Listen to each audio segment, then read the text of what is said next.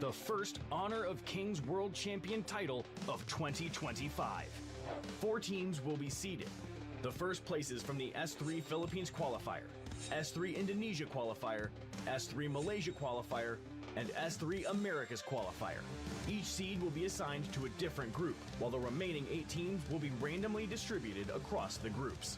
The group stage will follow a best-of-5 format, with the top 2 teams from each group advancing to the knockout stage, where teams will face off in a best-of-7 format.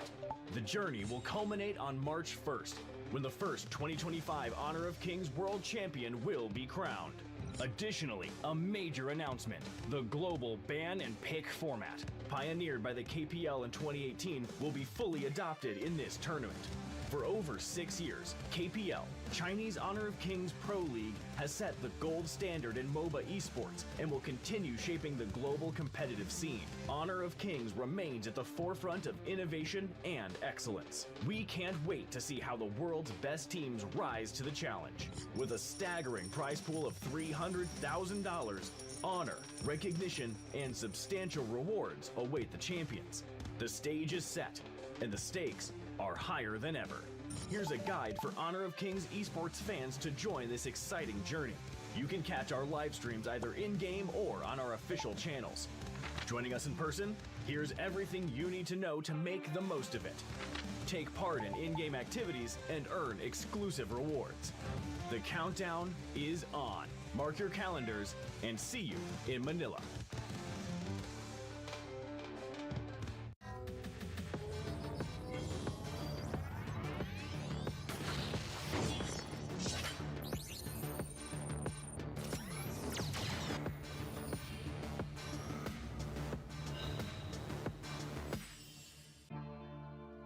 Honor of Kings. Honor of Kings. Honor of Kings. Gamitan mo ng utak, dagdagan ng puso, laban hanggang dulo, bawal ang sumuko. Gamitan mo ng utak, dagdagan ng puso, laban hanggang dulo, bawal ang sumuko. Dugo naman dirigma, sa akin nananalaytay, watawat ng Pilipinas, sa aking ibawagayway. Sa kasaysayan ng matitirang taga-salaysay, ang matamis na tagumpay ay walang kapantay. Pupusan ng lahi, ang puwersa ko ay pupuntangi, humahawi ng isang batalyon, parang buhawi. Di magwawakas sa digmaan hanggat ang huling hari ay di pa nasasakal gamit bituka ng huling pare. Ubod ng barumbado kapag nang balagbag, sugutan ng patago hanggat di papasag. Puso lang ang dala ko, palaglan ng palag, uulan ng palaso, taas ang kalasag. Kasi kapag ako nakumana, lahat natutulala. Hindi nila inaasahan ang mga atake ko na nambubulaga, namumula pa ang mga mata na parang bata, kalabawasak sa kada atak. Lumalago pa ka mga katawan ng mga kalaban na nakakatapat pag siya. Kami yung pag-asa ng Pinas, kami yung pag-asa ng Pinas, kami yung pag-asa ng Pinas. Tapang ay likas, lakad matigas para sa bigas. Kami yung pag-asa ng Pinas, kami yung pag-asa ng Pinas, kami yung pag-asa ng Pinas. Tapang ay likas, lakad matigas para sa bigas. Ikaw kaya matik iba yung galing, kahit gala kong veterano sa'kin mukhang noob pa rin. Kahit letra lang gamit kaya kang buntalin, kahit pagsama-sama pa akin lang bobombahin. Yung asta boys in the hood, yung dating boys to men, sobrang toxic na galawan dapat dyan poisonin. Ako yung prince of landing, lahat pupuksain. One hit kill, lahat susubukin for the win. Paalam sa karera nyo, advanced condolence. Mga kulang sa intelligence, no offense. Walang duda na kami ang the best, oo guess. Pahiya kayo sa amin in-game hanggang sa online trends, diba? Common sense. Kami yung pag-asa ng Pinas, kami yung pag-asa ng Pinas, kami yung pag-asa ng Pinas. Tapang ay likas, lakad matigas para sa bigas. Kami yung pag-asa ng Pinas, kami yung pag-asa ng Pinas, kami yung pag-asa ng Pinas. Tapang ay likas, lakad matigas para sa bigas. Cash G. Hindi ko na dapat gagawin to eh, pero wala, binuhay niyo uli ang dragon man. Kra! Samda na po, kanda na pizza, lakanda na pizza, lakanda na punsa, lakanda na pizza, lakanda na punda, lakinda na po. Sana to pira ta pi, sana to pira ta po, sana to pila to kulo, sa pila to kalita pila to. Pero ang kompetisyon, bigyan mo ng kombinasyon, siguradong bombanisyon, yun lang ang aking misyon. Malupito ng paboritong kombidyante ng jowa mo. Ba't nag-aaway tong dalawa, di ba magtropa to? O ano kung mag-isa mong nagagawa? Pag nagsama ka mas malakas, imbis maghilaan pababa tayo maghatakan ng pataas. Kasi tayo ang pag-asa ng Pinas. Tayo ang pag-asa ng Pinas. Tayo ang pag-asa ng Pinas. Tapang ay likas, lakad matigas para sa bigas. Tayo ang pag-asa ng Pinas. Tayo ang pag-asa ng Pinas. Tayo ang pag-asa ng Pinas. Tapang ay likas, lakad matigas para sa bigas. Honor of kings is what we fight for.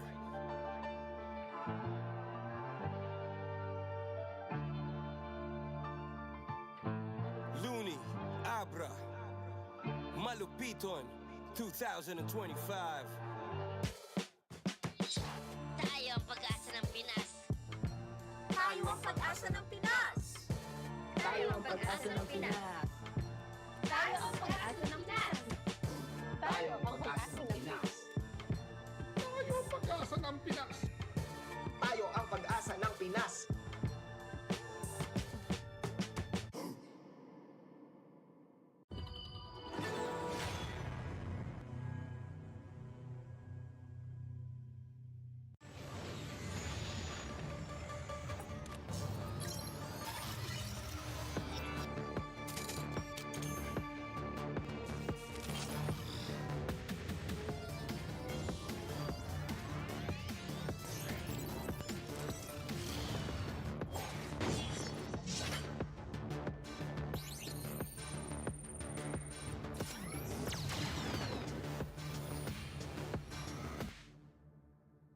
Hello, Honor of Kings players! Starting from 2025, Honor of Kings professional esports games will implement a new format, the Global Ban and Pick. This exciting format enhances the viewing experience by mandating a greater variety of heroes in every game and opening up new possibilities. The Global Ban and Pick format was first introduced by Kings Pro League in 2018 and has been in use ever since. It has now become one of the most popular MOBA game modes. Honor of Kings Global Ban and Pick format entails that each team can only use each hero once in the entire BO5 match. This means that in any given game, each team cannot pick heroes they've picked in previous games, or heroes the enemy team has banned. The banning of heroes is only effective for the current game. This goes on until the end of the match. However, in a BO7 match, if Game 6 ends in a draw, Game 7 will enter Ultimate Battle Mode, in which Ban and Pick is disabled. All heroes will be available, and both teams can pick heroes freely. Teams cannot ban heroes or see each other's picks, which on rare occasions may result in identical lineups on both sides. When this happens, a true ultimate battle will unfold. Global Ban and Pick takes tournaments to a new level. It challenges professional teams and players to expand their hero pools, upgrade their strategies, and optimize their lineups in order to secure victory. At the same time, the players and audience get to see more creative lineups and play styles that make games more unpredictable and interesting to watch. Get ready for more exciting HOK tournaments in the future.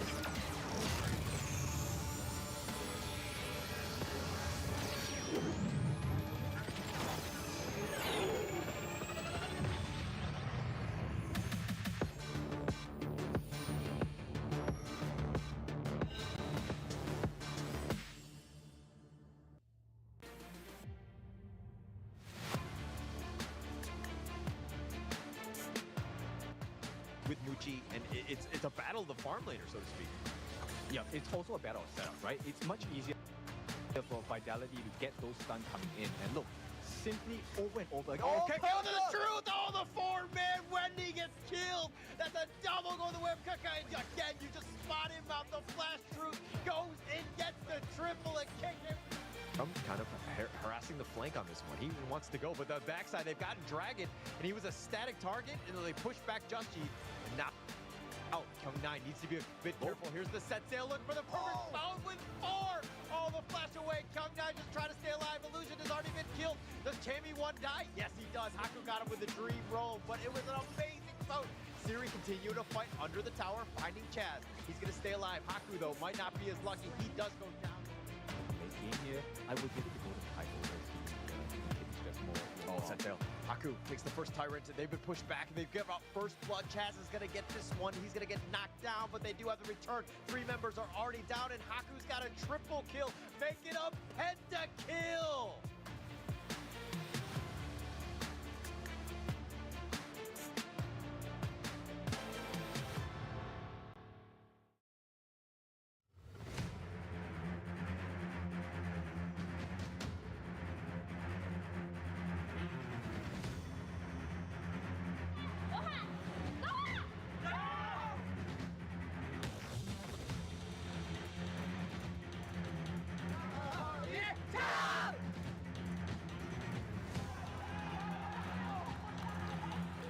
Run into this cave and just hide, but not really much you can do, as CY will take yet another.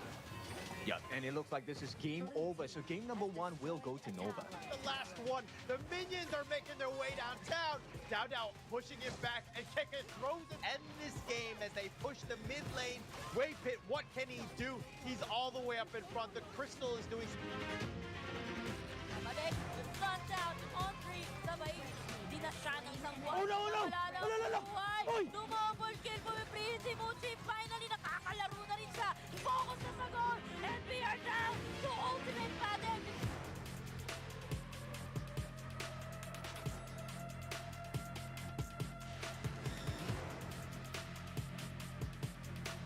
Gwen goes down! At yung mga members dito na tayo na pinartin! Another one! Sears state kill with a triple kill para kay Kuya Sai. And this is Endables. Nova turning the tables, turning the tide into their favor.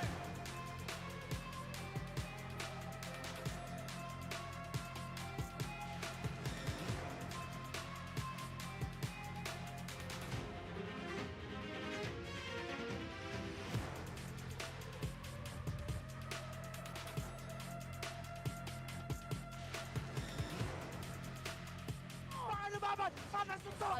Kyung9! Ang daming tinamaan! Ang daming low health! Ang daming low health! Fight! Ang Kuya Dragon! ng Blacklist! I-pentakill mo! Kuya Dragon with a quadra kill! Muntik nang maging penta pero okay lang yan dahil Blacklist will take Game 1! Race na ng ating fourth and possibly the last game of this series between Blacklist International and Nongshim. Naubos sila dito! Chances down! Even Dragon! At ini-straight na nila! Nilinis nila ang base ng Blacklist International at please nakaisa ang Nongshim!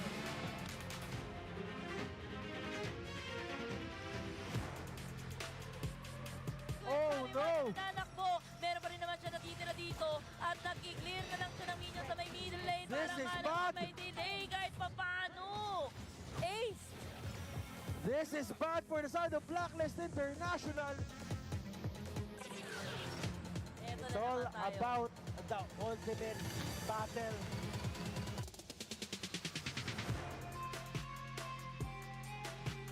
Nice one! Nice one! Nice one! I love you, Dragon! Pinili mo yung Mai. Ang galing mo.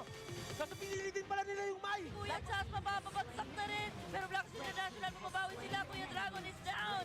Naku, hinahabol na with a rampage na on this zone. Paano na ang Blacklist International? Lumipad na ang Dragon, giving a double kill. Wala na si Kuya Golden Kite. Si Just Chi na lang ang natitira. Napabagsak na si Faye. Kaso touchdown na sa may Just Chi!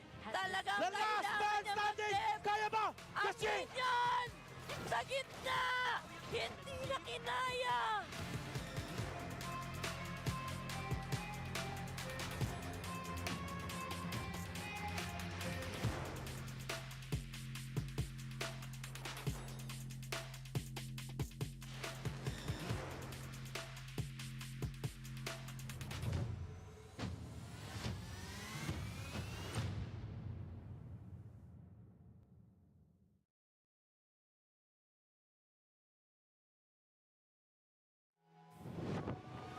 Never a surrender. I fight and never fail. I am a contender.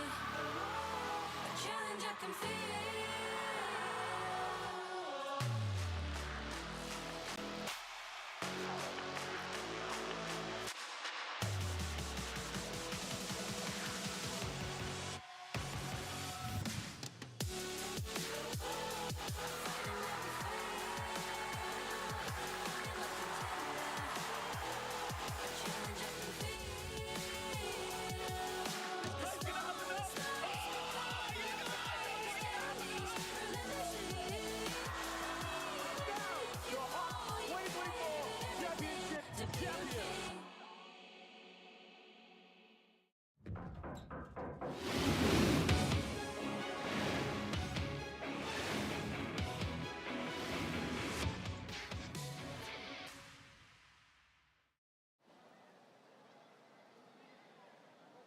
Ladies and gentlemen, boys and girls, children of all ages, and mudlum people of the world!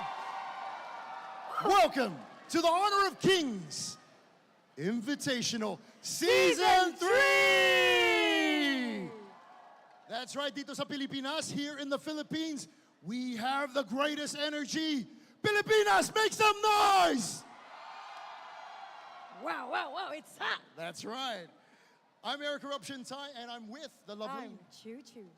And we are about to witness history. And we will be crowning the best and first champion of Honor of Kings today.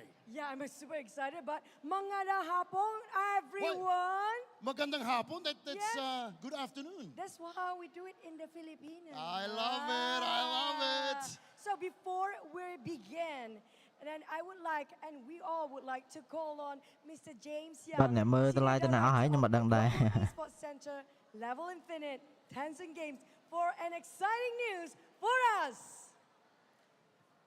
A round of applause for Mr. James Yang.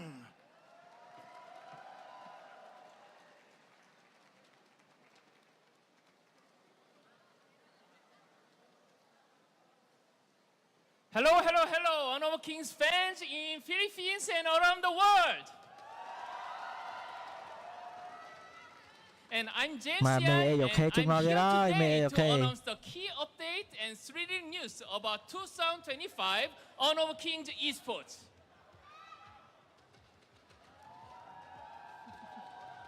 Thank you. So there are three keywords in 2025 today announcement.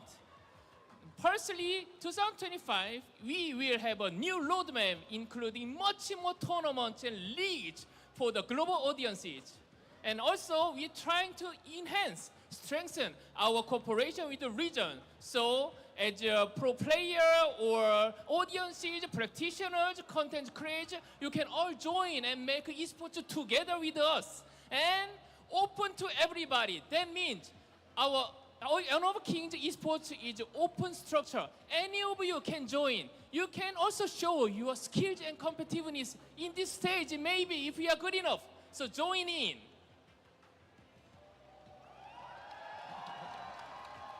So can you see a big number here?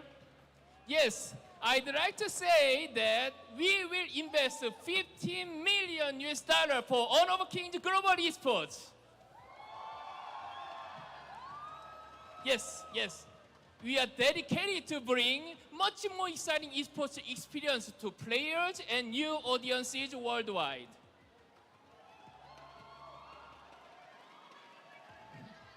So last year, we started making the structure of esports ecosystem pyramid. And this year, this pyramid will become more concrete and robust with fully functional 3 layers. Let's take a look at the path to honor, starting from grassroots, amateur, and if you are good enough, you will go up to the regional pro league. And there, top teams will be promoted to the global tournament. This full esports pyramid will really work well this year, and I'm proud of it. So, please remember these 4 numbers. 3 global tournaments, 7 regional pro leagues to promote, and $50 million investment. And surprisingly, there's an infinite amount of tournaments as a community tournament, grassroots, campus, and this is all for you. This is our overall roadmap in 2025. As I mentioned, we have 3 global tournaments, and S3, Invitational Season 3, is just now happening in Manila, Philippines, with all of you guys. And in summer, we have KWC. This is a new event, I will say. And at the end of the year, we have the International Championship as KIC. And between, we have the 2 seasons of regional pro leagues. And for that, we have the Open Series and Campus Series. Okay, so last year we hold the mid-season invitational in Esports World Cup. And this year we rebranded it as Honor of Kings Esports World Cup as KWC in July in Riyadh with 18 best teams all over the world. So you can hear all the slots, and you can find there are 3 teams from Philippines to join in. Yes. And in November, we have the Honor of Kings International Championship. So location or time we'll announce later, so please stay tuned. Yeah, I'm also excited. So let's talk about the 3 professional leagues. Among these 3 professional leagues, we have the 6 new pro leagues, and 1 already started a time ago. So let me go one by one. Before that, I'd like to share this exciting, great photos. This is about you. This is the photos we've taken in S2, S1 with all you guys and the teams. So I was so touched by this Philippine audience's passion, your love, and your support. So you were just so great. So this is information about each regional pro league. Honor of Kings Pro League in Philippines as PKL. Yes, yes. So there will be 8 teams will compete in 2 seasons, April and August. Then 5 teams are already fixed, and 3 empty slots for you. And next, Honor of Kings Pro League in Malaysia as MKL. Also 2 seasons with 8 teams, and 4 teams are fixed. Are the 4 remaining slots that's still open. And next, this is Honor of Kings Pro League in Indonesia as IKL. 2 seasons in spring and fall, and there will be 10 teams competing. Wow, 8 teams already fixed, and 2 slots remain. And other Southeast country team, you can join into the Southeast Wildcard Honor of Kings series as WKS. 8 teams will compete, and 6 teams are already confirmed. Okay, this is about the Global Pro League. There is Honor of Kings Major East.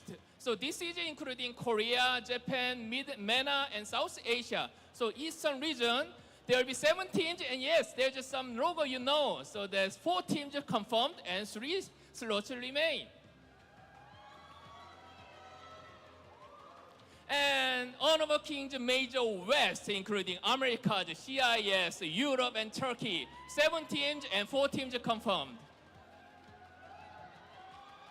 And this is our most oldest pro league in Brazil, Honor of Kings Pro League in Brazil as Choke BR. There will be 8 teams competing and 5 teams confirmed.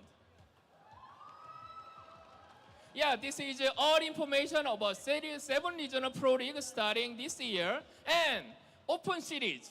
Yes, this is for you. Already Open Series Spring Split started. Here, surprisingly, you have more than 150,000 players registered so far. This is really amazing numbers considering we just started esports last year. And Open Series Spring is ongoing, and Open Series First Split will be started in first season. So please be ready to join. Watching is fun, but playing as a player is much more exciting. Last but not least, this is our new pipeline, Honor of Kings Campus Series. So this is for Campus Esports Legacy. It's starting here. So if you are university students in over the world, you have a chance to join here. We have the big prize for 100,000, and we'll cover more than 92 countries university. So let's watch the brand video for KCS.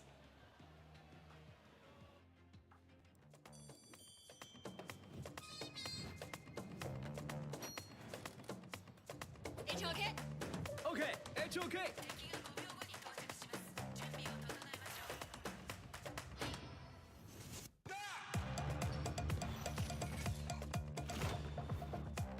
HOK? Okay, HOK.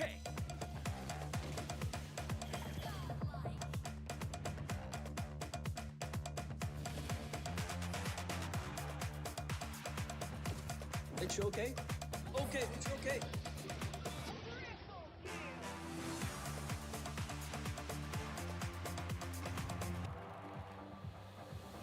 HOK? Okay, HOK.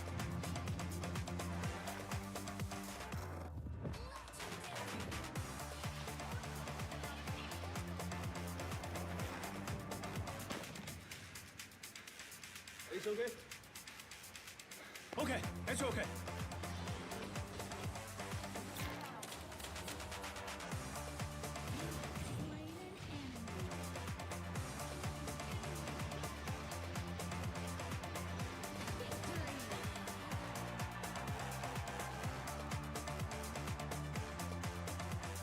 Okay, it's okay.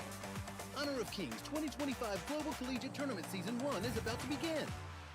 With a total global prize pool of over 100,000 US dollars. Show your skills and compete for the glory of the world's strongest university. Follow us for more details at HOK Club and the HOK official community. We await your participation. Okay, HOK.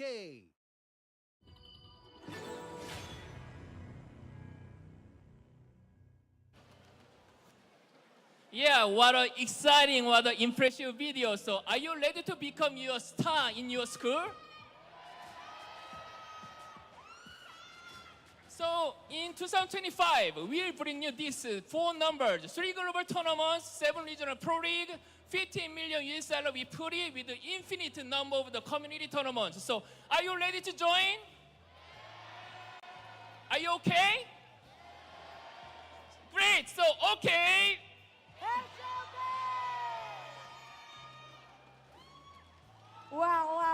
Wow. Thank you Guys. so much, Mr. James Young. That is super exciting news. The first thing I heard, 50 million USD. You know how much Oh my 50 God. million USD is in Filipino pesos? Go ahead, do the calculation. Does anyone know? How much? How much? No? 860 million pesos. 860 million pesos, roughly. Oh And my that's a God. lot of money. That There's Honor too of many Kings- zeros. Yeah, there's so many zeros. But I need you guys to warm it up for today. So we're gonna have another exciting event after this. But you guys saw the video, yes? Of course they did. Okay. I have a so- question. Yeah, When they go. saw the video, what is the name of our professional league here in the Philippines? You're so mean. Huh? No. Maybe someone will know. Because it's hard to get. It's called KPL. What does KPL stand for? PKL, sorry, my bad. Buti nga, correct mo ako. Philippines Philippines King Kings. Pro. No, Philippines King Leagues. That's it. That's That's it. not- So that's that's what it's called. We're called the KPL, I and got it wrong too. that starts very, very soon. And there's a big, huge prize for that as well. Yeah, but I think everybody know just now. If I say, hey, okay, you say? If I say, okay, you say? We try one time, yeah? Hey, okay? Okay! HOK! Oh, that's fun. I love it. But also, you guys don't go anywhere because right now we have ZeolyKH. That's right, guys. So we've got a 1v1 Solo King tournament coming up, and it is already the semifinals. Yep. So be with us. We'll be back with you soon.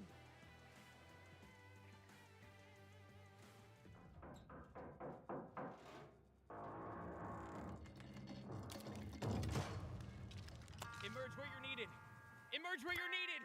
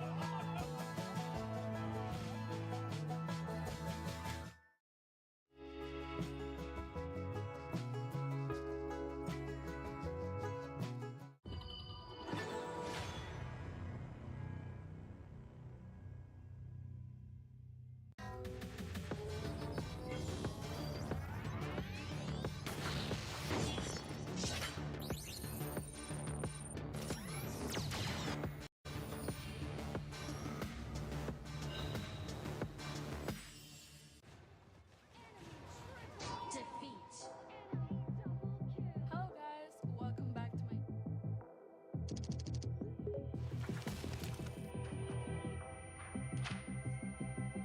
my I believe that failure is a stepping stone to my growth.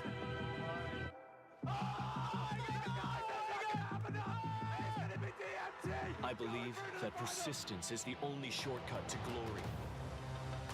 I believe that giving it my all will lead me to victory. I believe in myself. With Honor of Kings, I will achieve my own glory.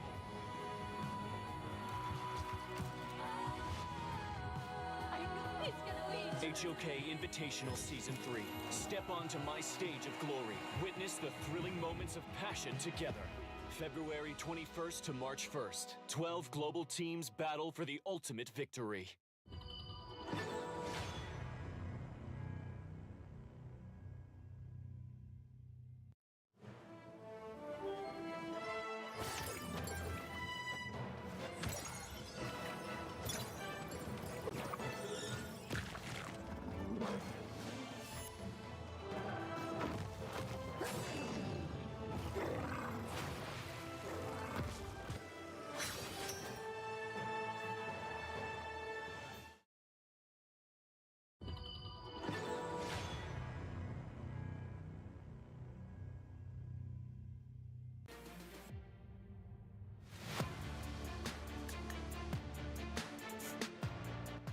With Muji, and it's a battle of the farm laner, so to speak.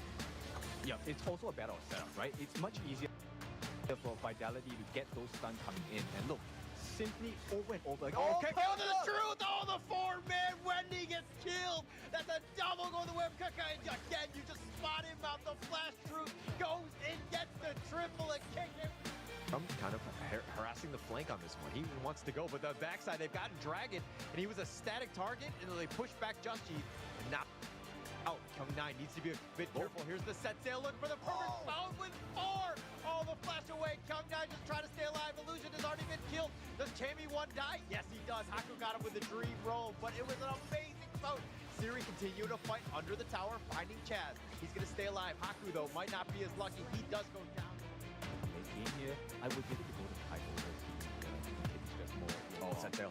Haku takes the first tyrant. They've been pushed back. They've given up first blood. Chaz is going to get this one. He's going to get knocked down, but they do have the return. 3 members are already down, and Haku's got a triple kill. Make it a pentakill.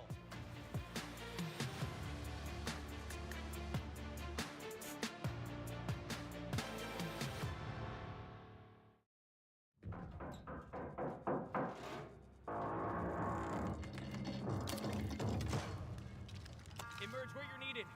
Emerge where you're needed.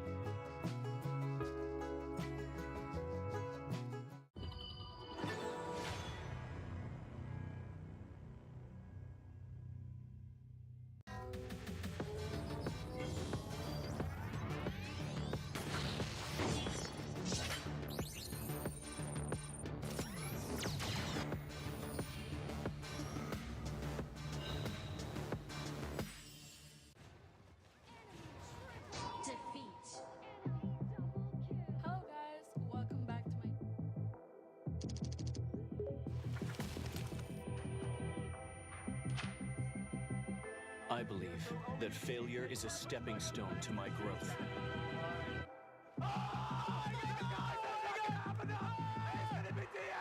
I believe that persistence is the only shortcut to glory. I believe that giving it my all will lead me to victory. I believe in myself. With Honor of Kings, I will achieve my own glory.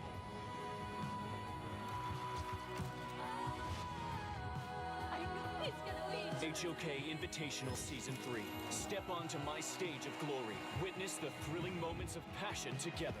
February 21st to March 1st. 12 global teams battle for the ultimate victory.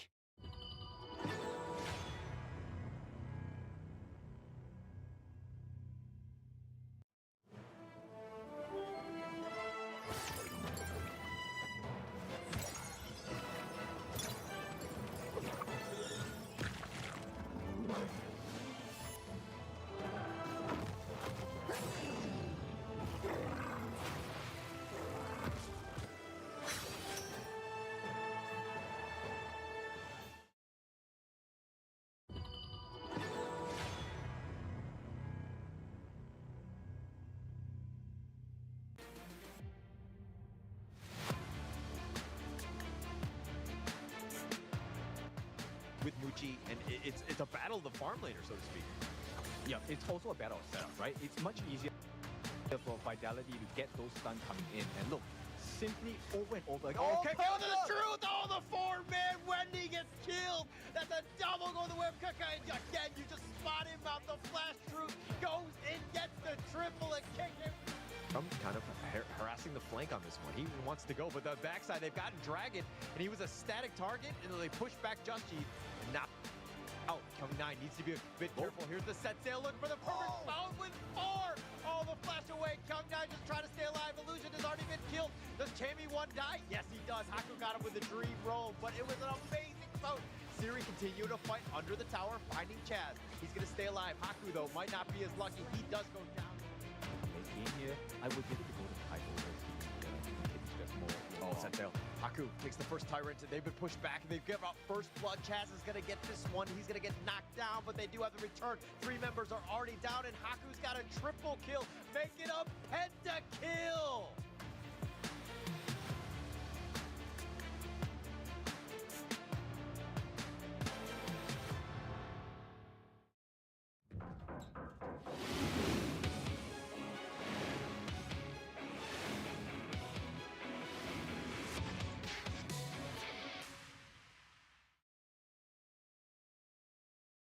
Hello and welcome to the Solo King tournament, where we head into the semifinals to see who the best solo laner is. My name is Holler, and with me is Blam. How you doing today?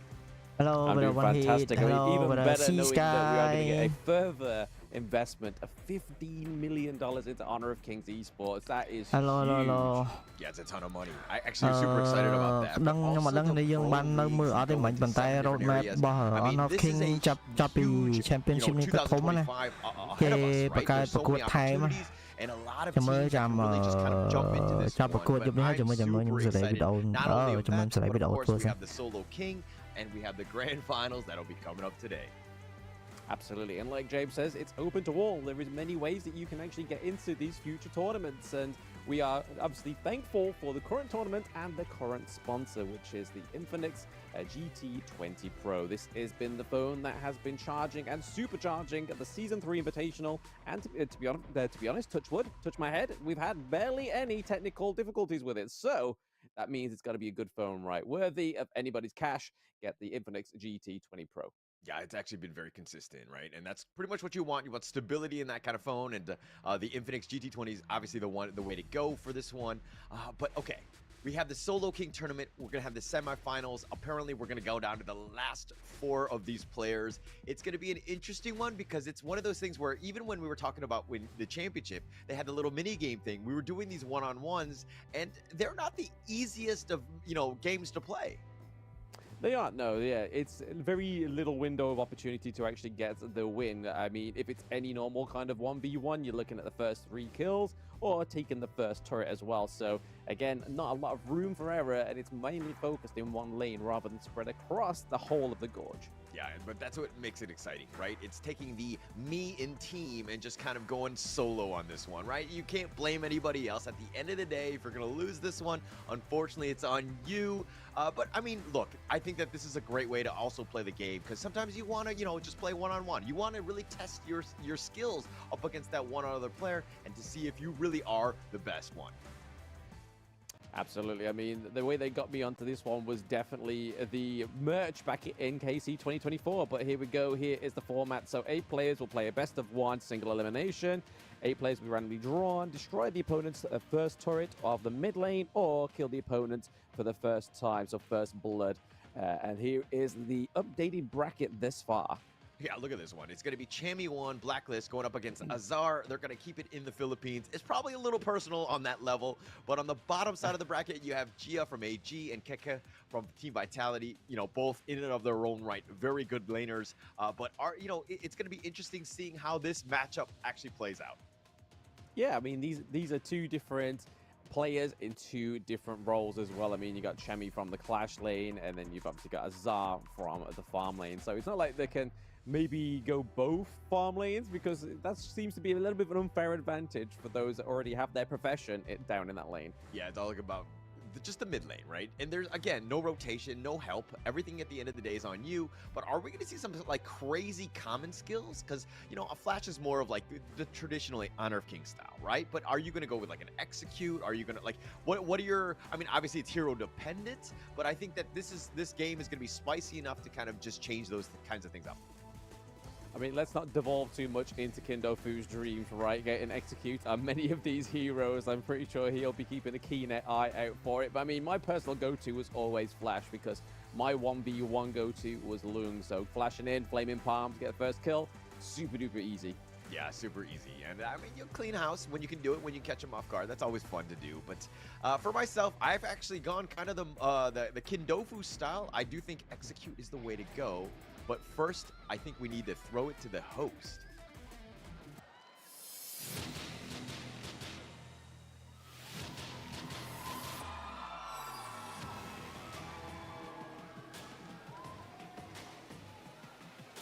Wow, wow, wow. The All right, game that's face it. is on. You can tell by the way they walked that they have something to prove here today, because this is different. This ain't no 5v5 battle. This is a 1v1 best of one. You can't blame anyone. You can't blame You anyone. can't blame anyone. You can't blame your teammates or your support or anyone. This is 1v1 and it's all skills. I want to hear though what they have to say against each other. Let's go with your one first. I mean, like, okay, Chami, how confident are you to defeat Azar right now? What do you think? 100%. 100. Well, that's it. That's all he said, 100%. Okay. Since they're both from the Philippines, magtagalog ako ng konti. Azar, anong mensahe mo sa kanya? Anong gusto mong gawin sa kanya? Sinabi ko naman sa kanya kung ano yung gagamitin kong hero, siya na bahala eh. Oh, he even gave him a handicap. I asked him, what do you want him to do to him? And he said, I just gave him my hero. You can counter pick if you want. You want to respond? Ako na bahala dun sa champion na gagamitin ko. Mag-ready na lang siya. Oh, so for those that are watching, he said, just get ready. He is in charge of what he wants to pick, or whoever you want to pick. Oh, we love it. Humanda na. All right. Humble brag. Right. So now you guys have to face off. You know when there was always a fight, they gotta have a face off. So ready? Step up to each other in 3, 2, 1, go. Get closer. Get closer. Closer.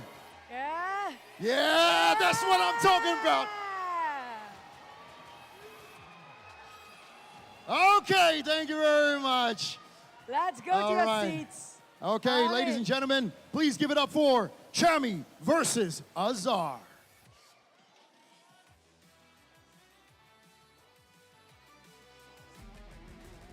Chami versus Azar in this one-on-one. We're going to start things off a little spicy, keeping it local as well. And I mean, both of these guys are going to kind of want that bragging rights going into this one. Unfortunately, they've been knocked out. Both of them are not playing in the grand finals. But being able to play on this one, I think is going to be, it's definitely, you know, it's more about just really making a statement here.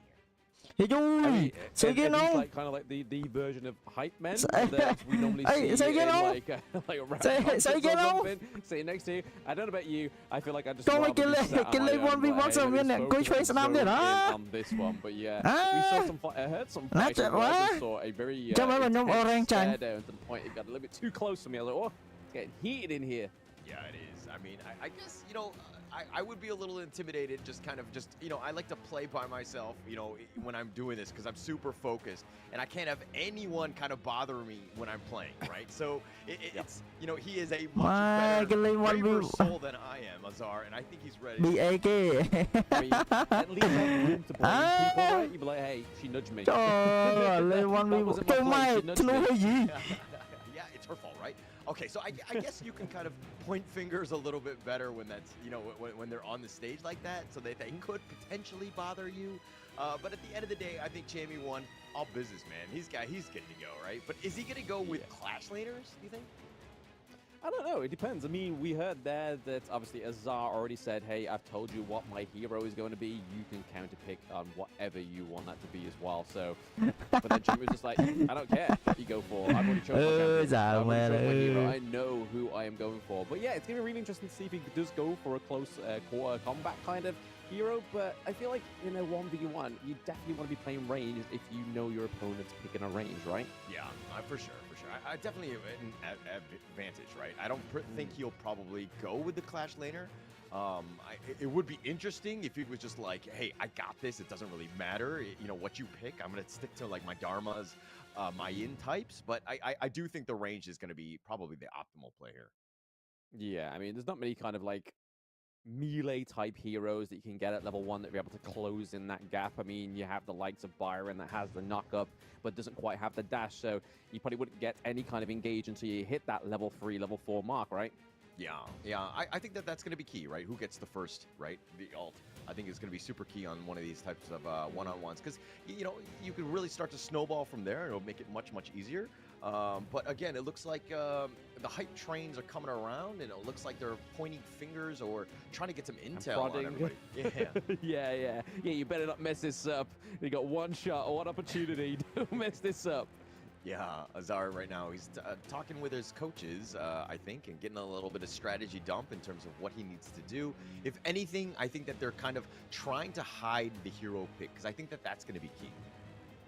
Oh, yeah, absolutely key, right? I mean, it's all dependent on what they do decide to go for in this 1v1. I mean, and there is a little bit of a prize pool up for grabs for these players as well as whoever comes out on top. So there is something to play for. It's not like just our typical show match that we're normally used to within these Honor of King Global Esports Championships. So there is still money on the line. So you definitely want to be bringing your best foot forward, right? Yeah. I mean, look, I think to play on this stage and to have the honor of going up against another pro player, at least for me, would be an honor in and of itself. But that prize pool is just extra gravy, right? At the end of the day, yes, it is the carrot on the stick and going into this one. But it looks like the players are ready, and it looks like we're going to go with Byron DRNJ.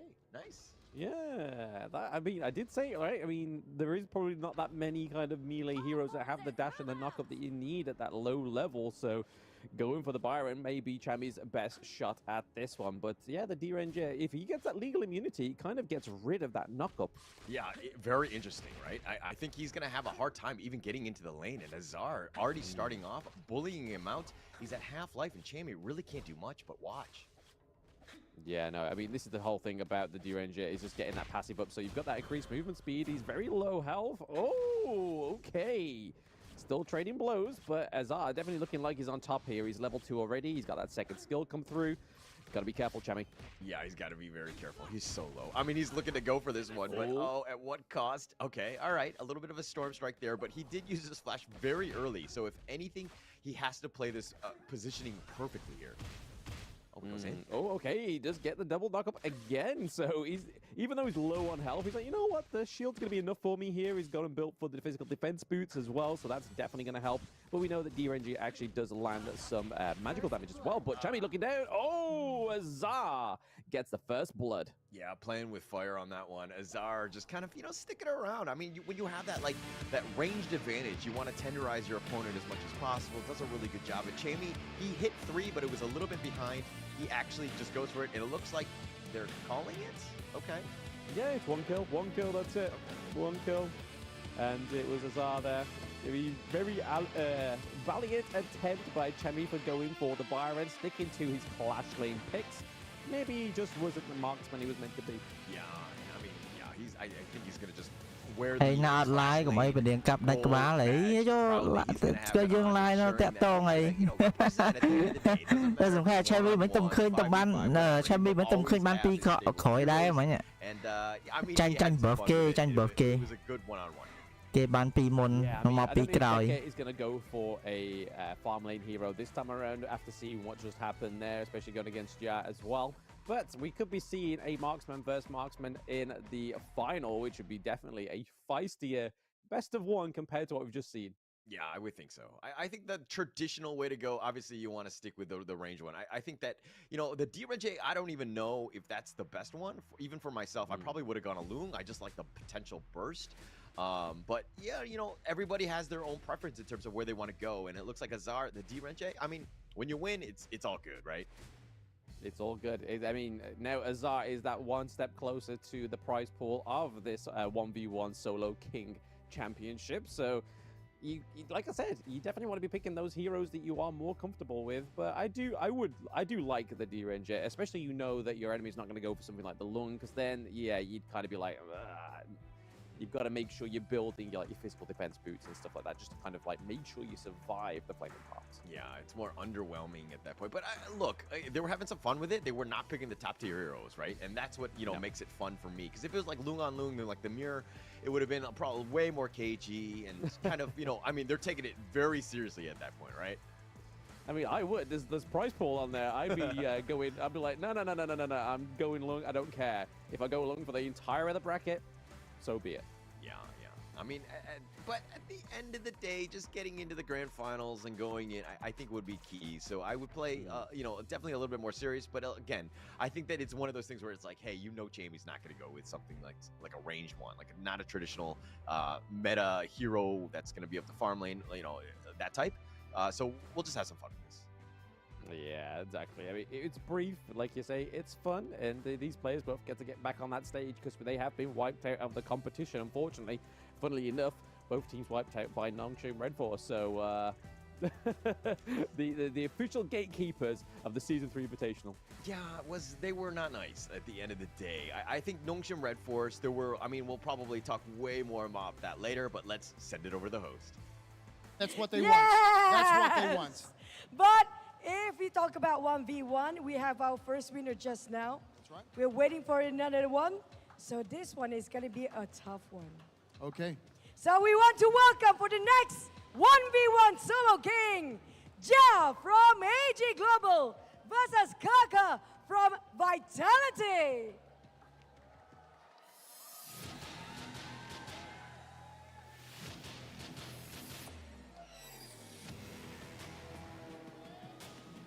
Wow. Ja, hi. Hi. What I know, these two boys, they are very, very talkative. Very talkative. Okay, Yes. let's get them talking. I mean, on your side, we want to know, Kaka. Anyone for Kaka here? Oh, for the women. Got some fans here. Also some Vitality fans. So maybe, Kaka, what would you want to say to your opponent today from AG? To him, to Ja.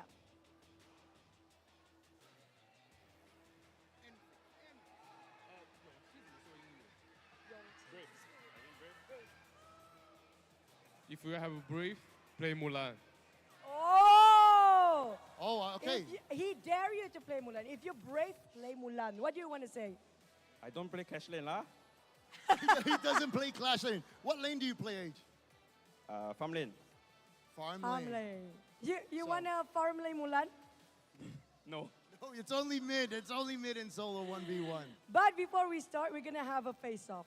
I think we should do an example of real face-off. What, who? Both of us. Me and you? So you guys have to copy. Are you sure? Can fight. I mean, I can fight you, bro. All right, sample. Sample. Step back. Thank you. Music.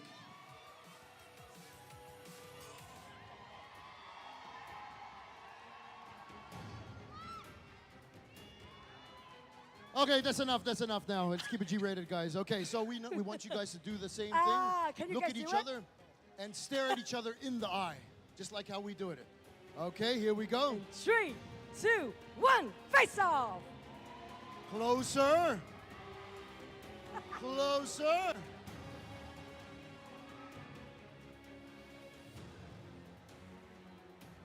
All right, there we go, guys. You know what? I can see them in their eyes. They're trying not to laugh. How do you feel about the kiss? Just Nervous. nervous? Nervous. Nervous? Okay. But you don't want to waste any more time. We want to say, and we want to see who will actually win this one. Because whoever wins here goes straight to the grand finals versus Azar. Let's go. It's going to be a 1v1 of the Solo King Ja versus Kaka. Good luck.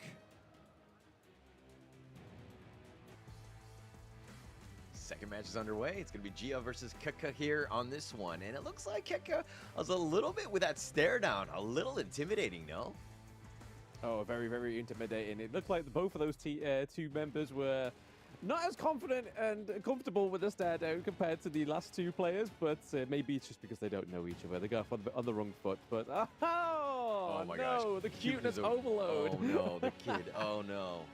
So, okay. So seeing as that there's like, what, 4 Dolias there, with that baby Dolia, do you get a full Celestial Melody refresh, or is it like half of one, like cooldown reduction? No, that's a Taiyan. You get that big old AoE healing coming through, right? Just constant heals onto you. Oh, did I completely see that one wrong? Am I នេះឡើងមាន BA នេះឲ្យដូលៀបបឹកម្ដង Heroes Hall, come on. Okay, yo, no, you Oh, completely saw that one wrong. yeah. Yes, I just saw the Dolias, and I got like completely different way, but it looks like she's good to go. She's so cute. Yeah. I think Just you those should have big her ears. play. Yeah, absolutely. But hey, take over. You can. If you win though, I'm having the prize pool. Yeah, I would think so. And I think You don't know what to do with the money. You don't know what to do with the money. Look at Keke. He's being coached right So now. rounded. He's I mean, it's serious business. And Yeah, okay, there's Kelvin. Kelvin, the manager of AG. who do you think is like okay? Who do you think is who's taking this a little bit too seriously, huh? I mean, well, I don't know about this. It's, I mean, Jet seemed like he had a lot of friendly spirit against with him on stage there. You know what I mean? Cái He gì was này like, đồ I lia don't đá bọt play- đá bọt I pin don't nè play mình mid thọt lane, I'm farm lane, so I'm probably gonna go for a farm lane hero. Whereas Keke is probably being consulted on picking a farm lane hero as well, maybe. Yeah, and he's like, okay, what does this hero do? And like he's just like asking around because he's a traditional Clash laner. I'm sure he's gonna be a little bit less comfortable than Gia, who's again a great farm laner, probably has a stable and looking to go. But it's really gonna come down to the pick to see exactly just how serious they are to me. Oh yeah, absolutely. But Admin likeខ្ញុំ we ថា say, Nova លើក we ពាន don't know who's going to be more serious on this one, but Yes, if he's able I to think go for so. that ខ្ញុំគិតថា previous Nova លើក series, ពាន you know that you don't want to be going for a ខ្ញុំគិតថា Nova លើកពានតែយើងមើលមិនឃើញលោវាសនាចាមកក្នុងក្នុង Shim គេលើកពានយ៉ាងដល់តែខ្ញុំគិតថា Nova លើកពាន Way to go. Interesting. What do you think about this mirror? Oh, the Ranji connected. Skills and everything, but like you still giving it the credit to Gia, who probably plays the hero way more than Keke does, right? Yeah, I mean, he's even had like he even surprised himself with one of the plays we saw on the social medias at Honor of Kings Global Esports, where they played back GS. I think it was like his flash forward in with the Duranger and actually getting that double kill, and he was even like, "Oh wow, that was a really good play. I didn't even realize I did that." So maybe he's just like holding back there, a little bit humble in this one. But I mean, Keke's got the level advantage earlier than Ja. Yeah, it's actually pretty good. The fact that the minions are there, so they're kind of thwarting him, and then he gets the sprite as well. So Keke really showing up in this one-on-one thus far. Oh, yes. Having to use the legal immunity. Is it more of a defensive, like, hey, back away from me, bro. You're doing too much damage. Oh my gosh. Is it going to be a change in roles moving forward? Is this what's going to happen? Because Keke is really showing up, showing how to do it. Take a backseat on. We got Keke in the farm lane now.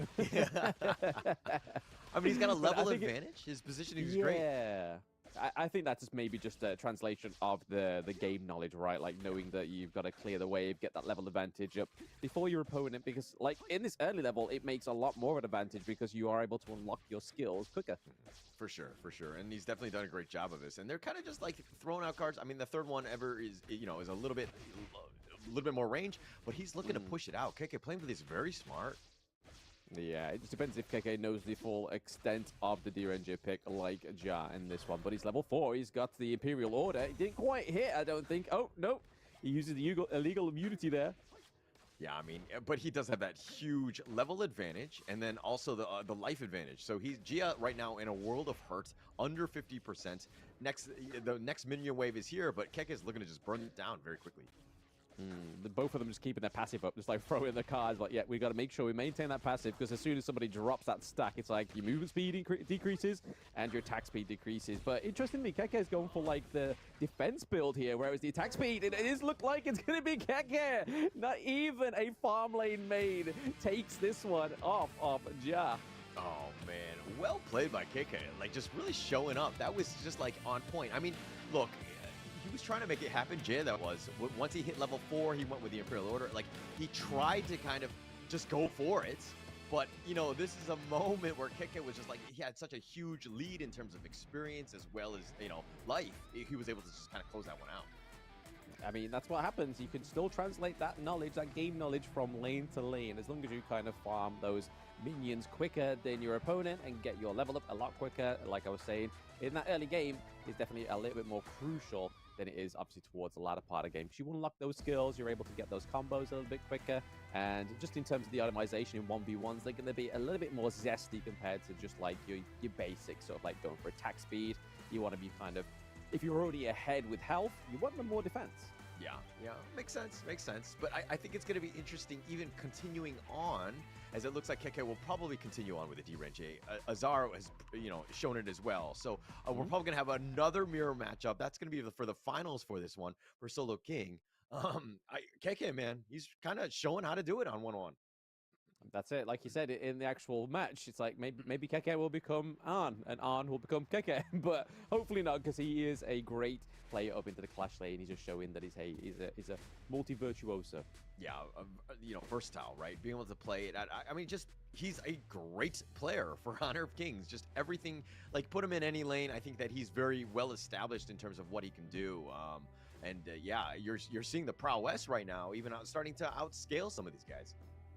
Yeah, I mean, it's going to be the last challenge for him up next against Azar to see if he's able to take the finals away from an actual, well, they both were farm lane players, but Azar clearly saying that he is better in considering he's in the grand finals of the Solo King challenge. So we're going to wait and see how that unfolds. Yeah, KK, he's like representing all the clash laners, if anything. They're like, oh yeah, we are the best one-on-one laners, right? Just come at us. And KK is proving to be at least a very formidable opponent here. But I think that he's played the lanes very well, very strong, just getting that XP bonus and just kind of snowballing from there. Because once you have that lead, it's almost impossible to come back from. Maybe it was a Taiyang, maybe it was a Taiyang cosplay that really threw off Gia on that one, right? Maybe it was this small, tiny, cute cosplayer. It was just like, man, it's too much. Yeah, maybe too much on this one, but Azar, KK, gonna be in the finals. They will be coming up. I want to see the stare down from these two, right? KK was staring down Gia. I think Gia got a little intimidated, no? I think it's the height, but we're gonna throw it to the host now. Grand finals. Wow. With the two, we saw Azar and also Kaka. Yes. And mate, that was quick. That's all I gotta say. It's very fast. It's not even 2 minutes, and it's GG already. You blink, you snooze, you lose. That's you lose. it. That's it. You Definitely can't it. see a thing what happened. But it's going to be an interesting matchup here because we do know Azar. We saw how things going out really rowdy in the first. Can we hear it up for Azar? Can we hear it up for Kaka? All right. So I think they're ready.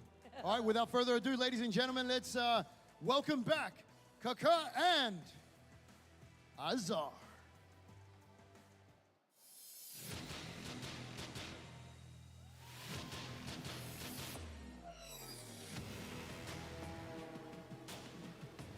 Wow. Familiar faces just now. Was a very short victory. Azar, how are you feeling right now? Still confident. Still confident? Still. All right.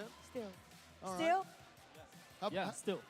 How about you, Kaka? How do you feel right now? I think I finished the game in 4 minutes. Oh, you're gonna finish the game in 4 minutes. Okay, so 4 minutes is long, though. It is actually pretty long, but he knows that it's a worthy opponent.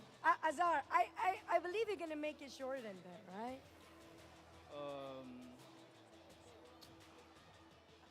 Maybe under a minute. Under a minute.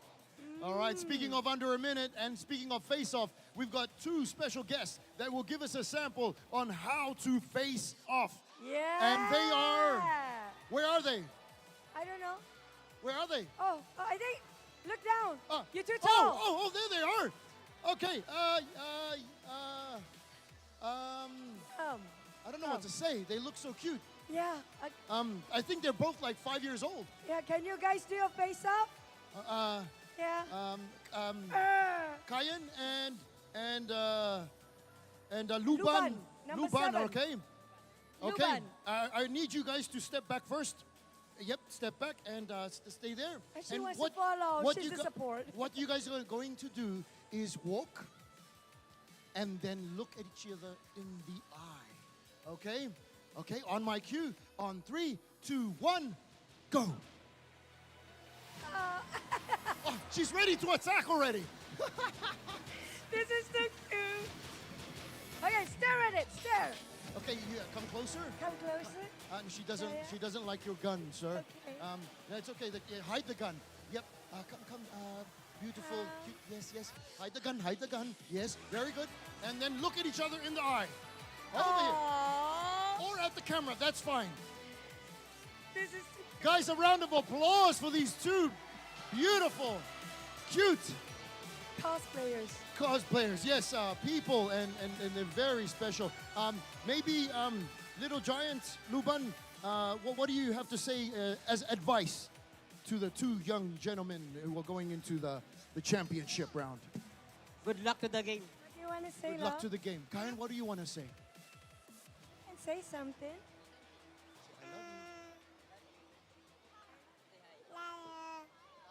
Love you. So cute. Once again, a round of applause for these two right here. Luban and Kayan. That's you. That's you. That's you. That's you. You're so cute. I cannot. Okay, maybe we need to assist them to get down off stage. Okay. She's so adorable. great. Hi. Or you can play around. Okay. I mean, yeah. Okay, they just left. Guys, ladies and gentlemen, They a just- round of applause. Give your cheers for our grand finalists right now. Azar versus Kaka. Kaka and Azar were just like, fist bump, let's just go. We need to get this going. They were so serious. They're like, what is going on? We already know how to do the stare down. Let's continue on. Yeah, Keke was like, I don't think I can stare down to those lows. I can't do it. Like, I'd have to get on the floor. I'd have to go pro and be like, hey, yo, go head to head like that way. But no, there weren't even a stare down between these two. They were just completely overthrown by the cuteness of the Diane and Luban there. But we are going to be getting into the finals of the Solo King Championship. Luban គេយើងកំពុងស្មើគ្នាប៉ុន្តែយូរអត់ស្មើគ្នាណា Vitality, Muchin, and Saya there. So let's be straight. This is the only grand finals that matters today, right? No.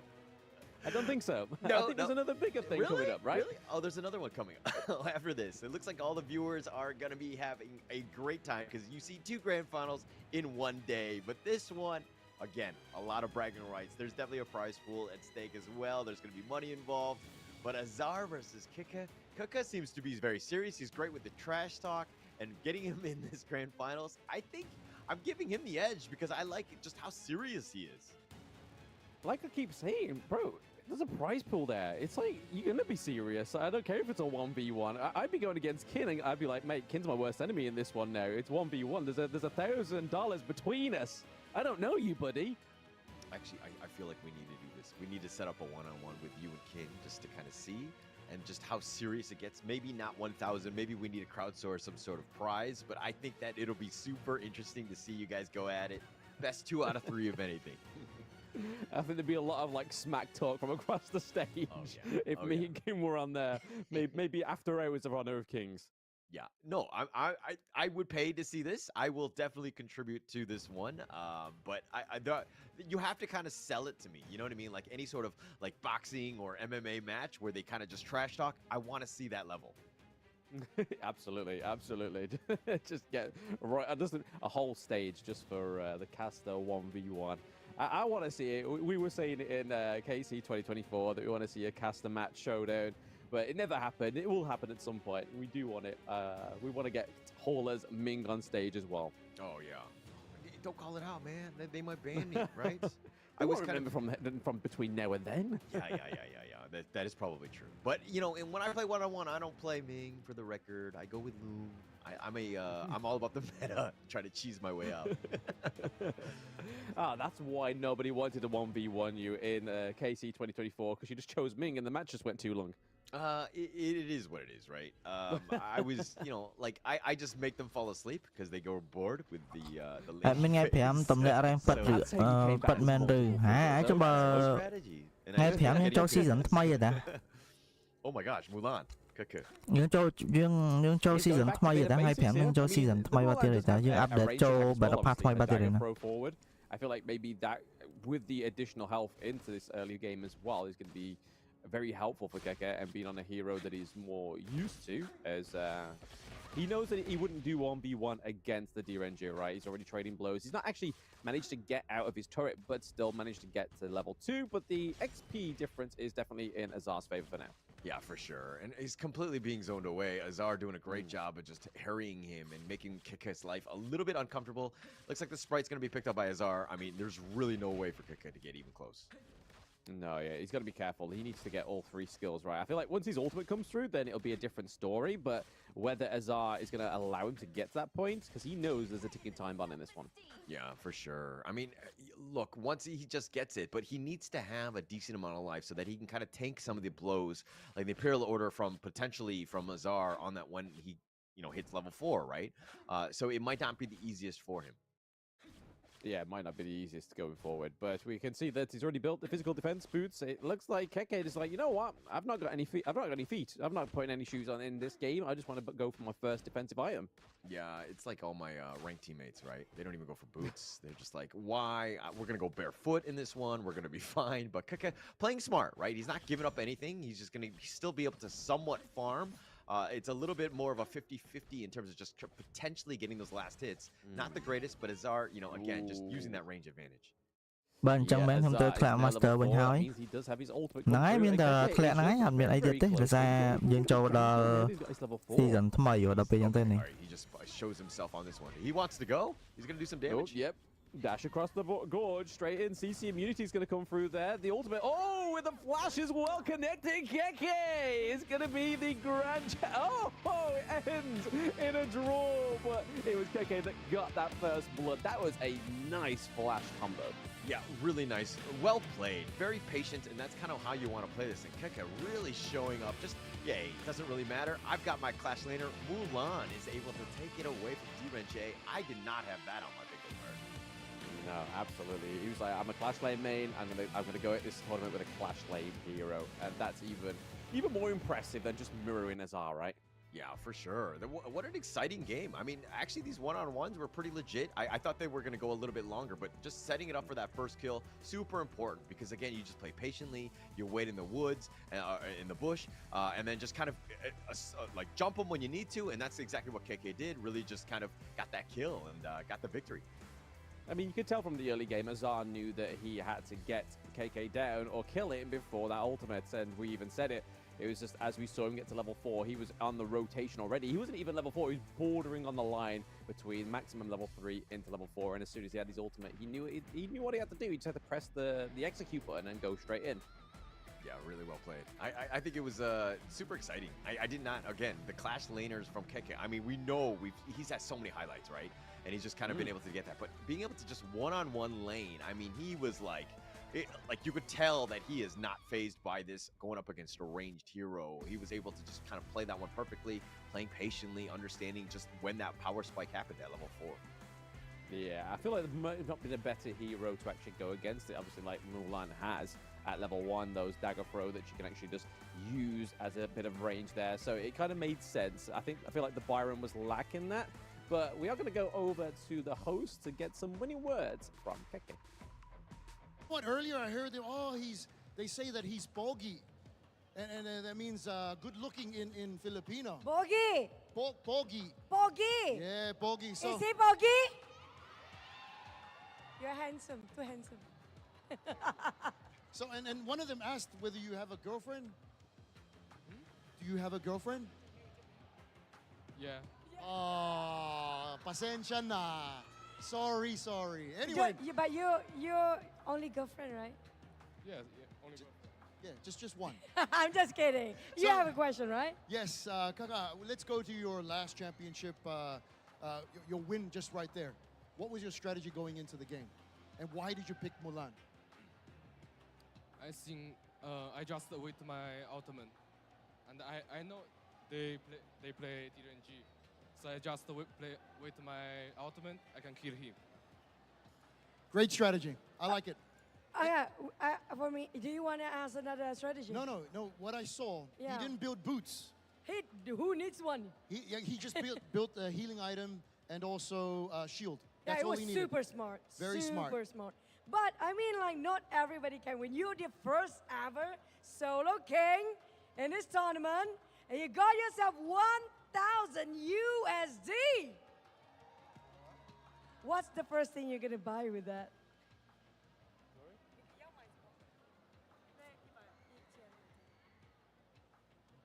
Tonight we go for dinner with my team. Oh, he's a nice guy. So he's gonna shout dinner for his team. That's great. That's too great. nice. That's awesome. That's too nice. But you know what? I think we want to present you the award. So when we call on Miss Feng, Head of Honor of Kings Esports, to present the award for our Solo King champion. Please welcome Miss Feng. A round of applause for Miss Feng. Just right here in the center. Oh, and we have a mock check of the Solo King. Let's pose for a photo. And there you go. Our Solo King champion, Kaka!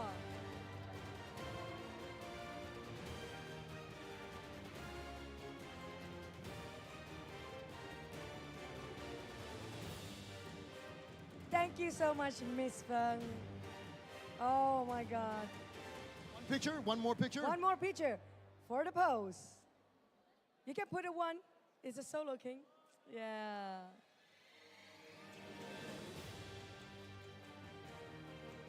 Thank you so much, Miss Feng.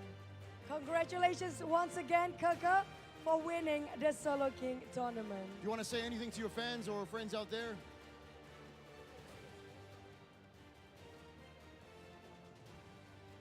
Anything. You can say anything. You want to thank anyone? I love you guys. Yes. And in Tagalog, they say, mahal ko kayo. Can you say that? Mahal ko kayo.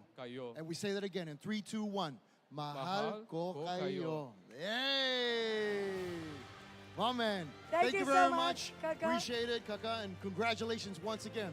The very first Solo King champion. But before that, are you guys excited for the finals? Cô đừng lấy 3 point lạ. I need more. Are you guys excited for the finals? But before that, I think we're gonna head to break. Yes, we are. So stay tuned, guys. We've got a lot of more surprises coming your way. See you soon.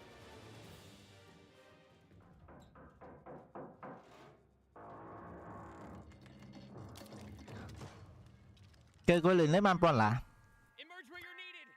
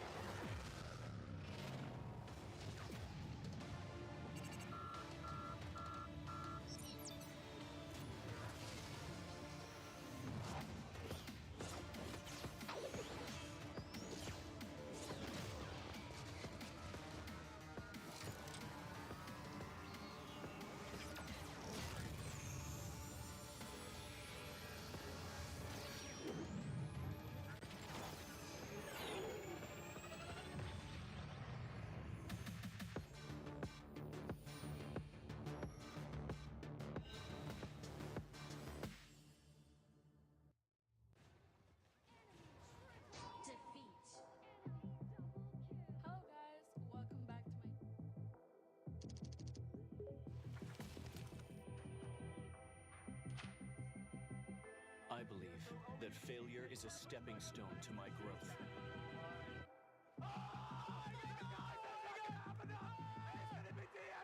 I believe that persistence is the only shortcut to glory. I believe that giving it my all will lead me to victory.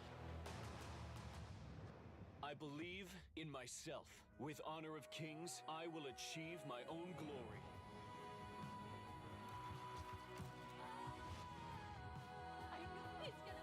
HOK Invitational Season 3. Step onto my stage of glory. Witness the thrilling moments of passion together. February 21st to March 1st. 12 global teams battle for the ultimate victory.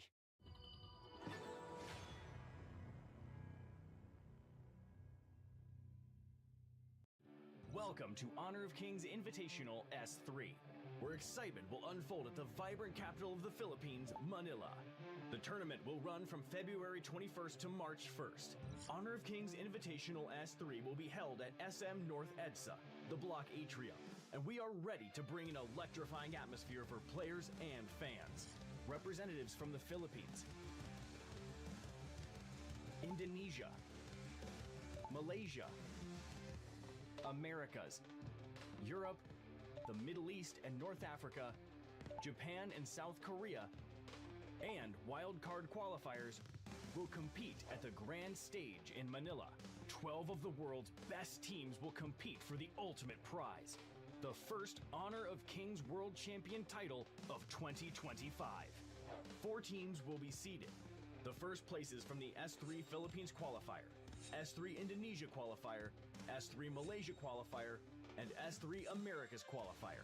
Each seed will be assigned to a different group, while the remaining 8 teams will be randomly distributed across the groups. The group stage will follow a best-of-5 format, with the top 2 teams from each group advancing to the knockout stage, where teams will face off in a best-of-7 format. The journey will culminate on March 1st, when the first 2025 Honor of Kings World Champion will be crowned. Additionally, a major announcement: the global ban and pick format, pioneered by the KPL in 2018, will be fully adopted in this tournament. For over 6 years, KPL, Chinese Honor of Kings Pro League, has set the gold standard in MOBA esports and will continue shaping the global competitive scene. Honor of Kings remains at the forefront of innovation and excellence. We can't wait to see how the world's best teams rise to the challenge. With a staggering prize pool of $300,000, honor, recognition, and substantial rewards await the champions. The stage is set, and the stakes are higher than ever. Here's a guide for Honor of Kings esports fans to join this exciting journey. You can catch our live streams either in-game or on our official channels. Joining us in person? Here's everything you need to know to make the most of it. Take part in in-game activities and earn exclusive rewards. The countdown is on. Mark your calendars and see you in Manila.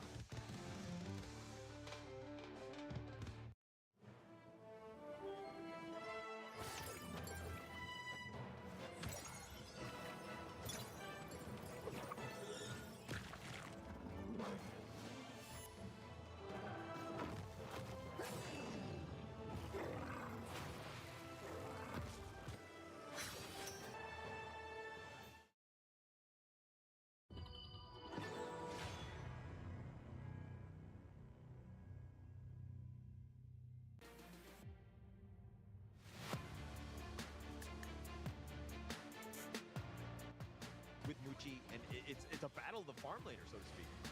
Yeah, it's also a battle of setup, right? It's much easier for Vitality to get those stuns coming in. And look, simply over and over again. Oh, kick out to the truth! Oh, the 4-man Wendy gets killed! That's a double go to the whip. Kaka, and again, you just spot him out. The flash truth goes in, gets the triple and kick him. I'm kind of harassing the flank on this one. He wants to go, but the backside, they've gotten Dragon, and he was a static target, and then they push back Just G. Not out. Kyung9 needs to be a bit careful. Here's the set sail. Look for the perfect foul with 4. Oh, the flash away. Kyung9 just trying to stay alive. Illusion has already been killed. Does Chammy 1 die? Yes, he does. Haku got him with a dream roll, but it was an amazing bout. Siri continue to fight under the tower, finding Chaz. He's going to stay alive. Haku, though, might not be as lucky. He does go down. Late game here, I would give it to Golden Typhoon. It's just more. Oh, set sail. Haku Haku takes the first Tyrant, and they've been pushed back, and they give out first blood. Chaz is going to get this one. He's going to get knocked down, but they do have the return. 3 members are already down, and Haku's got a triple kill, making a pentakill.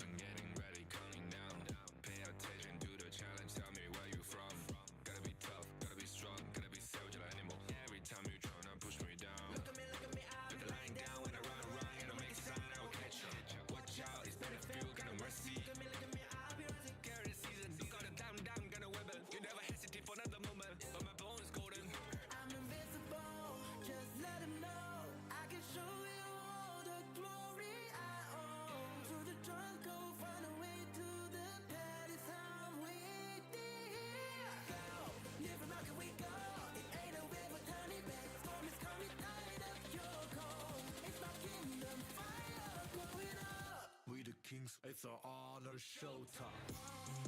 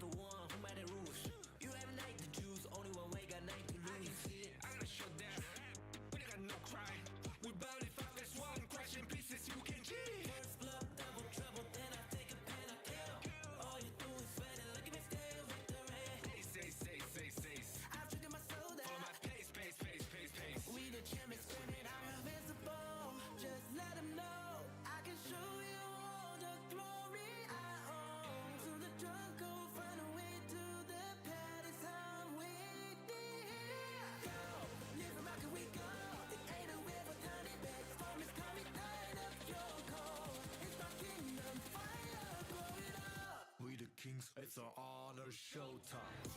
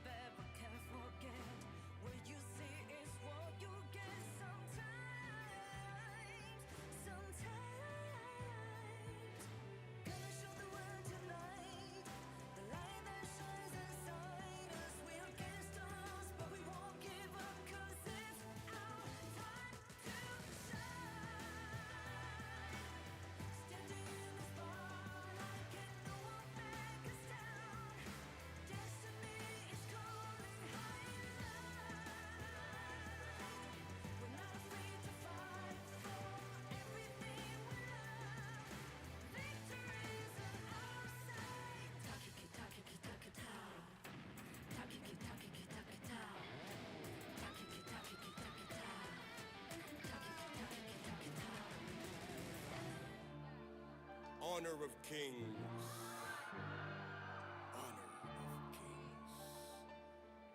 Honor of kings. Gamitan mo ng utak, tagyan ng puso, laban hanggang dulo, bawal ang sumuko. Gamitan mo ng utak, dagdagan ng puso, laban hanggang dulo, bawal ang sumuko. Tugo ng bandirigma, sa akin nananalaytay, watawat ng Pilipinas, sa aking iwawagayway. Sa kasaysayan ng matitirang taga-salaysay, ang matamis na tagumpay ay walang kapantay. Ubusan ng lahi, ang pwersa ko ay bukod-tangi, humahawi ng isang batalyon. Parang buhawi, di magbabakas, ang tigmaan hanggat ang huling hari. Di pa nasasakal gamit, dito ka ng huli pare. Hubo ng barumbado kapag ng balagba. Hubo na ng palaso hanggat ng pasag. Ulo man ng palaso hanggat ng palag. Uulan ng palaso, palagdan ng palag. Kasi kapag ako nakumana, lahat natutulala. Hindi nila inaasahan ang mga atake ko na nabubulaga, nabubula pa ang mga mata na parang bata. Kalabawasa sa kada atak, lumalaga pa ang mga katawan ng mga kalaban na nakakatapat pagka. Kami ang pag-asa ng Pinas. Kami ang pag-asa ng Pinas. Kami ang pag-asa ng Pinas, tapang ay likas, lakad matigas para sa bigas. Kami ang pag-asa ng Pinas. Kami ang pag-asa ng Pinas. Kami ang pag-asa ng Pinas, tapang ay likas, lakad matigas para sa bigas. Tutumbog ka o kaya matikiba yung galing. Kahit gano'n ka veterano sa akin mo kanu pa rin. Kahit letra lang gamit kaya kang buntalin. Kahit nagsama-sama pa akin lang bobombahin. Yung Asta boys in the hood, yung dating boys to men. Sobrang toxic na galawan, dapat dyan poisonin. Ako yung Prince of Landling, lahat sustok sa in. Bonding kill, lahat sustok, point for the win. Paalam sa karera nyo, advance condolence. Mga kulang sa intelligence, no offense. Alam namin na kami ang the best, oo gets. Pahiya kayo sa amin in-game hanggang sa online trends. Di ba? Common sense. Pag-asa ng Pinas. Oh yeah! Kami ang pag-asa ng Pinas. Aha! Kami ang pag-asa ng Pinas. Tapang ay likas, lakad matigas para sa bigas. Kami ang pag-asa ng Pinas. Kami ang pag-asa ng Pinas. Kami ang pag-asa ng Pinas. Tapang ay likas, lakad matigas para sa bigas. Cash G. Hindi ko na dapat gagawin to. Pero, binuhin nyo uli ang Dragon Man. Kra! Samda na bo, samda na bida, lakanda na buda, lakanda na buda, lakanda na bida, lakanda na buda, lakanda na bi. Salata pila da bu, salata pila da bi, salata pila da kilota, pila da kilota. Kung meron ba kompetisyon, bigyan mo na kombinasyon, siguradong bumpanisyon, yun lang ang aking misyon. Malumpitong ng paboritong komedyante ng jowa mo. Ba't nag-aaway ton dalawa, di ba mag-dropa to? O ano, kung mag-isa nyong nagagawa. What? Pag nagsama ka, mas malakas. That's right! Ibis magilahan pababa, bakit di na lang tayo maghataka ng pataas? Kasi tayo ang pag-asa ng Pinas. Tayo ang pag-asa ng Pinas. Tayo ang pag-asa ng Pinas. Tapang ay likas, lakad matigas para sa bigas. Tayo ang pag-asa ng Pinas. Tayo ang pag-asa ng Pinas. Tayo ang pag-asa ng Pinas. Tapang ay likas, lakad matigas para sa bigas. Honor of kings is what we fight for.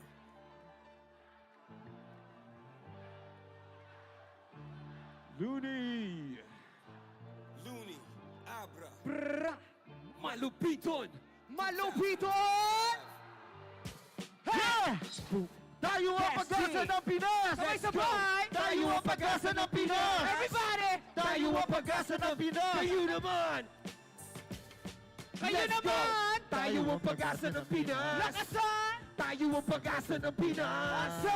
Tayo ang pag-asa ng Pinas! Tapang ay ligas, lakad matigas para sa bigas!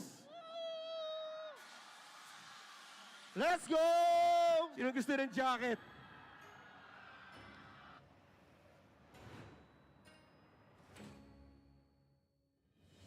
Ladies and gentlemen, boys and girls, children of all ages, welcome to Honor of Kings Invitational Season 3! Win again! And they continue on into the grand final. No other way to do it. Nova, this Show 9 and Haku all the way from front. Justin trying to defend, but they take it on the face. And congratulations to Nova and Red.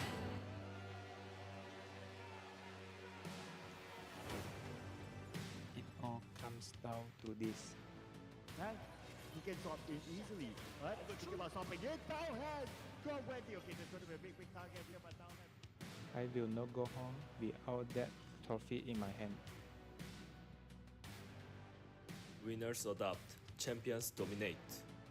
Haku takes the first tyrant. They've been pushed back. They give up first blood. Chaz is going to get this one. He's going to get knocked down, but they do have the return. 3 members are already down, and Haku's got a triple kill. Make it a pentakill. We are here because we are the strongest. Crushing all who stand before us.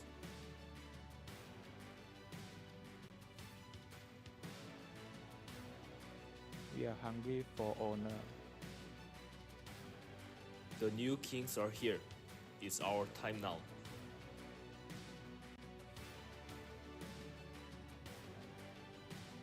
It's our time for victory.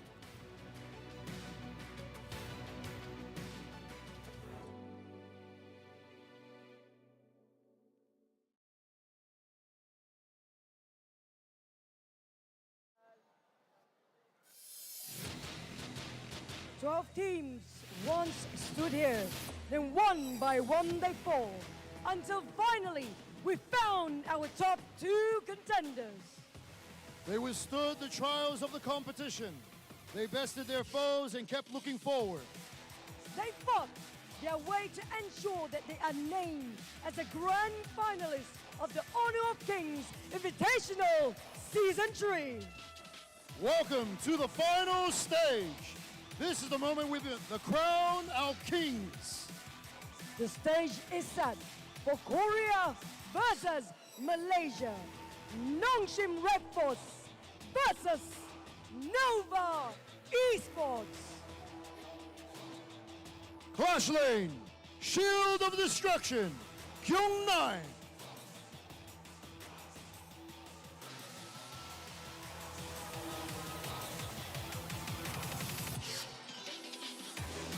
Clash Lane, Nova's Vanguard, Swan.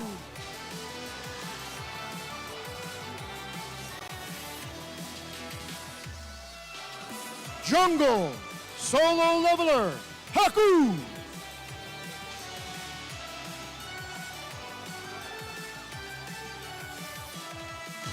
Jungler, the Little Tempo Breaker, CY.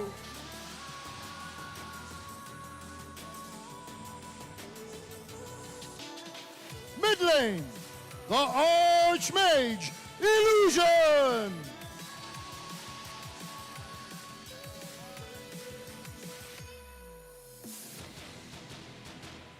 Mid lane, the explosive Supernova, Wendy!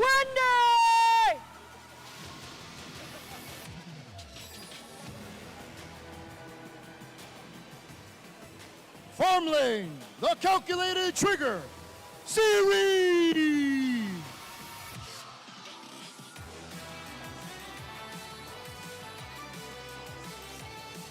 Farm lane, the Shooting Star, Mochi!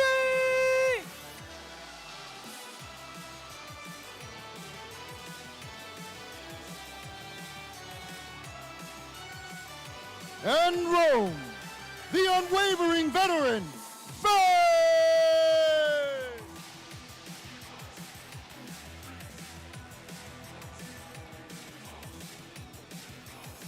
Last but not least, Romer, the tranquil foundation of Nova, wipe it!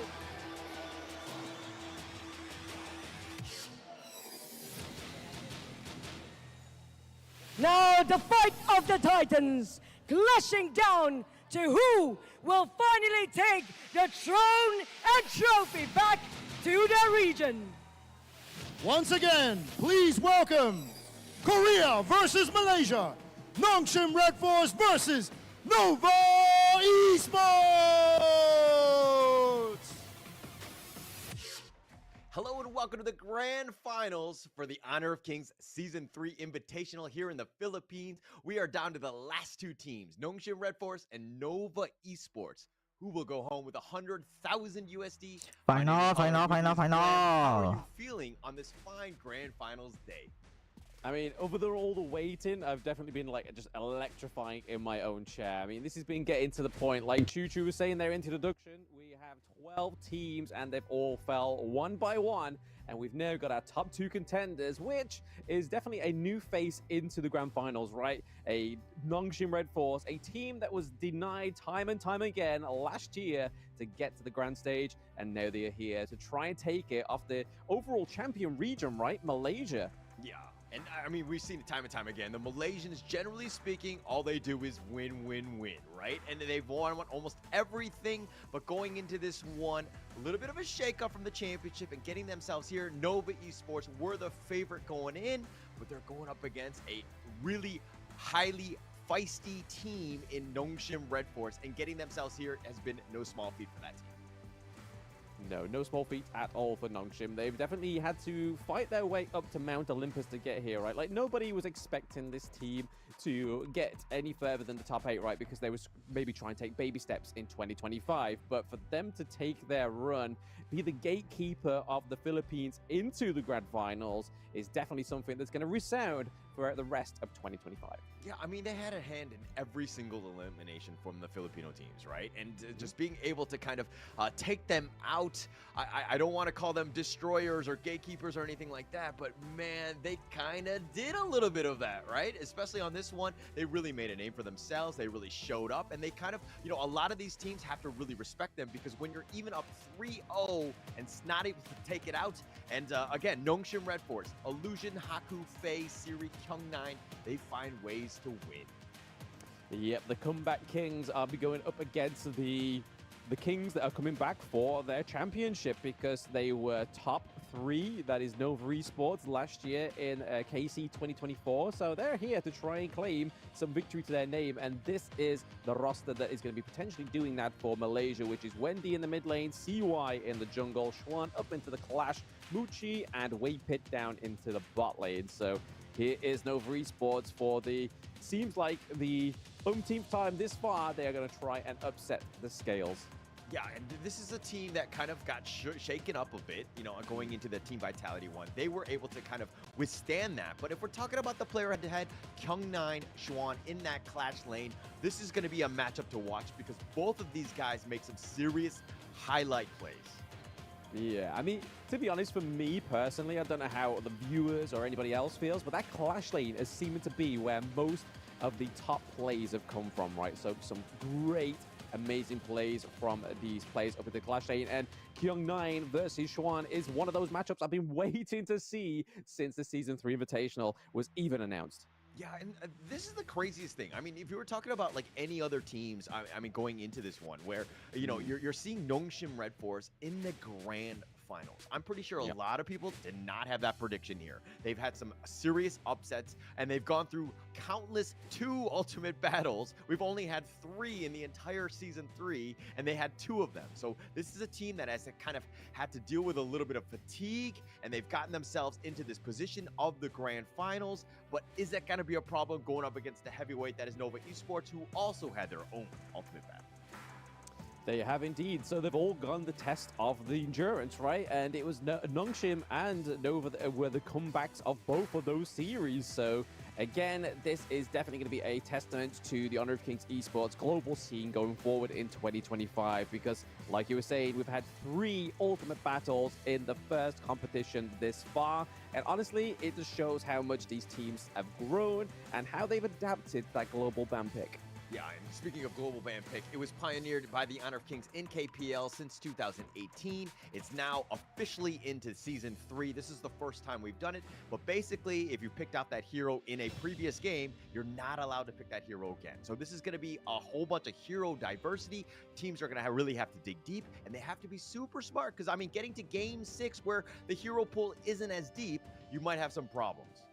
And if they're into that deep of a 3-3 scoring Hello, game Luna. 6, that will take them to the ultimate battle, which is where this is imposed on a best-of-7 series, and it's only applicable to the final game of that series, which is a blind draft mode with restrictions all moves. So all those global ban picks have been wiped off the board, and both of these teams' coaches go for 3 minutes to put and submit their teams together, which we're hoping for the grand final to get to, right?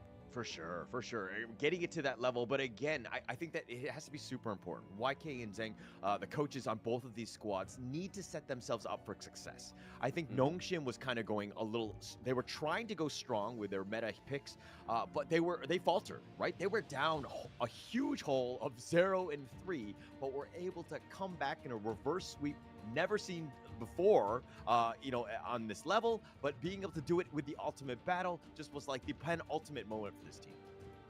Yeah, it was a fatal blow for Blacklist overall. I mean, I was even watching it as a viewer. I did say, I was like, wait, Nongshim come back? And then that was it. It was just on the rails. But it is going to be the Mai Shiranui coming out the first time within this game. So once more, we don't normally see this hero pick come through that often. We have in terms of later into the stages, but as the first game comes through in the best of 7, not quite so much. But personally, has it done well enough to be game 1 pick? Okay, 100%, right? Every single team going up against Nongshim will first phase ban Mai. There's so much respect onto Illusion because he's an absolute beast with this hero. Just to kind of put a little bit more context with that, every single ultimate battle, they give the Mai to the Illusion. Right? Illusion, right? So he's always got it. This is his hero. He loves the high flying. It has so much presence. It actually has a lot of impact in terms of the other lanes. He's an absolute monster. So again, Nongshim allowing or getting the Mai early, this is a huge win for them in this first game. I mean, it is, but at the same time, Nova have drafted the Mayin and the Diadea, which historically throughout Season 3 have been 2 great picks to go against that Mai Shiranui, because not only do you have the bit of farewell, you have Mayin with the whatevers. It's really easy, for those 2 picks to actually just try and lock down and submit this Mai Shiranui, and that's going to get paired up with the Kong Ming. Again, this could be onto Wendy. It's been more so onto Wendy than it has ever been on CY, so I'm going to stick to that mid lane pick for them. But yeah, the Diadea against the Mayin being drafted against the Mai Shiranui seems a little bit of a bait here for Nova. Yeah, I agree with that, right? Because if you're even looking from the Sun Tzu side, or the Kyung 9 picking up the Sun Tzu, that's his hero too. That's his signature hero. I think that this is a team that's kind of loaded for bear, right? They're ready to go. And Nova, you're kind of thinking about Kong Min and the Mayin. Probably, I mean, they're very good in their own right, and Wendy will be a beast on the Kong Min. He'll make a definite impact with his burst. But it's one of those things where it's like, were they really setting themselves willing to go toe-to-toe with Nongshim's potentially best lineup? But this Haino pick throws me off a little bit. We haven't seen too much from it on Haku, but he does play it.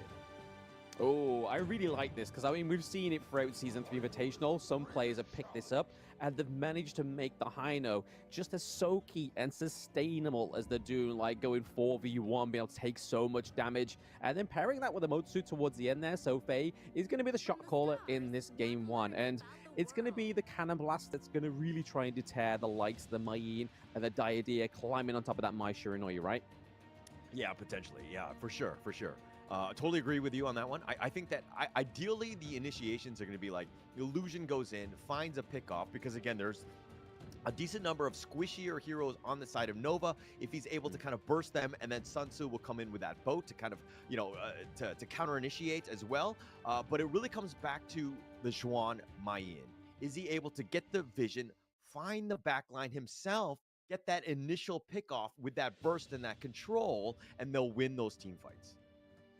We can only hope so for the side of Nongshim, right? I mean, Kyung 9 on this Sunset was the reason they were able to get into the grand finals, right? Able to take that comeback, able to just take that base rush all the way to the end as well. Was just a huge defeat there for the side of, a huge victory, for the side of Nongshim. But oh, what a game 1 draft. Normally, we've been seeing in the semifinals where they've started to kind of hold their punches back in game 1, game 2.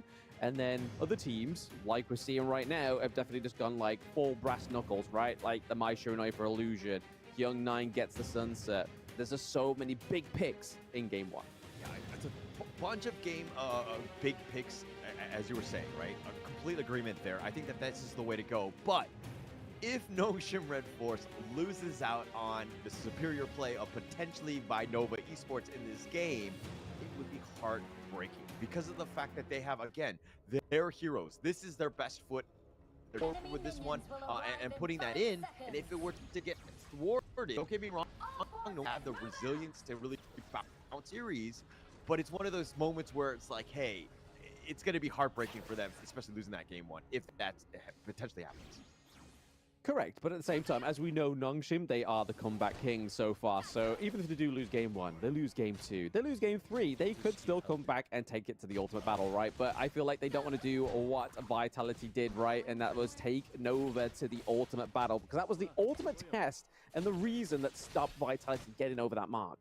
Yeah, and that was a moment where Team Vitality had match point. They had checkmate. They just needed to close the game out, unfortunately for them. And it was like, you know, Honor of Kings is all about emotions and having that momentum going in, right? Even Nongshim, when they were down 0-3, it looked insurmountable, right? But the fact that they won one game, turned it around, and you could kind of feel the air was a little bit different. You know, they're able to kind of bounce back. All you need is that one win that really builds that confidence. Yeah, it's a battle of resilience at that point, right? Like, you think your enemy's thinking they've got you back against the wall, 3-0, but then it's the resilience that's shone through for Nongshim here. But okay, Waypick goes in with a bit of farewell, does land onto Faye. Cannon Blast actually connects onto Wendy as well. Illusion not quite getting the close kill onto Wendy, but looking very low there. A lot of brawls going on in the first minute or so. Yeah, but you see exactly what Illusion wants, right? Oh, he's clicking on it. Oh, yep, the Wind Slash does connect, but we are seeing that Haku goes into the backline there. We do now see Waypit as well joining into this fight. The flash from not going quite through there, but the Scepters, the Fate Rewind is going to save Haku, and there's not going to be any first blood, but already exhausting that ultimate is Team Nova. Yeah, playing a little bit dangerously. There was a potential risk if Haku doesn't use that Fate Rewind in time, but, you know, obviously he's a little bit on point in terms of just understanding the Dune, because he's a Dune player himself. But it's a situation where, you know, now you have that ult on cooldown, and now you have to play a little bit more scared, which is a little worrying more on the Nongshim side. Now, back to Illusion. This is a guy, he's going to clear his wave, and he's going to try to make an impact. You're always going to see him in the river, just looking for that vision, seeing those rotations, and those potential pickoffs. Yeah, because I mean, if there's one thing what we've known from the people that haven't done quite so well on the Maishiranoi is the fact that they've just kept it in lane and not actually done any kind of like fast rotations down to the bot lane or anything like that. They've definitely been using this hero, especially Illusion here, to like vision score perfection. They're trying to just gain as much intel as possible, trying to stunt the growth of Muchi as well. But right now, we are seeing that gold difference is going into the favor ever so slightly for Nongshim, and forcing down into this bot lane is that T1 opening up right now. They are able to get it down to a very low health. I mean, they did a lane swap, right? Siri is in the bottom lane. He's doing very well, almost taking the bottom T1 with Faye. Oh, Haku, though, he may get caught out here. He wasn't able to get his Crimson Golem buff. Oh, Waypick gets taken down. Is Kyung9 getting a double kill onto Wendy? Is it going to stop there? We are seeing somebody, we're seeing CY being trapped and trapped in. Think inside the box. That is a 3-0 for Nongshim. Yeah, so this is kind of what Illusion wants to do. Not only is he moving throughout the river, but he's also kind of taking advantage of it in the sense that he's able to provide that vision. And that attack was about to happen. 29 had queued up the set sail. This is such a well-coordinated team that when the fight was happening, the boat was perfectly on time. Yeah, this is a very good early game for the side of Nongshim, right? I mean, they're able to open up the side of Tyrant as well, so obviously a lot of pressure onto the side of Nova Respots already. We're normally seeing a little bit of a tit for tat down into the farm lane, but Nongshim's like, man, let me just go and grab their first turrets. We see the winning strategy being used there. Kyung9 is with a fast rotation, thanks to the set sail, to try and set up a very quick, very clean Tyrant. Yeah, the Tyrant, Kyung9 and Haku are on the way. It was like instantly there, the delivery in 5 seconds or less, and they were on time, ensure that they got it. I mean, at the huge, big neutral, especially at the 4-minute, 20-second mark, really setting themselves up. They've got a little bit of a lead here. That's a 5-star rating for delivery, right? I mean, that came, I ordered it, it came, it was here. That was great, but they are definitely trying to trade these side lanes on the side of Nova. They're trying to get that Clash lane one so that Kyung9 hasn't got that much of a safety net to fall back onto here. Maybe trying to open up a little bit more of an ease when it comes to this Overlord. Yeah, and I mean, this is an opening for Nova more than anything else, but they want to secure their jungle first. They do ensure that, you know, CY is going to get that farm, but he is a little bit behind. He's a level behind. And with these towers that are kind of coming, and again, just Illusion with this presence and this pressure that, you know, everybody needs to respect. Yeah, this rotation here looks a little bit frightful. We do see the Unruly Blade over the wall. The Wind Slash does connect onto Siri, but the illegal immunity does come through with the flash as well. Using the Imperial Command, we see Kyung9 with a huge set sail, getting that double kill onto the side of Nova. That's a 2-0 trade for now. Blocking the Cannon Blast is the minions. Yeah, I told you, Kyung9, man, he is on time with his boats. Almost every, but the winning strategy, legit, Wendy blows him up. Gets it, but man, Kyung9 really setting it up for when those team fights are about to go. He's already in motion. Oh, and then Xuan gets the kill onto Illusion. Is this Nova's comeback here? But we see Haku put a bit of pressure onto Wendy. Into the backline, there is the Scepters connected, locking down Kong Ming. Yeah, and this is going to turn into a jungle invade, looking to take out the blue buff, which is going to be huge. Haku still has his Fate Rewind if he wants to use it, so he can be aggressive. Obviously, the positioning of it is not ideal, but still, this is a great team fight for Nongshim here, as it looks like they just kind of ward out House C was running at them. Yeah, that Destiny counter came in way too early for the side of Waypit. That completely missing everybody on the side of Nongshim. He really needed to calculate that a little bit better because it could have been quite effective otherwise. But no, fair play to Xuan. He was able to get the lockdown onto Illusion as well. So they were picking up some kills here. Yeah, and that's going to be a huge win. And seeing the, you know, the target prioritization by Nova Esports, right? They want Xuan finding Illusion, finding Siri, and trying to kill those guys as quickly as possible because they do have that burst and that damage. So you want to mitigate as much as possible. Oh, yep, bit of farewell onto Faye, trying to lock down the Motsu here. It's not going to quite connect, though, but we are seeing a little bit of a switch here. Siri's had his way with the farm lane. He's got it all the way to the high ground turret. Set Sail was trying to find out Xuan there, but he knew, he had that sixth sense that that was coming. Like he was, like the fight was like just barely starting. There's a little bit of skirmish where they even just spotted them out, and then Kyung9 has already queued up the bow. Nongshim đang vô rồi, đâu qua mà tới được giờ em ngang mà thế. Yeah, motion of the Thế bà xin gì nó vào đó lấy giảm cho bạn mình. Right now, they are able to collapse in onto Nova into this mid lane if they really want to, but I don't think they're going to commit here. They're just trying to keep these minion waves away from that T1 into the mid lane, but opening up those side lanes to perfection is Nongshim. Yeah, they've done a great job. But again, the one saving grace of Nova Esports is the fact that they still have that mid T1. That's going to provide a little bit of security for them, but this is a fight for that blue. Yeah, they will get the Crimson Golem. Oh, okay. Now the Azure Golem goes over to Haku there. The Destiny counter does actually connect onto 2, but looking low is Nova. CY and Waypit think inside the box catches Xuan, trying to get the lockdown onto Siri. This is Faye is playing this Motsu really, really effectively. I mean, setting them up, like the two-man stuns, just locking it down for the rest of the team to kind of get that damage. But Kyung9 all the way up in front, his boats have been on point. Oh, and in strategy, does connect onto Kyung9. He force him away from this high ground turret, right? They are trying to get it very early on, 8 minutes. This is a clean Nongshim, right? I don't think I've ever seen them get to a high ground turret in Season 3 this quick. Yeah, and this is a team that has actually played some of the most games, right? They played 22, the most in Season 3 because of the Ultimate Battles and all of that.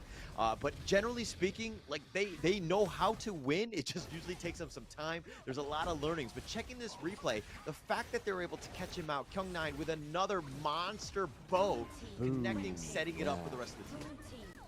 Yeah, it was huge. Honestly, the Sunset pick coming through here is really paying dividends here for Kyung9. But again, it's like we were saying in the draft, that's it gone for the rest of the series unless they're able to get back to that ultimate battle. But even at that point, it's still a risk playing it again because you've shown your cards, you've shown your strength. Yeah, for sure, for sure. And I mean, they wanted to go start off strong. I think a lot of people were like, not giving Nongshim any sort of respect. Top lane. Oh, yep, we get a takedown onto Siri. That's a little bit of a no-no for the side of Nongshim because the damage is really going to be effective here. Illusion going to be counted on it, but they're Faye get hit by the bit of fair. Well, it is Wendigo takedown thanks to Haku, but it is Muji picking up Illusion. So in terms of damage, Nongshim not looking very strong here, forcing the dash over the wall as is Faye as well as that Fate Rewind. We are getting think inside of the box, but like I said, they've got no damage, and no damage means no kills. Yeah, no damage. Siri dying there was absolutely monumental for Nova Esports in terms of winning that team fight, ensuring that the damage was gone. They were trying to fight it 4 versus 5. That's a losing proposition. So Nova Esports finding ways to get back into the game, but they're still a little bit behind. Nongshim has like rushed off to a great lead in this game. Yeah, I feel like the ticking time bomb for Nova is getting Muji all these items, right? We can see the Eternity Blade come through, as well as the Shadow Ripper. We see the Sky Piercer as well come through. So the Daybreaker is being lined up here also. But I think that's Nova's winning point, is just trying to take out that damage. But again, once more, great engage here between Kyung9 and Haku, getting a takedown onto Xuan, which is going to make these next few team fights, while Xuan's down, easier for Siri and Illusion. Yeah, Xuan doing what he can do in terms of just trying to split push, trying to create a little bit of space. Unfortunately for him, he was kind of a little bit behind, not able to get away. There's just too much reach from Nongshim. This draft is on point, and the fact that, you know, Haku right now, almost, you know, 2.5k net worth lead over CY's Dune. So he's not very tanky. Haku, on the other hand, is doing some damage and is being this force up front.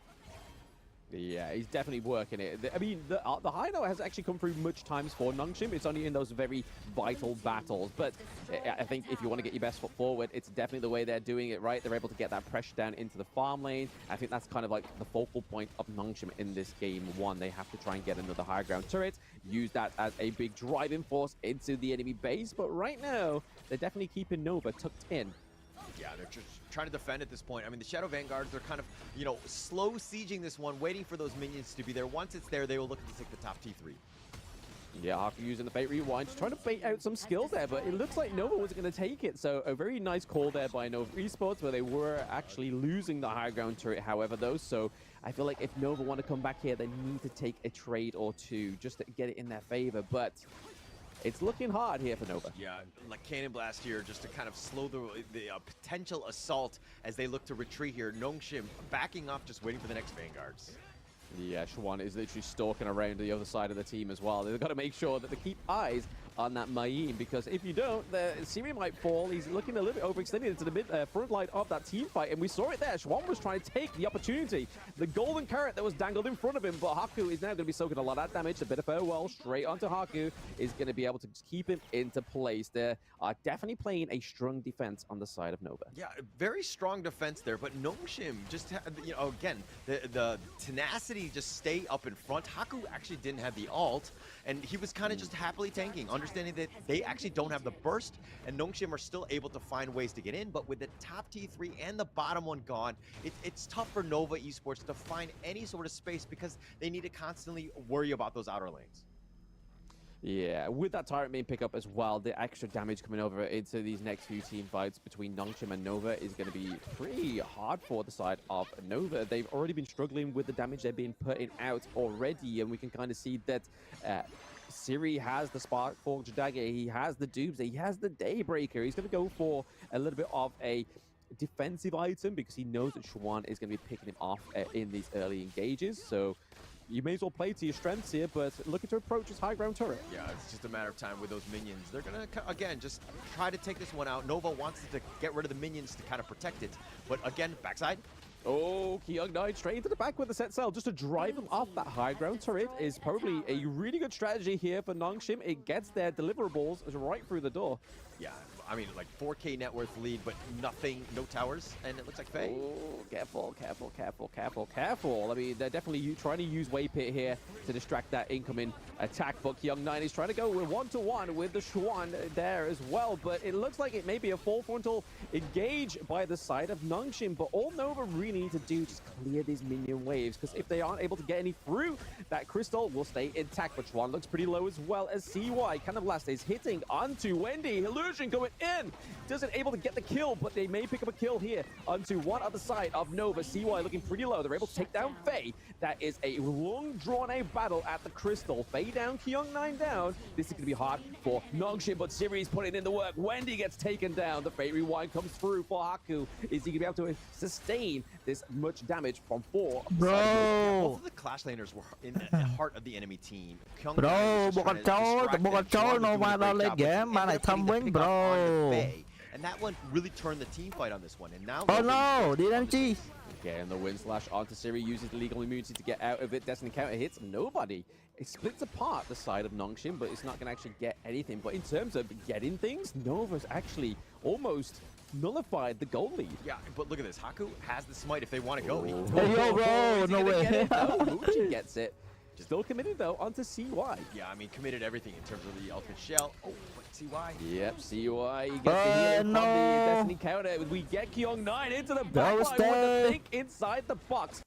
2 down is going to be the Shadow Vanguard that wipes out that minion wave into the Clash lane, but they've got to worry about these other 2 lanes. Yeah, they got to worry out. I mean, it's 30 Mà seconds ban mình thấy cái bức tranh là overstay đang bảo chọn đang bảo. Push this one across. This could be a potential game winner here. Yeah, they just need to fend off these Vanguards. Luckily for Nova, they have the Vanguards, but the minions are coming through. The enhanced minions may be the key through this door, but taking a lot of damage is Schwan. He is trying his best just to take out the backline. Siri takes him down. There is only 2 members left. It is Wendy and Wade. There is no minions. You can't cook without flour. Yeah, unfortunately for them, CY, don't spawn my win. Don't spawn my win. Stand. They have 4 members somehow. How are they going to be able to deal with Nongshim? CY Muchi. They're just going to go for the crystal, right? At this point, there's no point fighting the times. They just need to go for the objective, and Nongshim getting game 1 point. Yes, and that's a great start for Nongshim. Confidence boost, right? Nova Esports, you know, shake it up a little bit. I think that the draft was a little bit superior, right? Nongshim have proven time and time again that with these signature heroes, they are top tier. But moving forward, seeing as they don't have those access to those heroes anymore, it's going to be a different story. Are they going to be able to kind of continue this pace up against a titan like Nova Esports? Like we said in the introduction, both of these teams have been notorious comebacks, so I don't think a game 1 victory is going to Open váy ra pe cho mà lại game tập 4 Nongshim đã vô rồi. Yeah, very well played, right? I mean, just taking advantage of, you know, understanding how to take advantage when you have a lead. Right, the map control was unreal. Nova Esports really had a difficult time. There were moments where they could potentially get back in, but then, you know, Nongshim did such a good job of retreating and not giving away anything. So again, really playing smart and understanding how to play with a lead. Yeah, playing with the lead very, very well. They weren't giving the foot off the gas for a quite. I mean, it was only towards the end there when they were already at the crystal that we saw that Nova was able to actually get any kind of gold lead back into their favor. At that time, unfortunately, it was just a little bit too late.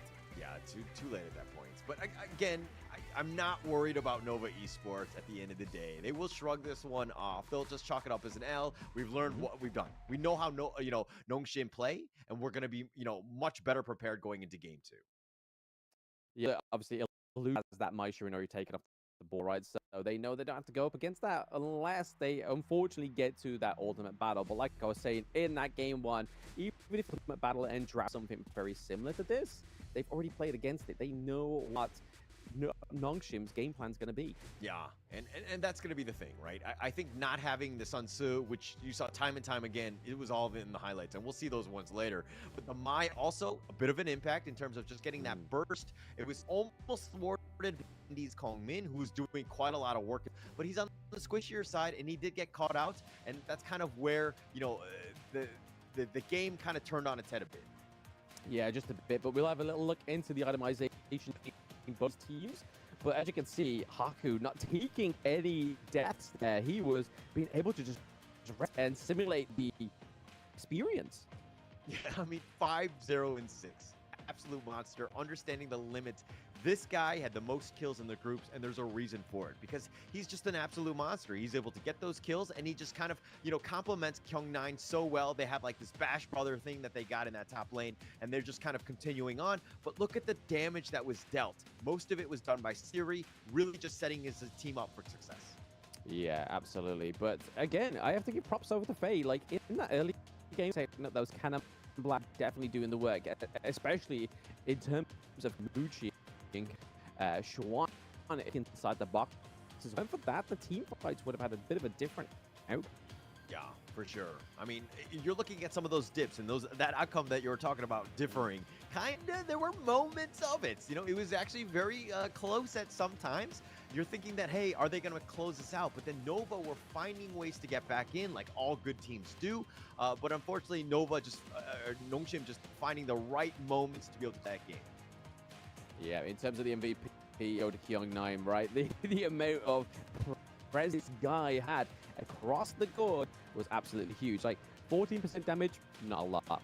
Yeah, damage taken, not a lot. But the absolute effectiveness of was just felt across the world. Oh, for sure. With those boats, I mean, he was like he missed very few, if anything, and the impact that he had when those boats hit is something that we don't track in terms of stats. You're gonna have to check out the highlights, and those will be coming up because it's like the Kyung9 show. Yeah, I just put like a little bracket at the end when the sunset comes through, just hit percentage. And then we would finally know who is the sunset player going into this one. But we are going to be seeing it, so maybe if you've got, you got your fingers ready on those hands, you could count the boats here. Yeah, here's going to be number one. Look at this one. That was the perfect. It sets it up for first blood, but look at how it was like perfectly like baited out by Nongshim. Hello, They're fighting in the Tyrant's Den, they're thinking, we're okay, we're not that bad. But then they totally lost sight. They got, you know, a little bit of tunnel vision, and Kyung9 just coming in with a boat. Yet another one. See why it gets caught out. Number two. We knock up as well. I mean, they're all coming in with crucial like crowd control as well as just complete devastation inside of the team fight. So it was really hard for Mooch to actually ever get online. There's number three. Hello, we're on the hand of boats. Yeah, just like tremendous play, right? And this is the one where they caught out Siri, and they did turn this around. Like Faye and Illusion here probably should not be looking to take this fight 3 versus 4. It's a numbers thing. I mean, yeah, they got Wendy, but sacrificing Illusion and sacrificing that lead, not ideal for them. Yeah, at all. But just shit. Yeah, it's early game that managed to get the influence, the confidence to gain one over and over, and I feel like that's what they need for the rest of the series. Not draft as more as effective as this may be the optimal draft, but I feel like they can execute a few heroes on a few different players just a little bit more better. There's number 2. I mean, there's number 5, 6. Boom, come through with the box as well. It's the praise sung that it needs. Yeah, there's so much control that they have, right? I mean, the combinations that they allow, and basically you're just setting them up as sitting ducks for Illusion and Siri to just kind of kill them, right? It's a really nice draft going into this one. There was going to be a potential like lockdown that they have, and they had that team fight, and just basically it ticks all of the boxes for a good draft. It does. I mean, Nova Esports is into the global ban pick, right? They've lost the Diadea, they've lost the Bean, they've lost the Dune, they've lost Sun as well. So they've lost quite a big picks in this one. The only one that was kind of like a lost cause was the Kong Ming. Like, we haven't really been seeing that one as a priority pick. So 4 out of 5 picks. The seasonal is definitely something you want to be like, well, we've got to try and find and dive further. Dục mình control Blacklist. Blacklist tranh nhà ní control Nova. Tranh ấy hay nè. Their strategy has been Nova tranh bắt đây, Nova tranh bắt đây bắt đấy mình. Again, they're going to just draft for that win. Nova tranh đây, Nova tranh bắt đây bắt đấy. They want to get those guys confident. Mình ban đông sim mà pung bắt đây. Hey, if you're down 0-2, 0-3, are you able to take down a team like Nova? And they were kind of like, hey, we don't want to deal with that. We want to be in the lead. We want to put pressure onto Nova Esports. Yeah, they don't want to come in back, right? They want to be the ones that are able to try and run off or do like many have where it's been like 1-1, 2-1, 2-2, kind of just regulate the entire distance of the best of 7 rather than having to rely on a huge 3-win match swing and then go for 4. Yeah, and look, my heart can't take it if we're going to do 3-game swings like back and forth. Like, at the end of the day, I just want them to... I want to see an ultimate battle. I think we're going to get there, but I'm pretty sure we're going to go slowly and surely, hopefully, to get there. Because, again, the 3-0 swings and the comeback reverse sweeps are just way too much for me. Yeah, way too much for the soul. But a short break, guys, so don't go anywhere into game soon. What's a life without its worth? Compromising with what hurts inside. When you let fear decide your fate, you don't choose which path to take in life. I'm finally letting go of everything that still holds me. I'm against all lost, all I want.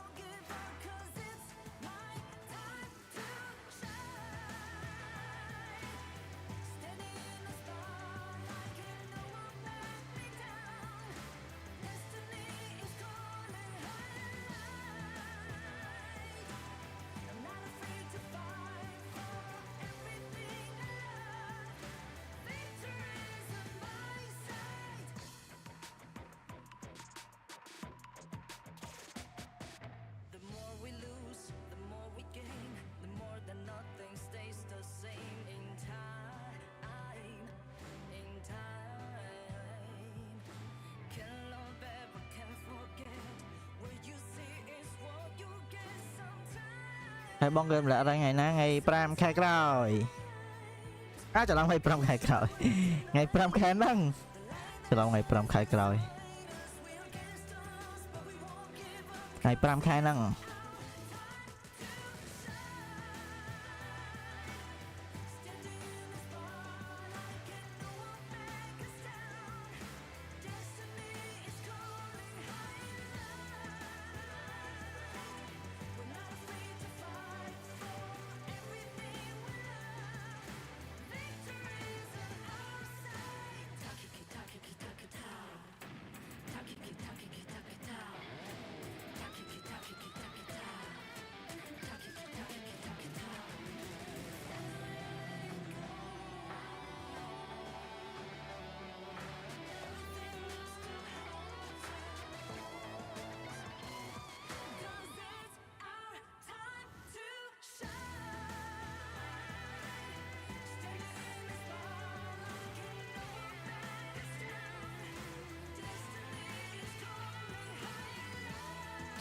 Hello luôn này, cái họ hai mà đón điện, nó muốn hai này hai điện, tranh châu, một bị liếng luôn với hỏi bạn, cái này ba vậy,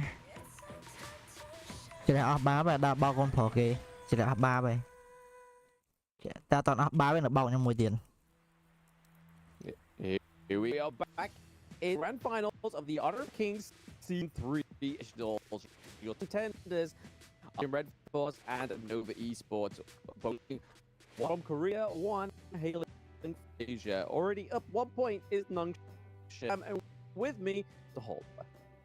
How you guys doing today? And I mean, of course, on this one, Nung Shim Red Force really striking hard with that first match.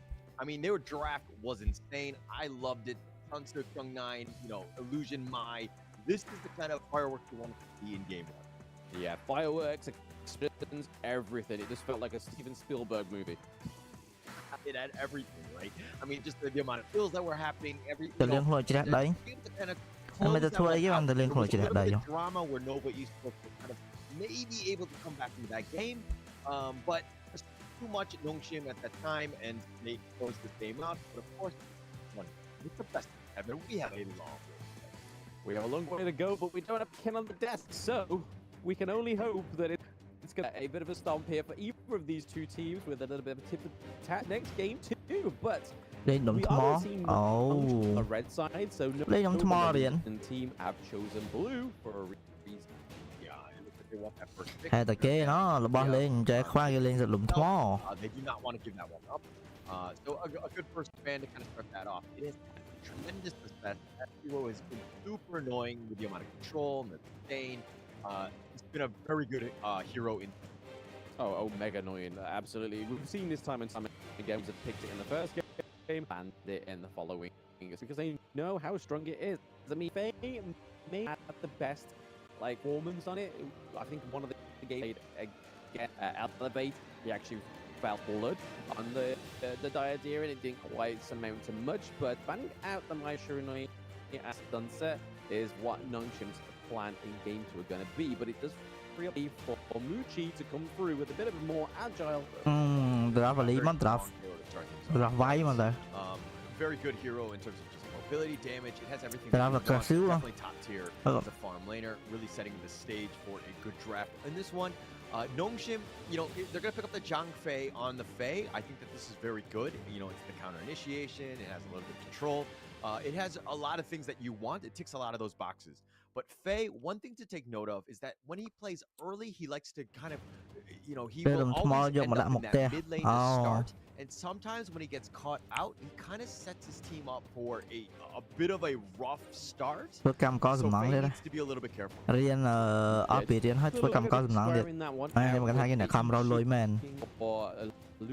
we're gonna get those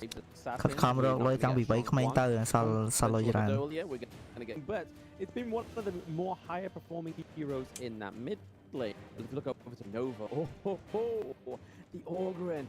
Oh, 2 huge picks.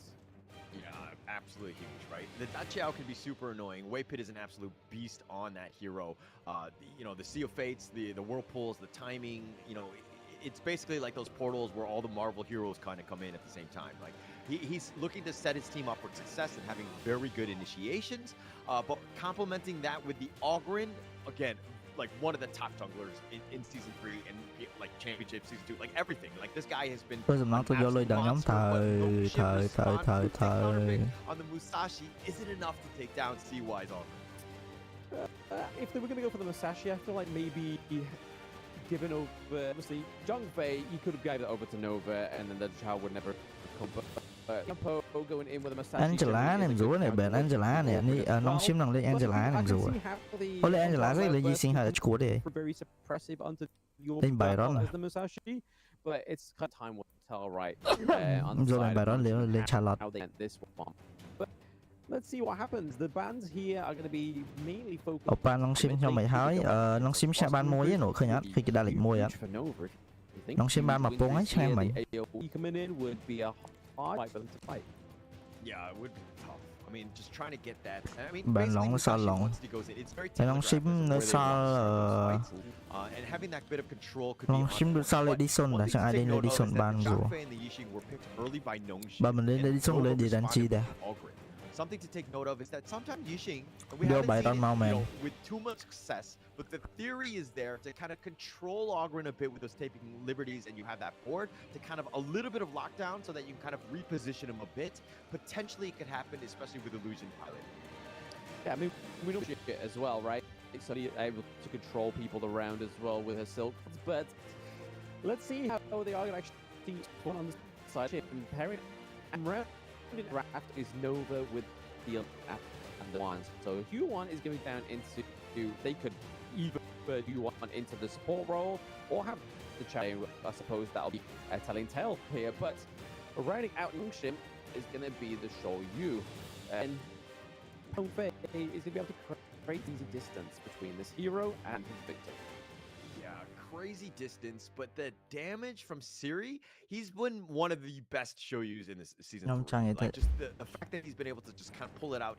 Thóc khăn nó cứ dương ban mau pi bà tóc khác cứ kì mẹn oi chở tê cứ dương lên đó là về lắm dương còn lại chỉ vọt nó cứ vì oi trâu con dương vô món á chẳng phải hai bạn trai chắp vào mưa tê để ra phải mưa nó không bị vọt bà tóc khác đấy khơi nhà nơi đó cầm là về má này tê vì oi được bay đòn là về giống cái oi phần năng mà là về thành với cái oi thành tiệt hay mà là về trong khỏi với cái oi thành tiệt thằng tới hay những việc bộ chỗ cái nếu việc cục bàn bài tóc khác mùi vì mẹn dương trong bài tóc khác hay vì oi thóc khăn dương mau với này thóc khăn nó cứ dương ban đi bài tóc khác nơi không năng do món dương thôi của là hơi dương vô bàn mà vô món cái oi nó không năng món really interesting to see how, I mean, the execution needed for Nova right navigate this draft well, but they are up to this, so that already proves to me definitely have within their playstyle, within playability, that they can pull off this draft.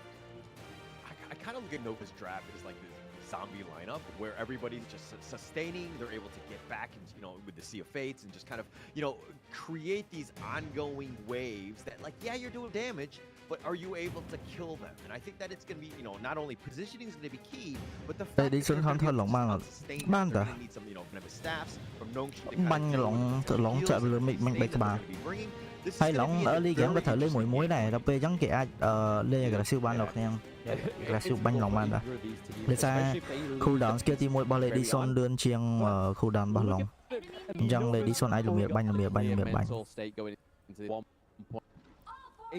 bây giờ sử dụng màu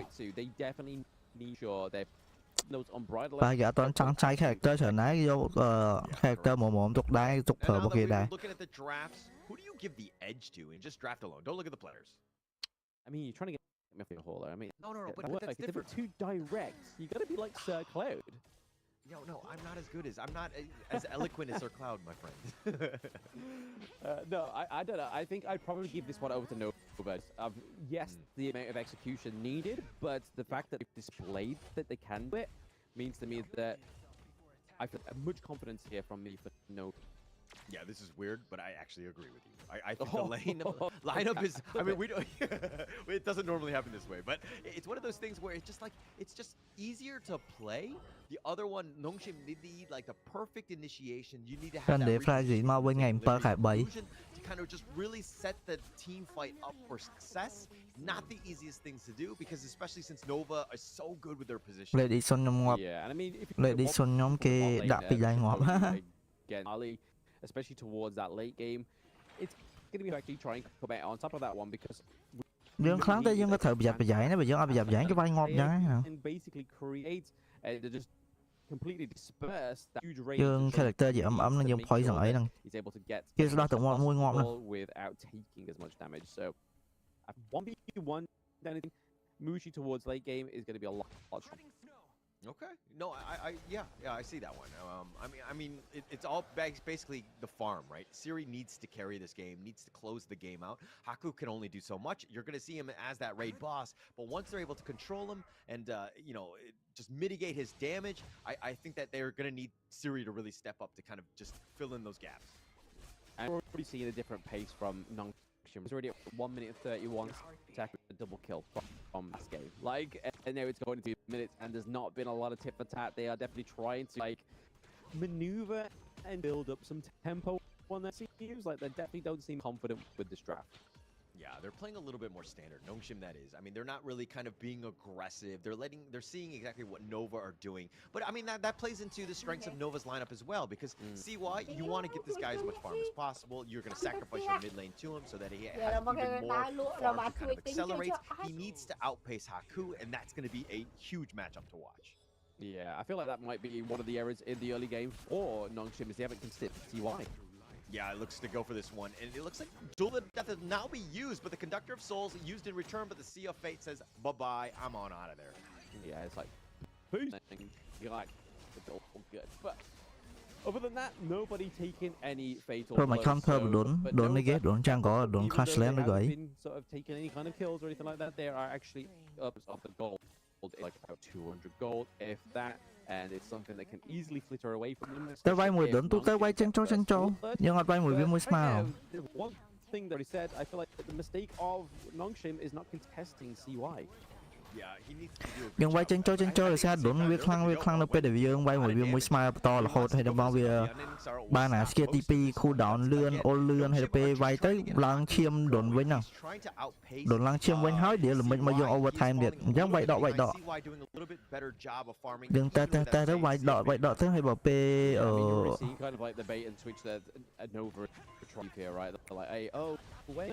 đốn trăng có tăng đi cầm bấy. Đốn trăng có tăng đi cầm bấy là nó thêm mấy nó bờ đốn trăng có thêm mấy cái mồi đốn cái farm ban tới tập nó bật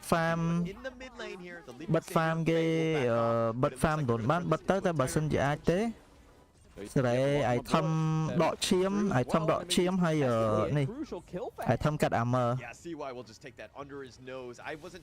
đọ chiếm cắt armor hay bờ sân giả miên kia giống xanh tiết quật chui tới nhà thăm quay scale tam nó quay scale là thang nó tới nhà thăm scale thang các bạn.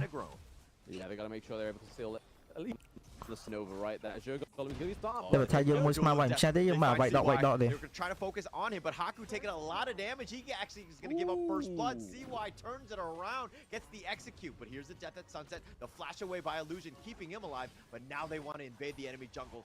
Nothing is given. We will take everything from you, and Nova Esports take that one buff on their way out. Tùm đại vô mỏ. Illusion don't have the flash. Yeah, no chance. And, I mean, he tried to go golden to keep himself alive, and Nova Esports have turned this game on its head, turned it around. They've got the lead, and now they're invading. And Haku, without any of those buffs, it's really sad face. Oh, he takes it. But now he gets the Azure goal. Yeah, he gets it. So he's able to claim back some kind of hope in that one. Early, and we've already said it. No's draft is definitely a hard one to execute, but when like this, yeah, it's definitely nên sim mình dần không ọt tệ lỡ chứ mình sớm miến ấy rồi xa trap này Nova đằng lên cả là xíu ấy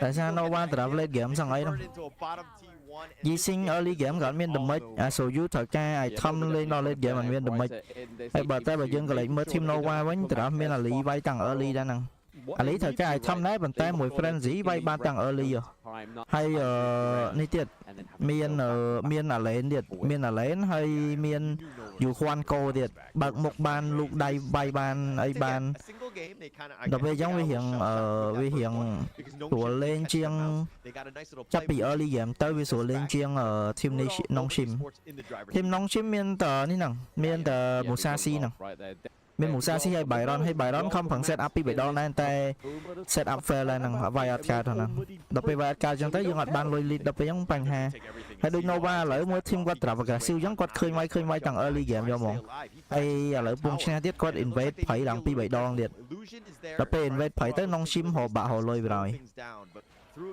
chân bạ thì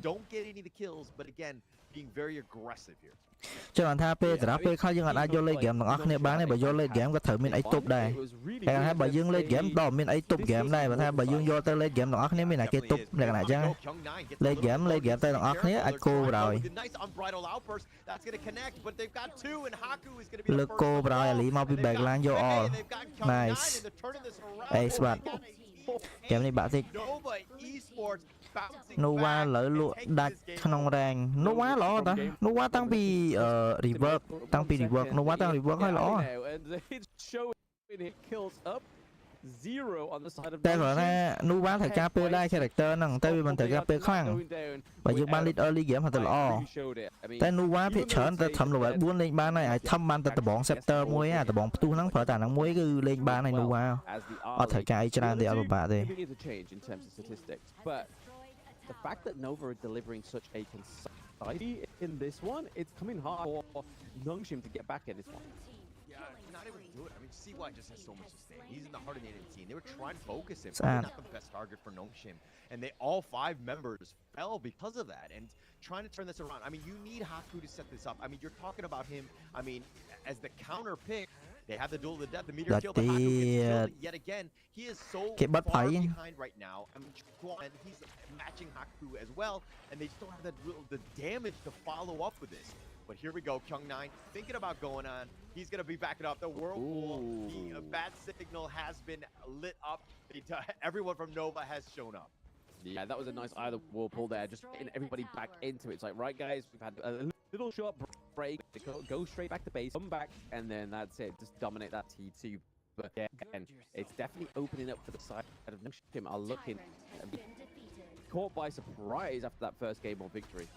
Yeah, that was a really nice little anh kia mà vẹo vinh hơi dẫn và hai đối tượng Nova fair trying to find ways to get in, but it starts with their jungle. Haku looking to go in, trying to go for the back line. Think inside the board, the Wild Wind does actually connect. The Conductor souls onto 2, but Haku is looking to just limp away. The Umbrella Outburst not keeping Faye alive. He actually doesn't jump over the wall. He's going to be killed, and now it's an all-out retreat. Oh, what the stun is on point. The death at sunset, the meteor kill. He doesn't care. Juan looking to dive, but he does fall. It's going to be 2 members down, but on the Nova side.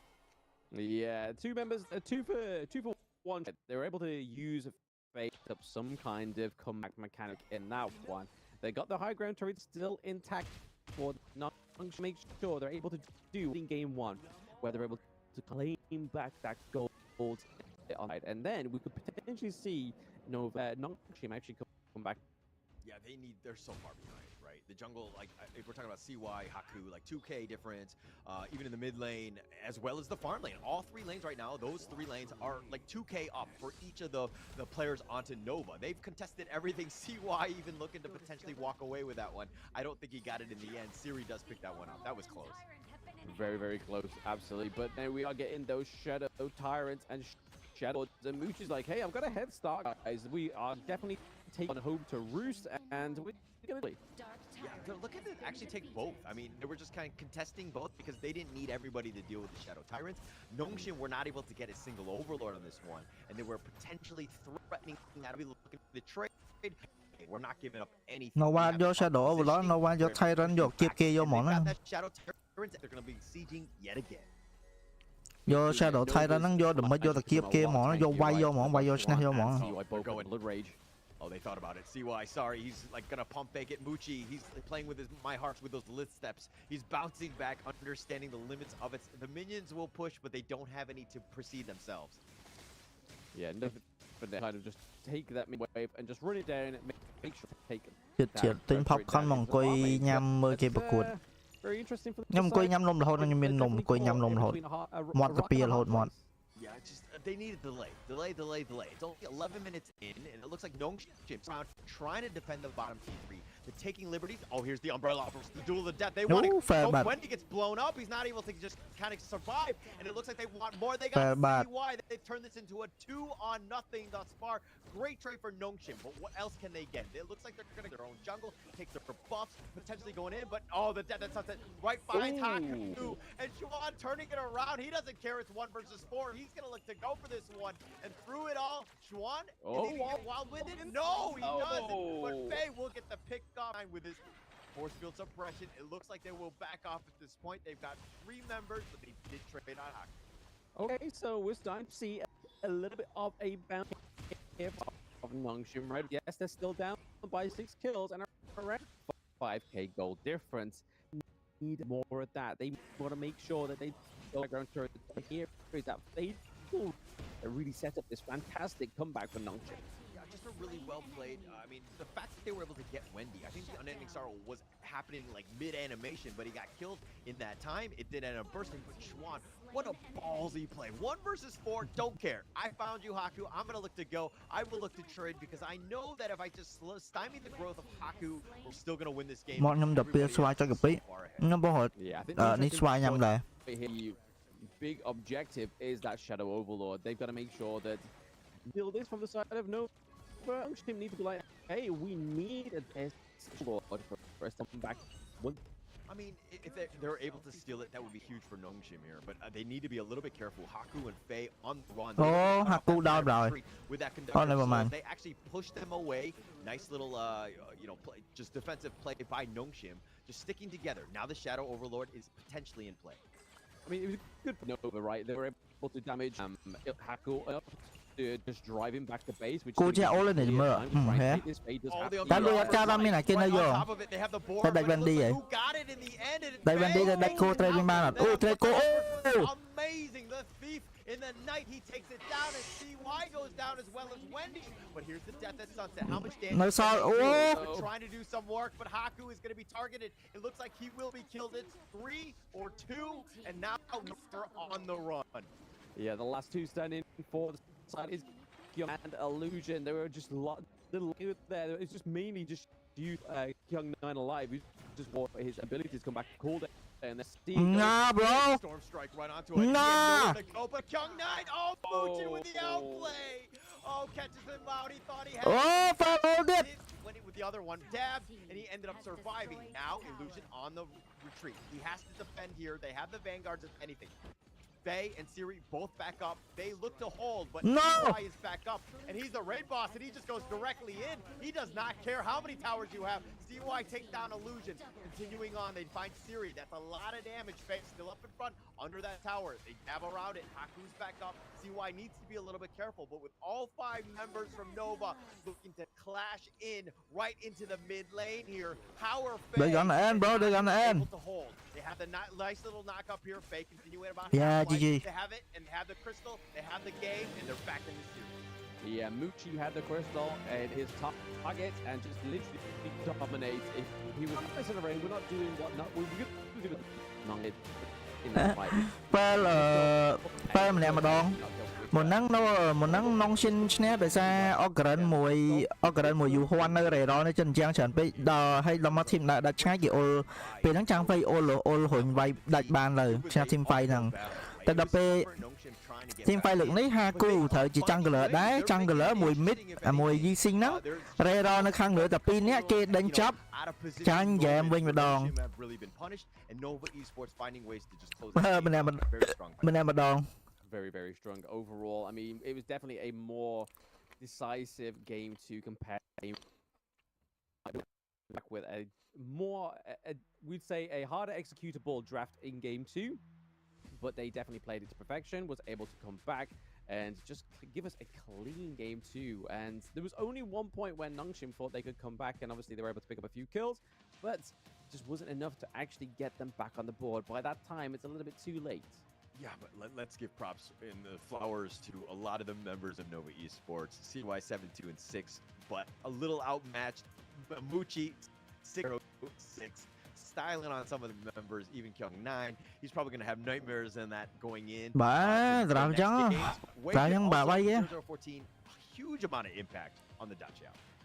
Yeah, huge pick here. We normally see it into the mid lane, but definitely played a fantastic support role on the Dachau as Wei Pitts. And you can kind of see here the damage taken from Orgren. This is just how much this pick can just soak up so much damage, but then just throw it back out. Look, it's only like, what, 10k difference between the damage dealt and damage taken, which is huge. And right there, you see the gold graph. It is a Nova Stomp in game 2. Yeah, and I mean, look, there were moments where they were kind of coming back. Nongshim really, tried to fight to the bitter end, and they were kind of going into this one. They had a bit of a chance, but Nova were just so far ahead, right? It was so difficult to kind of continue on past the initial 2 or 3 kills that you got, but the MVP, none other than Muchi, 606. I mean, the damage taken, probably something that you don't really want to be, but the damage that he's dealt, almost 20%, 19% on that was one. But he's got the 26% of the total gold, really just farming and just being able to just do all that damage. Yeah, that is what you want to see as a farm lane, right? You want to make sure you're amassing that right amount of gold. 26% of the gold of your overall team is definitely one of those sweet spots in terms of getting that itemization over to a pick like Ali. And we're going to see right here just how clean Nova played this game too. I mean, it was definitely a lot of a slow starter, but it was just getting CY and Muchi to critical mass. Yeah, definitely. And they were finding ways to just really stymie the growth of Haku. They forced him down. They were like, okay, if he's the counter pick to CY, we will kill him first, right? And we'll prioritize him. We'll make sure that he goes down. And then fighting 4 versus 5 is not easy, right? And this is kind of like, then some of the other heroes are a little bit more underwhelming when you don't have that frontliner and everybody's on the run, like Illusion Xixing. I felt like the impact of him in this game was not the greatest.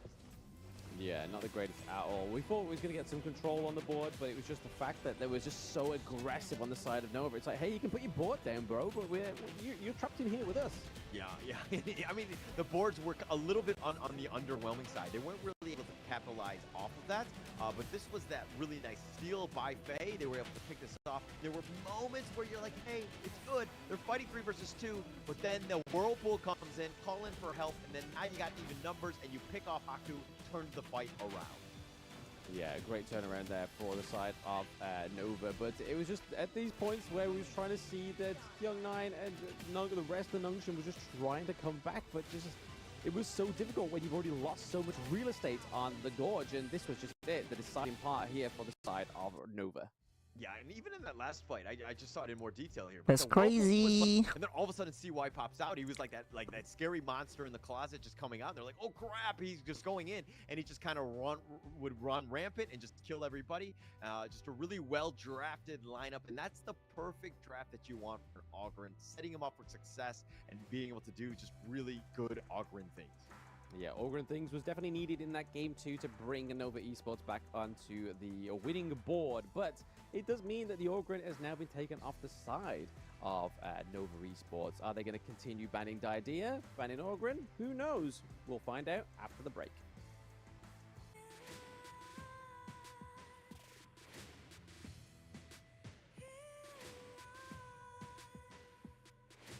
What's a life without its worth? Compromising with what hurts inside. When you let fear decide your fate, you don't choose which path to take in life.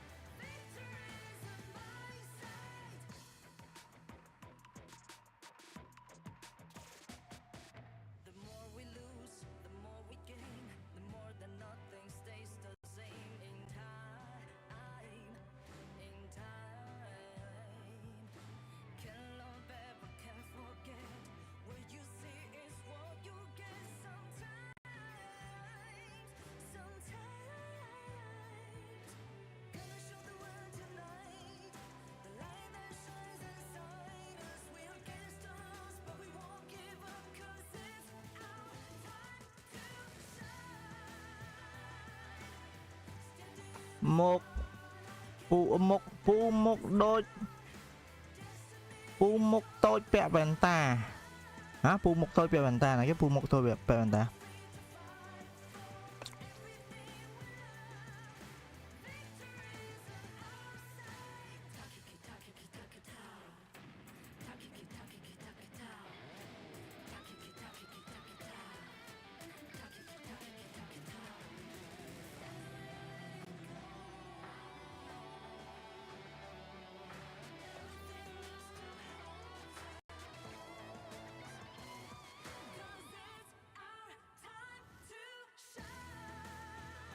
Phu caster បែបបន្តា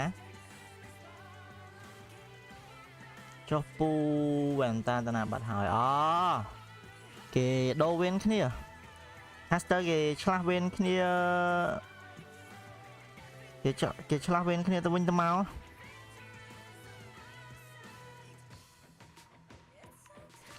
គេធ្វើ map យើងដូច map ចិនមែនតាថ្ងៃ5ចេញមក map យើងដូច map ចិនមែនតាគេចាប់ផ្លាក់គេចាប់ដើមធ្វើឲ្យដូច map ចិនតែឥឡូវ strike back they get that second game they do it in a typical no ថ្ងៃ5 update ធំណាថ្ងៃ5ខ្ញុំមើល able to just close that game out really sucking nong តែគេមកទីអូហ្នឹងវា really nice game but now we're going into game 3 Blam what do they need to draft here by Nongshin it was more so to stun of Nova at this scene. It's been 2 games where they've had game 1 was a good draft and was a great draft, but there's only so many you can start to get in this global bit. But to the side of no, just obviously they've just exhausted some of the little.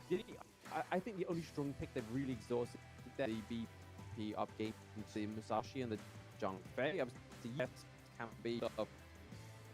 But I feel like he's just low those 2 picks, however. No, I agree. And I think that it was kind of like they didn't play. I mean, yeah, it's the counter, and you're thinking, they got a chance. But, I mean, draft alone, I just felt like Nova's was just, like, really strong, right? And this is the brilliance, again, of this global band pick, where you're kind of like, hey, if they're going out heavy, do we really want to bring out our best? I don't think that we need to do it. We have that game lead, so to speak. We have a bit of a cushion. Maybe we play a little bit of possum in this game. Just like their outfit for the red side once more than the reactive for Nova to get the first pick, but like I said prior to the break, will they be banning out the idea? Will it be auguring now? That's the strat for the teams that picked up those huge picks. Yeah, so it's like there's so many good heroes that are still available, right? Yeah, I mean, one of them is going to get through, and I feel like Nova, if anything, I mean, they're going to ban the Auguring here. The other one, again, is just kind of like the Dune potentially, but then you're kind of all in on just trying to stymie Haku a bit. Yeah, I want to be stifling any Haku.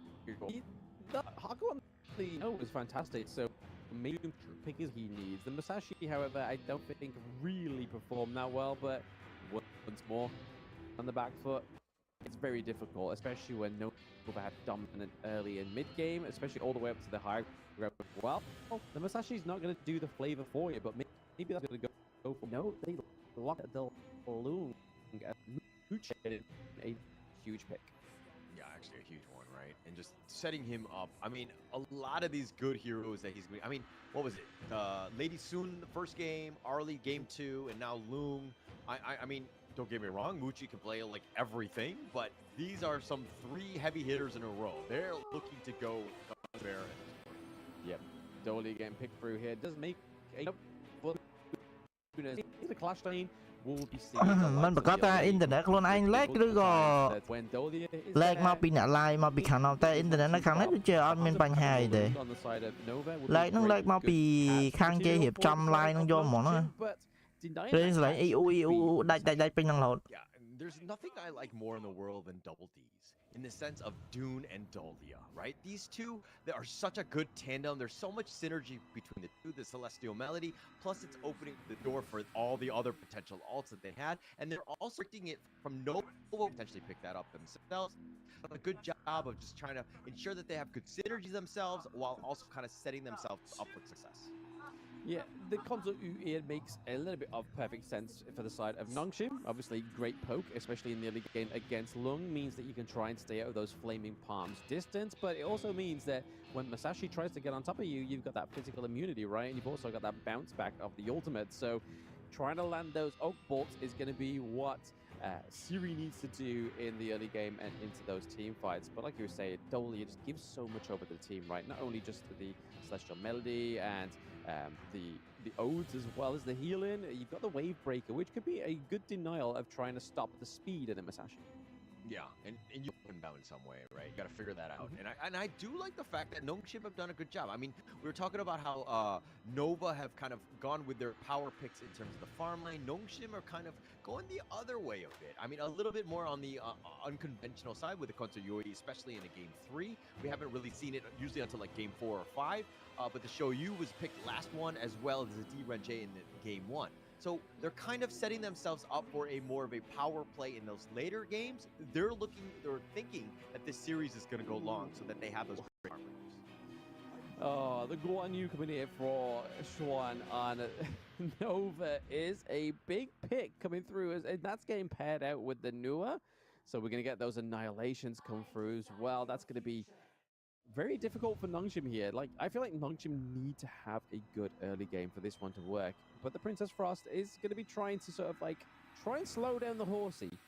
Yeah, just, I mean, those areas, those winners here's zoning is going to be, he's going to try to do what he can. Because, again, you know where Musashi is going to generally end up with those duel of death.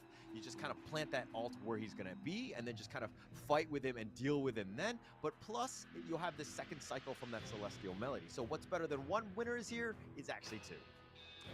Yeah, but I mean, on Nova though, they've got so much Nongshim damage. They've got the annihilation from Nua. Ấy là Luna chắc đã support team mới. Anh đã xong là khinh support Nongshim mới mới rồi có squad team rồi gọi vừa tháp phụ pe và cốt mơ tới rồi chỉ ở miền mơ tề hay pe lên cho đã mơ đài em mà support Nongshim Nong ấy là hậu đẳng. Other than that, I feel like the damage is lacking on the side of Nongshim. Yeah, to be honest, if I'm just looking at draft alone, I think Nova Esports is going to be better. But I think it really comes back to how do they deal with Xuan, right? Is he able to just kind of free reign and hit those flanks and attack you from the rear and just reposition you to death? Because I see why he's going to be a little bit more on the linear side. You're going to see him coming. So it really comes back to just that map vision, the vision score, which will be key for Nongshim to really keep them in this game. Yeah, you're going to notice that Haku is playing more of like the anchor as you were in game 1, right? Like just being able to dive in with the Rune Blade, soak up a lot of damage. Obviously, when he gets to below 50%, he's able to do a lot of healing, a bit more damage, and every hit brings the Unruly Blade back off cooldown. So you can kind of see that Nongshim, yes, they have a great initiation, but they've got to make sure they execute it very well, because as soon as somebody jumps on top of the dune, and if they aren't sort of rotating around as fast enough on the side of Nongshim, you're kind of gonna stunt the opportunity of this dune. Yeah, and I mean, look, Haku is a beast on this. Well, you take a chance support. Probably his signature hero, most Anh mà biểu bái ấy. It sets things up, right? And they're putting themselves in a position to kind of win this game, but Mình mà biểu I'm looking at bái this ấy. draft and I'm kind of thinking, this is not their best Mà biểu bái đó bằng chance support ấy. potential other options. If we're looking at the other drafts, even in the last game, it wasn't their best. Again, I think that they're really trying to set themselves up for a better later games in the series.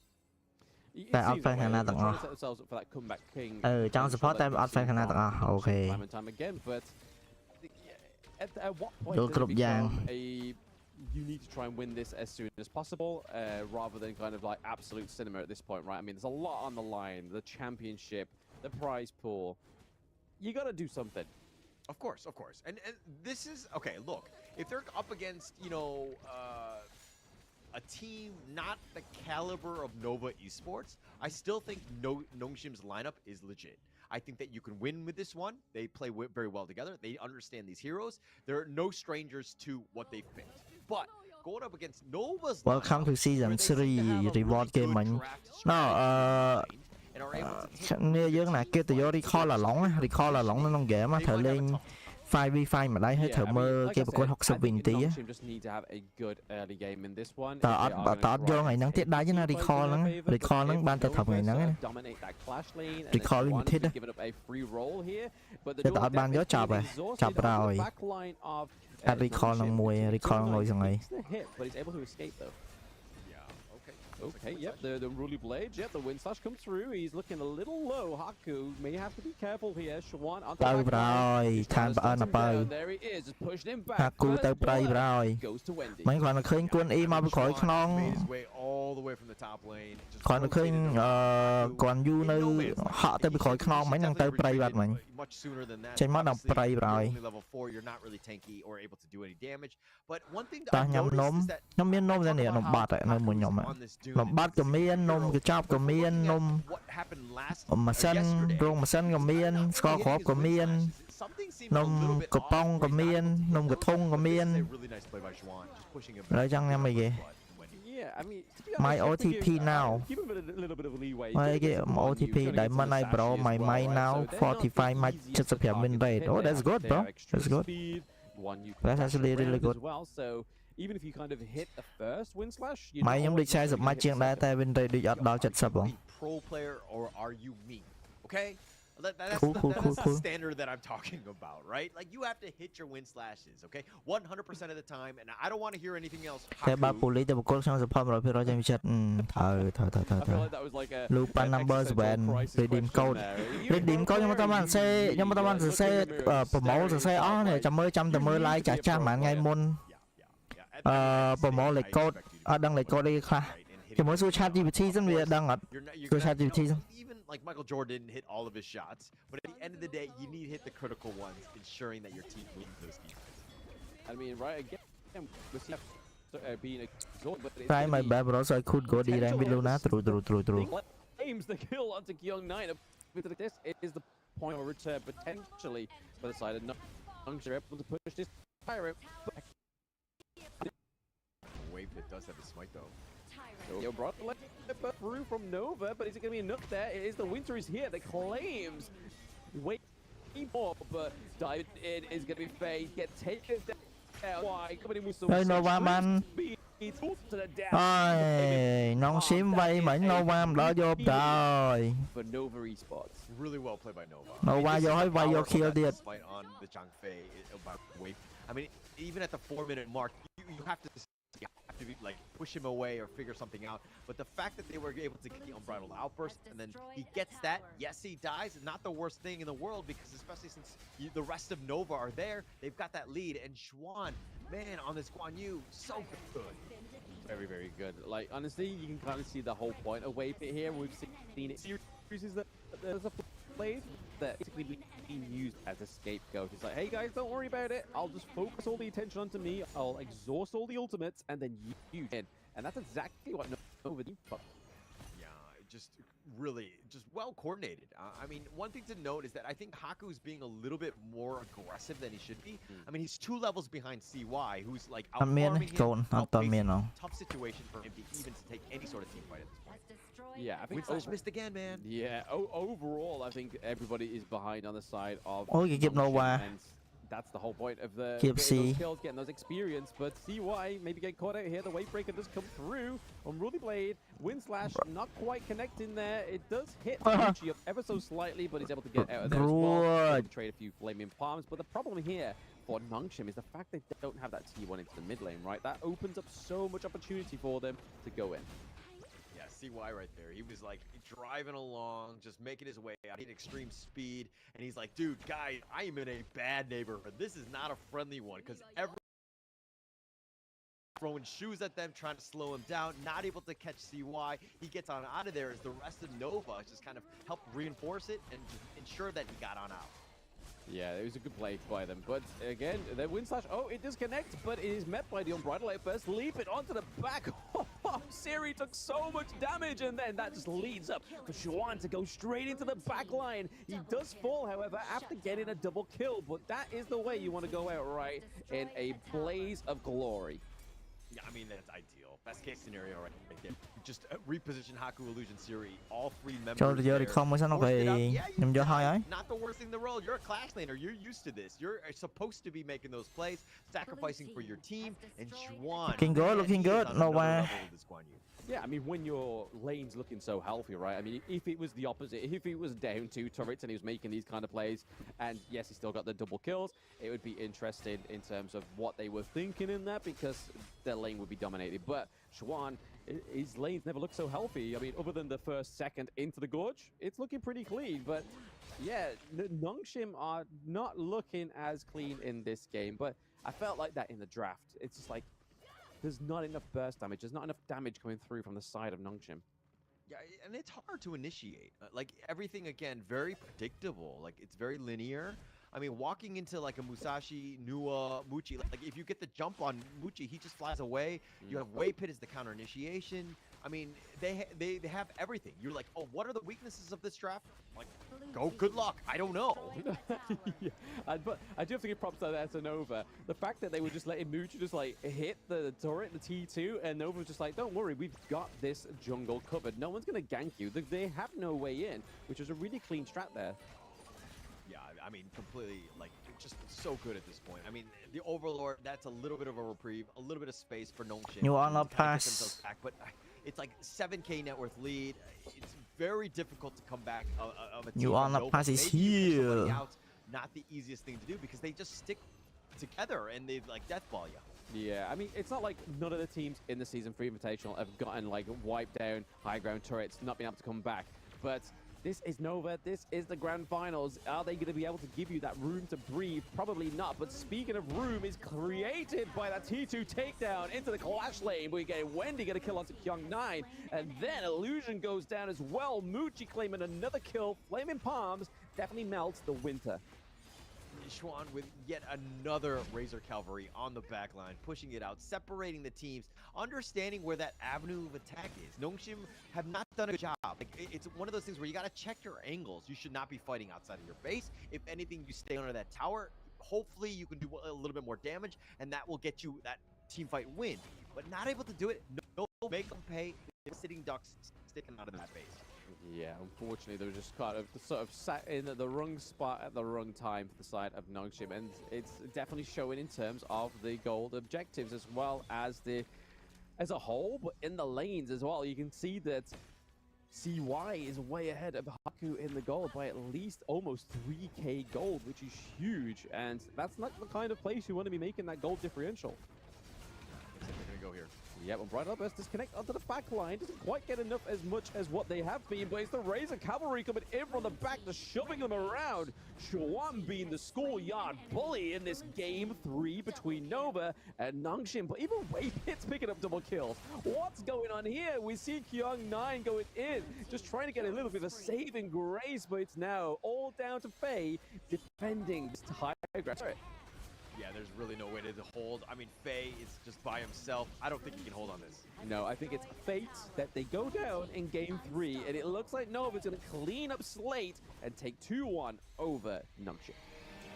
Perfect game by Esports. Really no way for Nongshim to get back in that game. Draft far superior on this one. There were very little holes in that draft getting into this. It was tough to take any sort of engagements.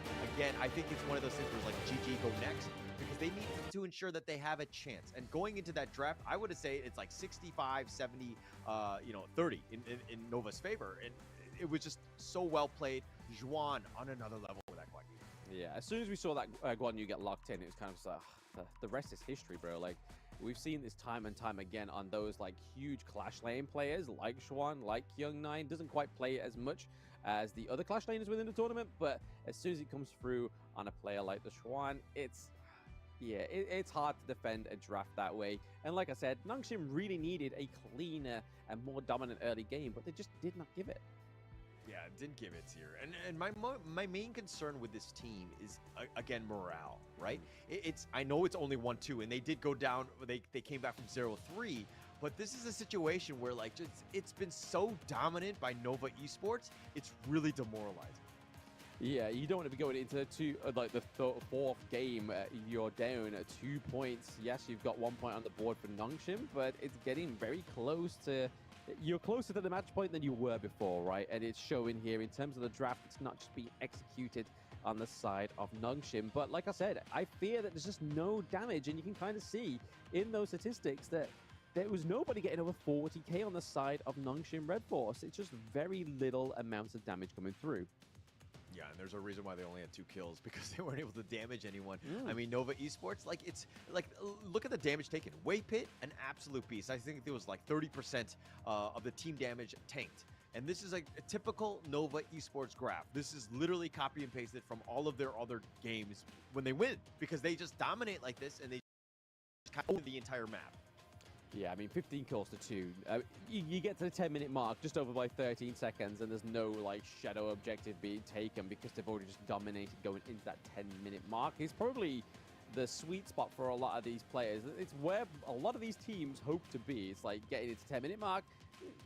The objectives are up, but there's no room to get them. And like we said, Xuan on this Guan Yu was definitely the securing factor of this victory.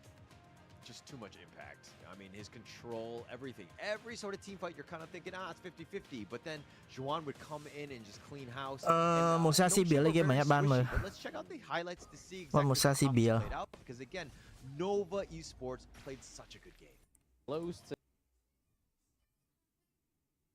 biểu thắng thầm na không mình. Nhóm biểu Musashi chẳng đây là Clapper lose will blame dương. Biểu thắng thầm na nè. Nothing wrong with that. But which squad năng vậy?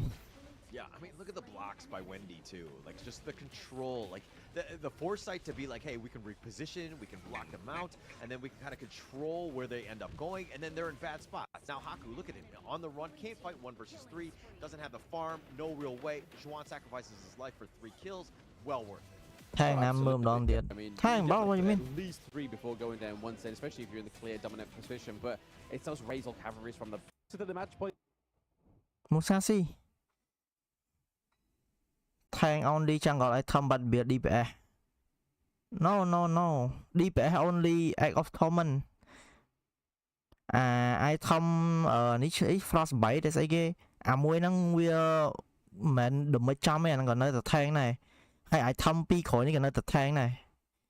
Bia bảy từ mới recommend bia lấy recommend bia khơi để ai thom năng mùi để khéo bên nó sẽ tập thang nữa. Ấy thang ai thăm chẳng có thang. Tao mà ai thăm frost cái này do tập pass siêu quay chứ hay tao mà cứ ban chiêm trơn.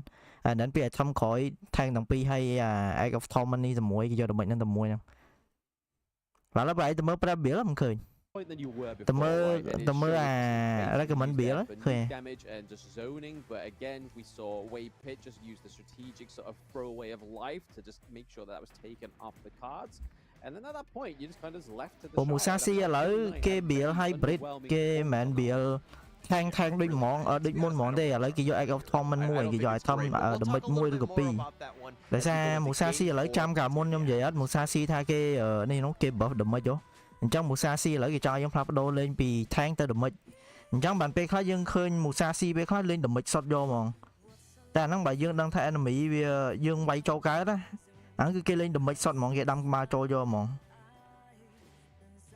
Phần tay bà sân chia recommend biểu xây tiết cứ nơi tập thang nha hoặc là tha thang dương hybrid thang lia thì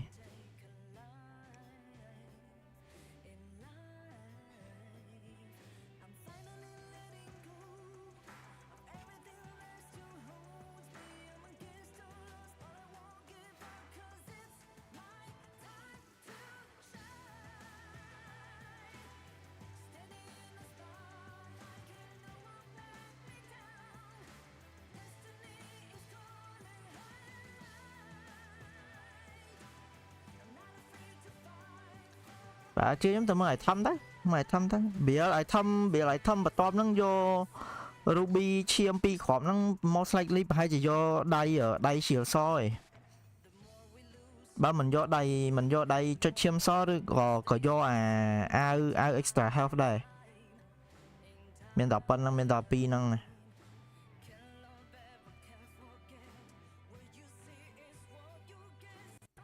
phải mới bịa tới khơi cái bịa hay bật trong hộp kia lỡ rồi để xa Musashi cái buff đúng rồi អញ្ចឹងឥឡូវយើង rely ទៅលើ tank shot mod កើតវាអត់ចំណេញវាអត់ effective អញ្ចឹងឥឡូវគឺ build ឥឡូវគឺគេ hybrid អញ្ចឹងភាគច្រើនគេ hybrid តែ egg ធំហ្នឹងតែមកគ្រាប់ទេបើមិនអញ្ចឹងទេគេអាចយកអាវ stack damage យកអាវ stack damage ហ្នឹងក៏អាចធំ hybrid ដែរអាចធំខ្លួនវាហ្នឹងគឺ hybrid យកហ្មង tank ក៏ tank damage ក៏ damage តែបើយើងមើលឲ្យធំទៅឃើញហើយធំវាគឺវានៅ defense អាហ្នឹងវាមិនទៅណាឈប់ខ្ញុំឆែកមើលសិន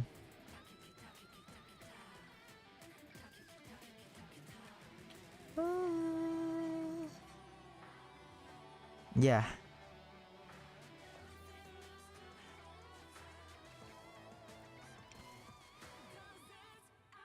ខ្ញុំឆែកមើលឲ្យធំនេះវាlạiធំបន្ទាប់បើមិនយក overload plate mail ទេក៏យក blood rage ដែរ for sure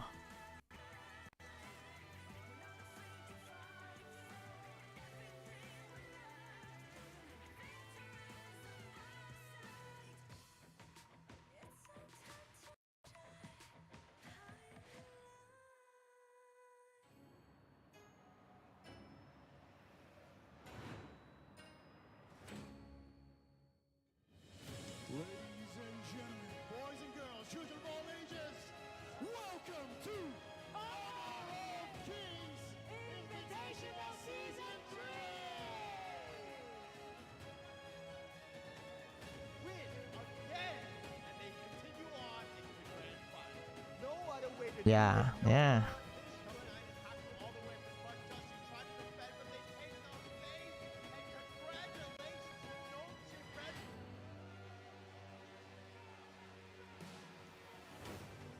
Semua ni berakhir di sini. He can drop in easily, but think about stopping it. Downhand, go ready. Okay, there's going to be a big target here, but downhand. Kami tidak akan pulang tanpa profit di tangan. 승자는 적응하고 챔피언은 지배합니다. Haku takes the first tyrant and they've been pushed back. They give up first blood. Chaz is going to get this one. He's going to get knocked down, but they do have the return. 3 members are already down. Haku's got a triple kill. Make it a pentakill. បៀលចង់ខុសទេបៀលបើសិនជាគេថាបែងខុសបៀលមកពុនហួយឈួត 모든 것을 부수겠습니다. they live in the past bro unfollow changes អត់ update តាមអត់ update តាម patch អត់ update តាម meta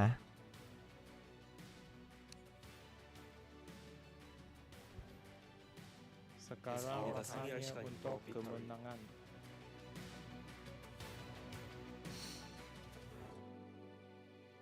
Nova បាន2ពងហើយ Nova បាន2ពងគាត់ថាហ្គេមក្រោយៗក៏អត់បញ្ហាដែរ Nova ត្រាស់រៀងធំដែរ Nova មិនត្រូវខ្វល់ត្រាស់វា combination ល្អគ្រាន់បើ Welcome back everybody to the Honor of Kings Season 3 Invitational នៅចាំមើលជាមួយទៀតនងឈឹមទាញបៃរ៉ាន់មកចាំមើល As we get into game 4 Nova Esports currently up by 2 points and Nongshim after getting a first game victory have taken 2 very hard striking blows.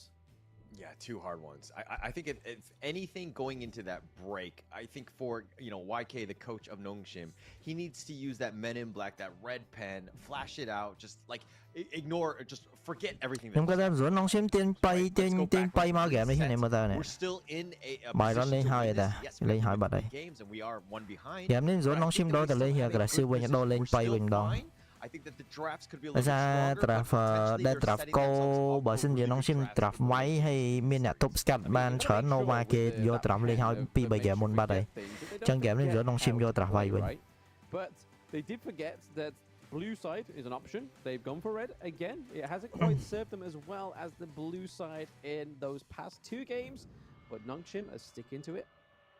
Yeah, they'll stick to it. I mean, look, I don't know how the configurable settings on that Men in Black pen works, but I'm pretty sure you could just time it so that only the last 2 games work. If not, you might be in a bit of a world of hurt when you completely forget how to play.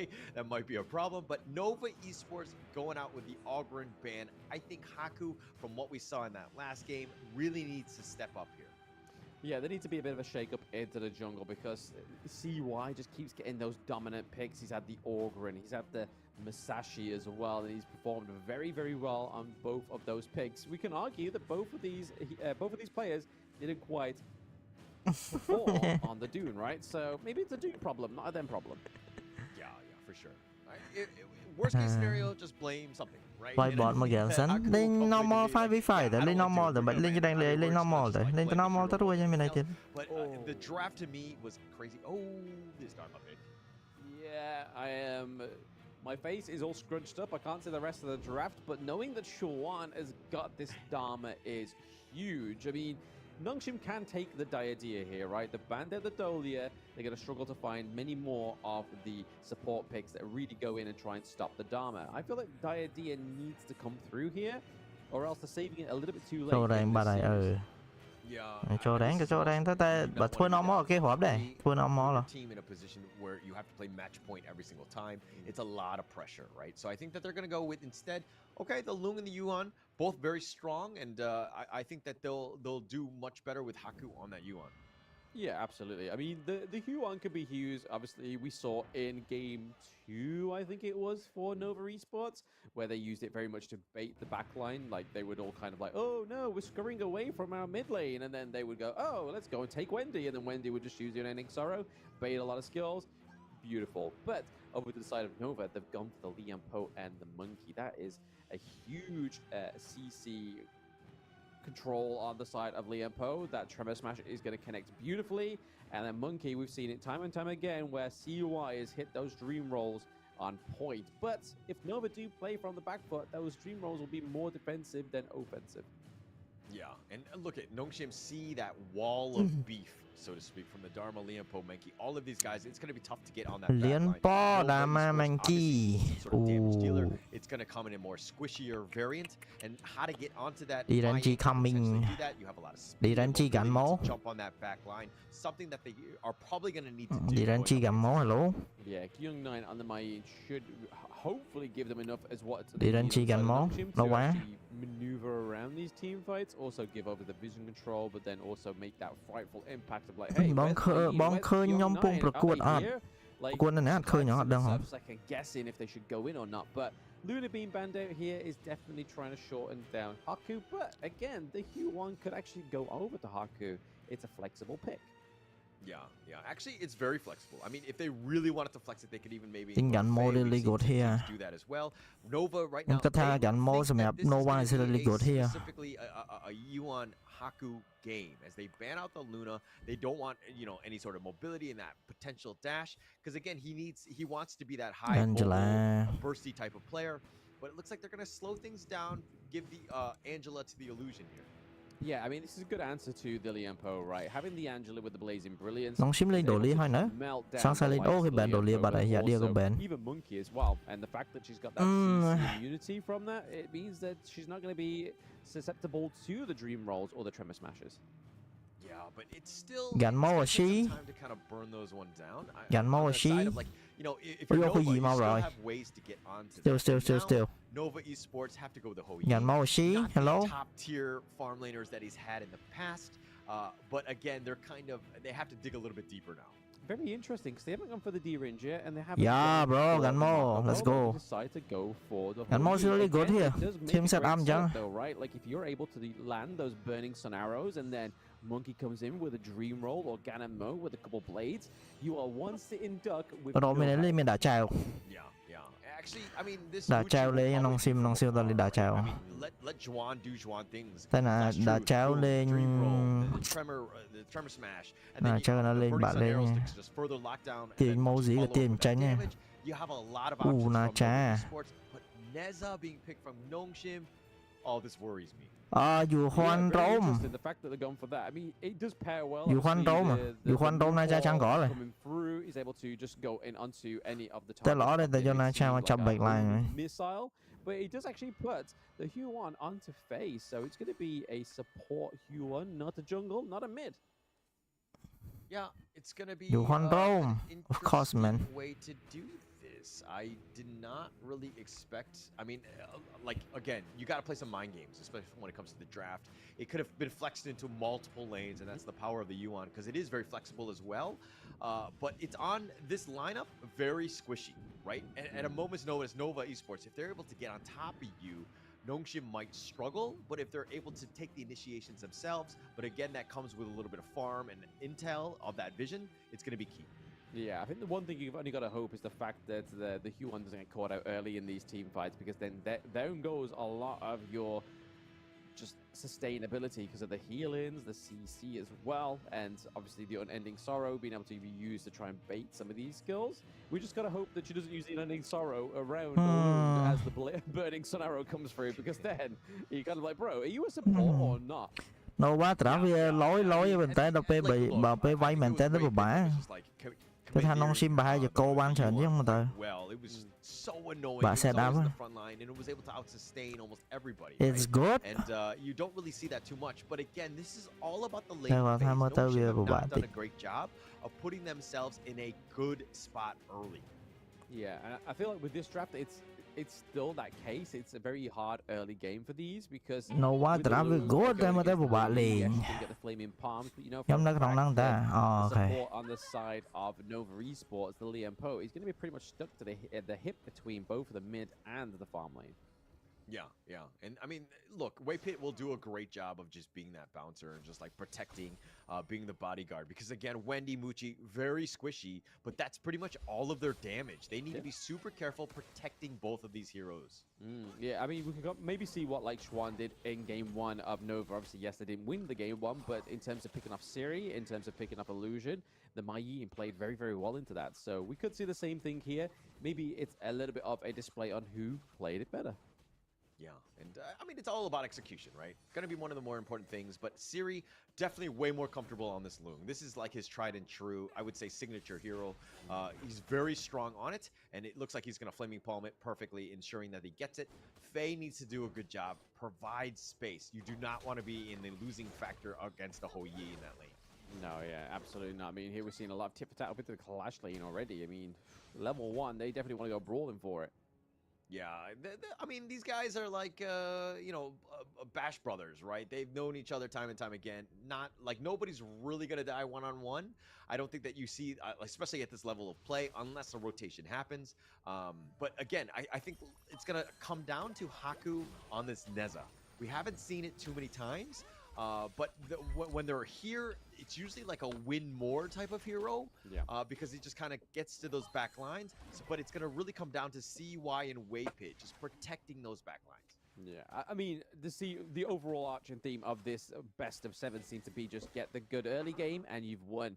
Because obviously Nongshim game 1 did it, but then game 2, game 3, Nova did it. And again, we still need to see that kind of play here from either of these two teams. But a lot of tit for tat up into the Clash lane, but other than that, not real much anything else going on in the Gorge. We do see the Dream Roll come through though. Yeah, nice little play. The burst ram slowing it down. The flash is away. Nice. But the Faye gets killed. He's going to give up first blood. And it looks like Illusion will be... Oh, he somehow survives. The Skyfall, they do get Juan in return, though. Yeah, thanks to the turret. Thanks to the turret, right? They're able to get it. It's still part of the team. It's still part of the team. But if anything, Nongshim here, I mean, just showing just how diverse they are with their hero pools. They have actually the most number of unique heroes used throughout S3. They had 42 going into today. I mean, with this new Neza pick, they haven't picked it a single time. So they're completely catching everyone off guard. Yep. Oh, the Burning Sun Harrow just come through. Is it going to land onto anybody? No, that is a clear. Well, you miss all the shots you don't take. And, I mean, when it's on cooldown, like, he just hit 4. He was just kind of fishing, potentially seeing, you know, if he could get something out of this one. Sometimes you're unlucky, and Muchi, I mean, it's just one of many in this game. Yeah, if only home runs counted in Honor of Kings, right? He'd be definitely onto a winner. He'd be running around all the bases. But yeah, right now it's looking, thanks to that kind of 1-1 trade into the mid lane, it means that Nongshim aren't behind. But at the same time, was it just a little bit of play from Shawan? Be like, hey, look, well, I can kill you, and I'm gonna die. Phải nó bẻ mà bạn mua. There we Wow, go. Nice nice. little dream roll connecting on two. Nice little wombo combo. And Illusion is down for the count. Yeah, we spoke about it in the draft, right? The Burning Sun Arrow onto the Dream Roll, onto the couple blades. You don't know where you're standing. By that time, you've got 2 concussions and you're dead. Yeah. I mean, just no real chance to shake off that one, right? I mean, the stun lock is just so long. Plus, CY is tanky enough to just get under tower. He's not really scared in that sense. So, again, just really well played by Nova Esports. Great start for them. Yeah, I mean, the only thing we can kind of hope here is that Siri is able to get a gold lead, but okay. With that Skyfall. Almost got Wendy, but not enough damage. Oh, but he wants to go in with the Flaming Palm and the Infinite Fastness, and this is why Siri is so good on the loom. Yeah, that flash in and the Flaming Palms was just perfection. Honestly, they could have blocked that, but at the same time, it was just like, I'm committed. Siri is definitely eyes on the prize now. He wants that 2-2. Yeah, for sure. And what a great play. And you're stopping Wendy. He does the most amount of damage. He has the highest kill participation on this team. And Muchi getting a little bit low. Faye trying to flash it forward. But here comes, it looks like Waypit will get the side. And the nice little Tremor Smash. He's trying to 1v3 this, but he kind of lacked damage. And he will fall in return. He tried to go all in. And Waypit actually falls for his own mistakes. You know for a fact Waypit was looking behind him the whole time like, guys, where was the damage? I'm going in. I've got crucial crowd control. You're not proud of me. You're not going to do anything with this. But I think like he forgot that Muchi just had so much damage that's already been dealt onto him that he wouldn't be able to get back into that team fight if he tried. Yeah, Muchi was like, he was recalling. He just gives him the thumbs up, as in like, thank you for saving me. But Wendy picking up the first Tyrant here, that's going to be a win for him. I mean, Waypit did kind of keep Muchi alive. He did go a little bit aggressive, probably a little too far, but now they're down about 1.3. Yeah, they got to be careful.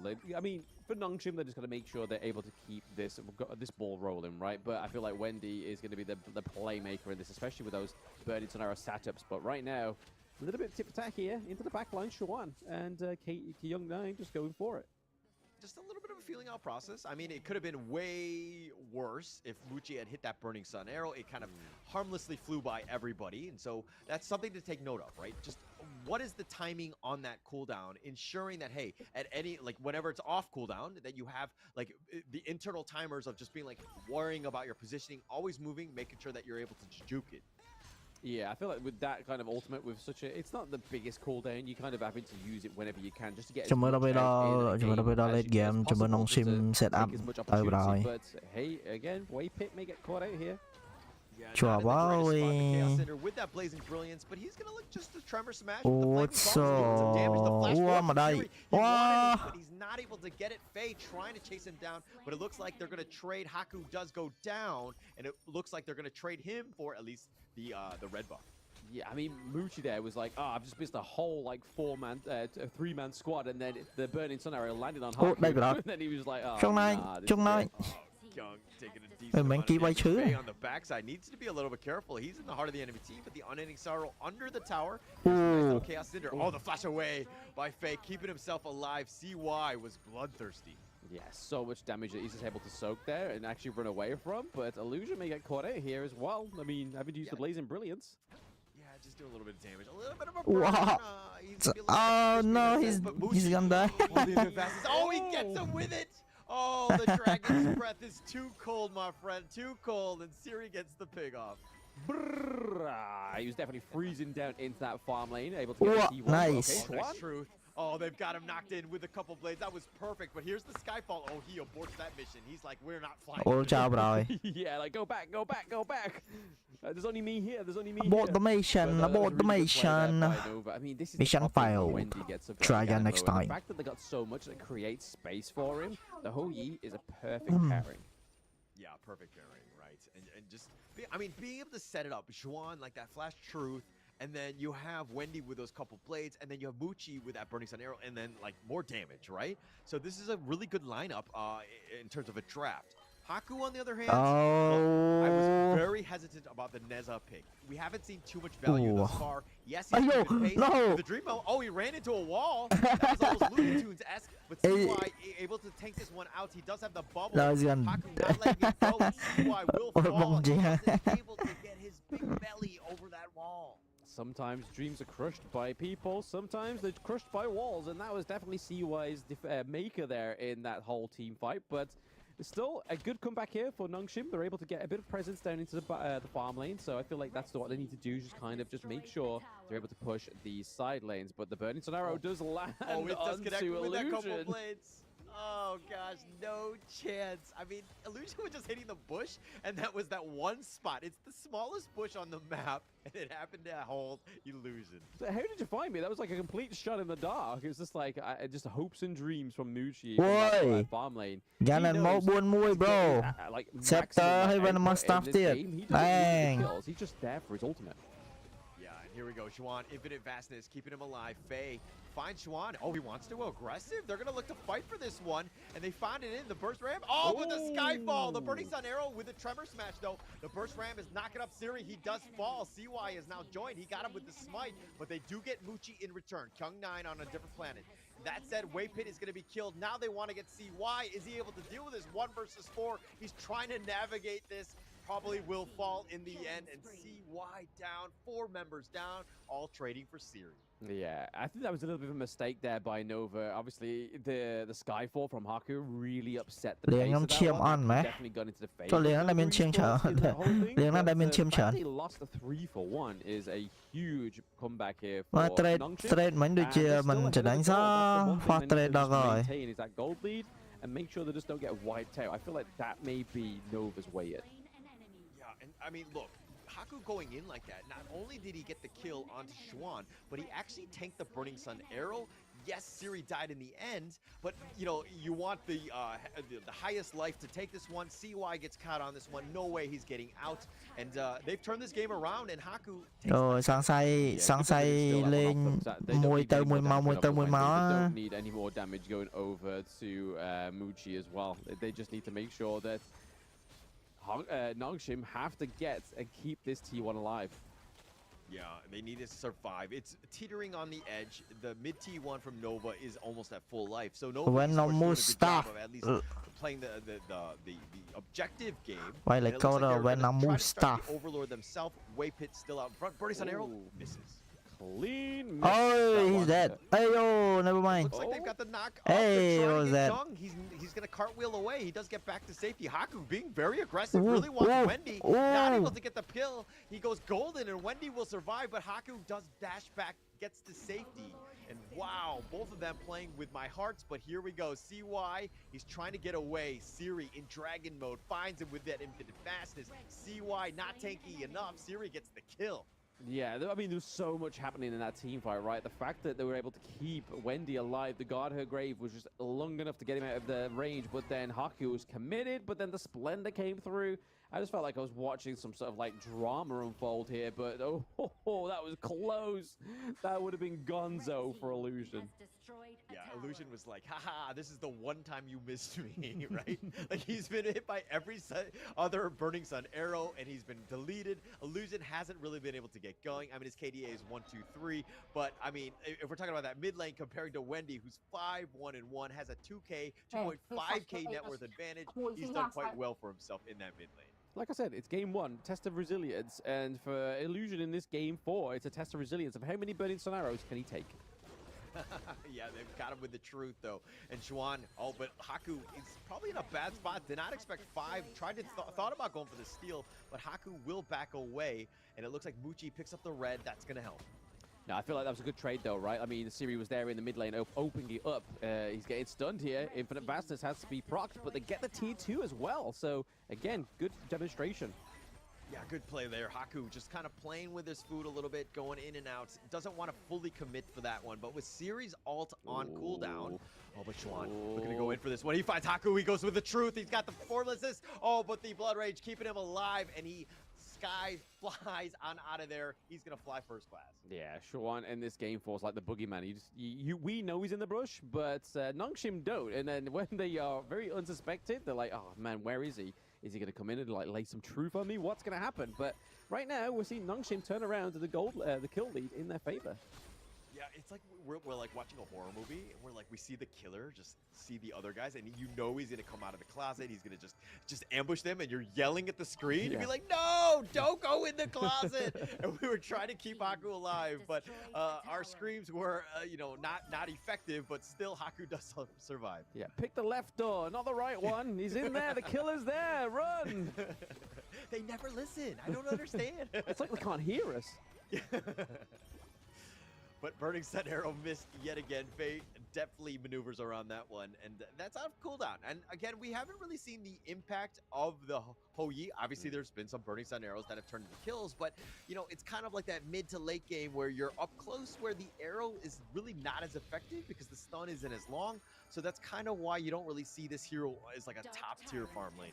I feel like they're just kind of creating an illusion. Like they're trying to make sure that Nongshim forget the fact that they got a Hou-Yi. So when it gets into those later team fights, we can see him just literally spending most of his time in Nova's jungle, just trying to get those Crimson Golems up. So when it actually does come through, he's going to deal a lot of damage because he's got the Doomsday, he's got the Sparkforge Dagger, he's got the Sky Piercer as well, almost Daybreaker.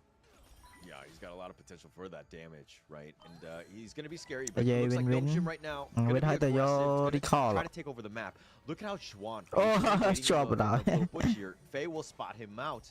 Xuan gets back to safety. Looks like they're going to just look to defend in their base. Oh, lot spawn. Like, it's very Burning Sun Arrow connecting. Hey, oh no! They have the couple plays. They have the burst damage with Wendy. That's a free kill right there. Keeping CY alive. Lấy vô overlord lên tranh rồi. But it looks like they're going to continue to just stick around a little bit longer. Yeah, we fade down. I feel like there's not going to be as much like phase check-in as they should be because they cannot take overlord anymore. Sorrow just to get out of there, just completely dodge the truth mantras, but then also heal himself up. But right now, this is looking like a bit of a shaky setup here for Nongshim. They need to make sure they don't lose this overlord.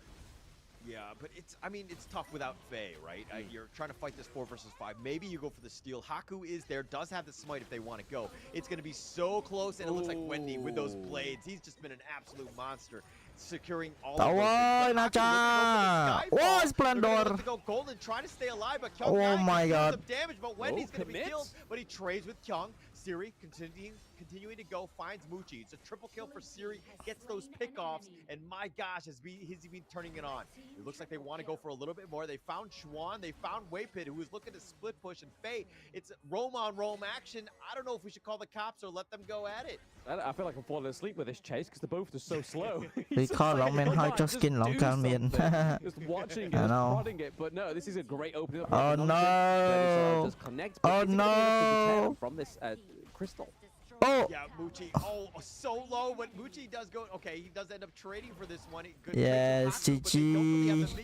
They need to burst this down 5 seconds before CY is done. It looks like they do have the damage and no. Tied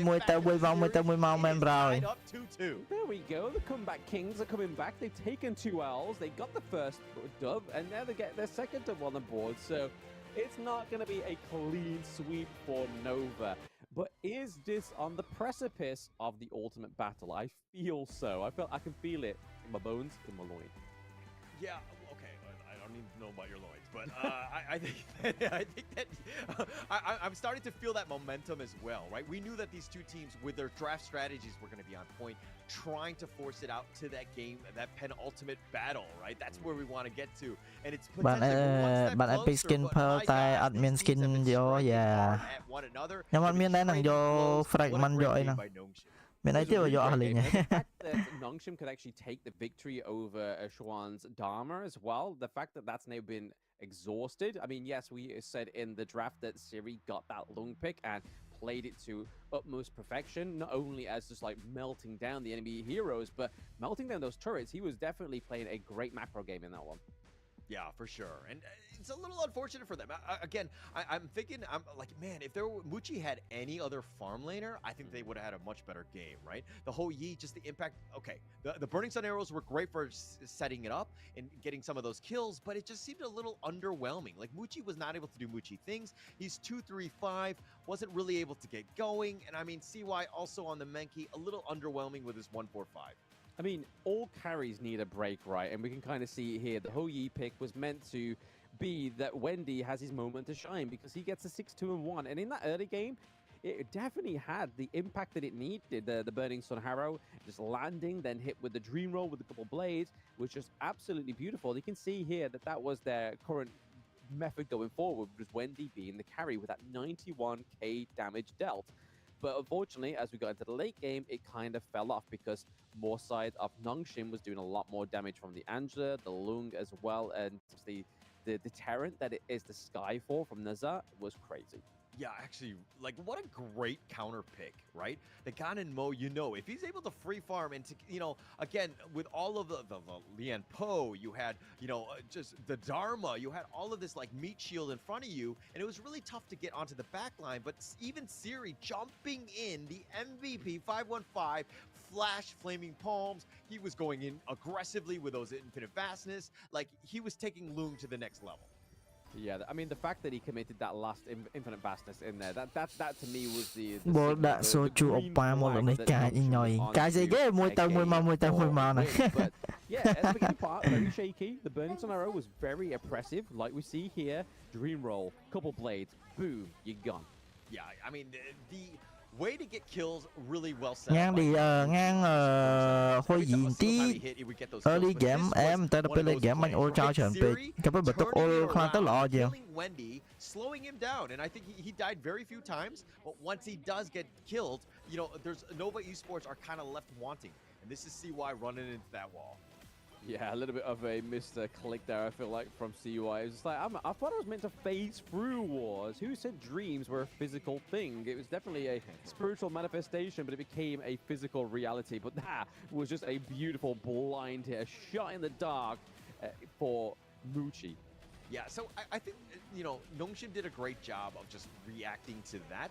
Like, they were, like, not hiding in predictable bushes anymore, right? They were definitely more mobile. This is the play where they do end up finding Siri for that one kill. But this is a fight that Nongshim wins, and they were able to kind of close them out. CY with, yeah, you're tanky, but you don't really do a whole lot of damage. And they're going to really struggle against this lineup here. Faye, oh, taking that Burning Sun Arrow. Yeah, I feel like that was a good placement, though, right? Yeah. She kind of put herself there, maybe knew that the Burning Sun Arrow was going to come through from Muchi, because if they landed it onto the jungle of Nongshim, that could have been a steal of the Tyrant, right?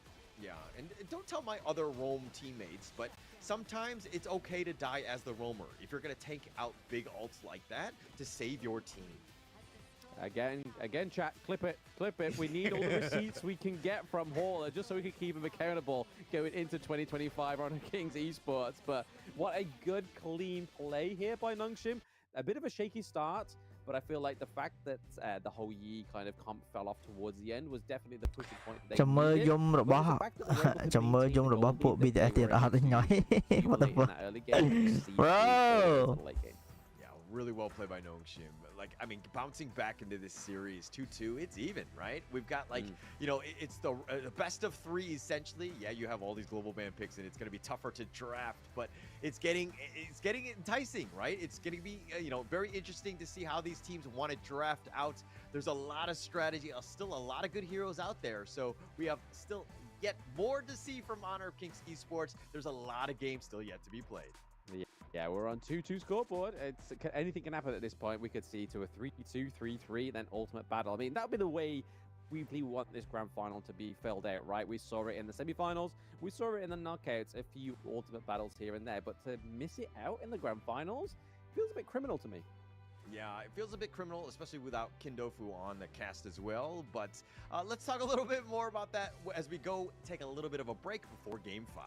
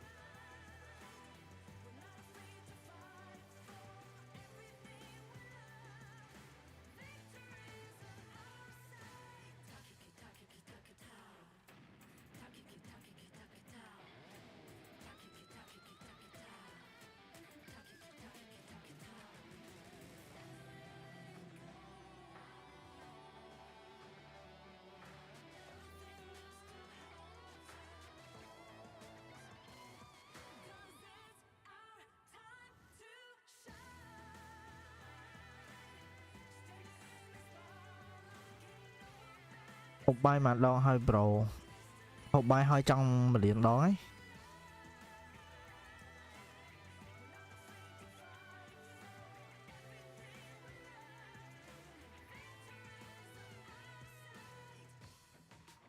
មុនហ្នឹងពេលបើក live ហូបហើយបន្ទាប់មកក្រោយនឹង10នាទីហូបទៀតហើយក្រោយនឹង30នាទីហូបទៀតឥឡូវ live ម៉ែអូ live 3ម៉ោងអញ្ចឹង1ម៉ោង2ចន្លោះ1ម៉ោង3ដងអញ្ចឹង3ម៉ោងវា9ដង9ដងឥឡូវចិត្តឈានចូលដល់4ម៉ោងហើយអញ្ចឹងតិចទៀត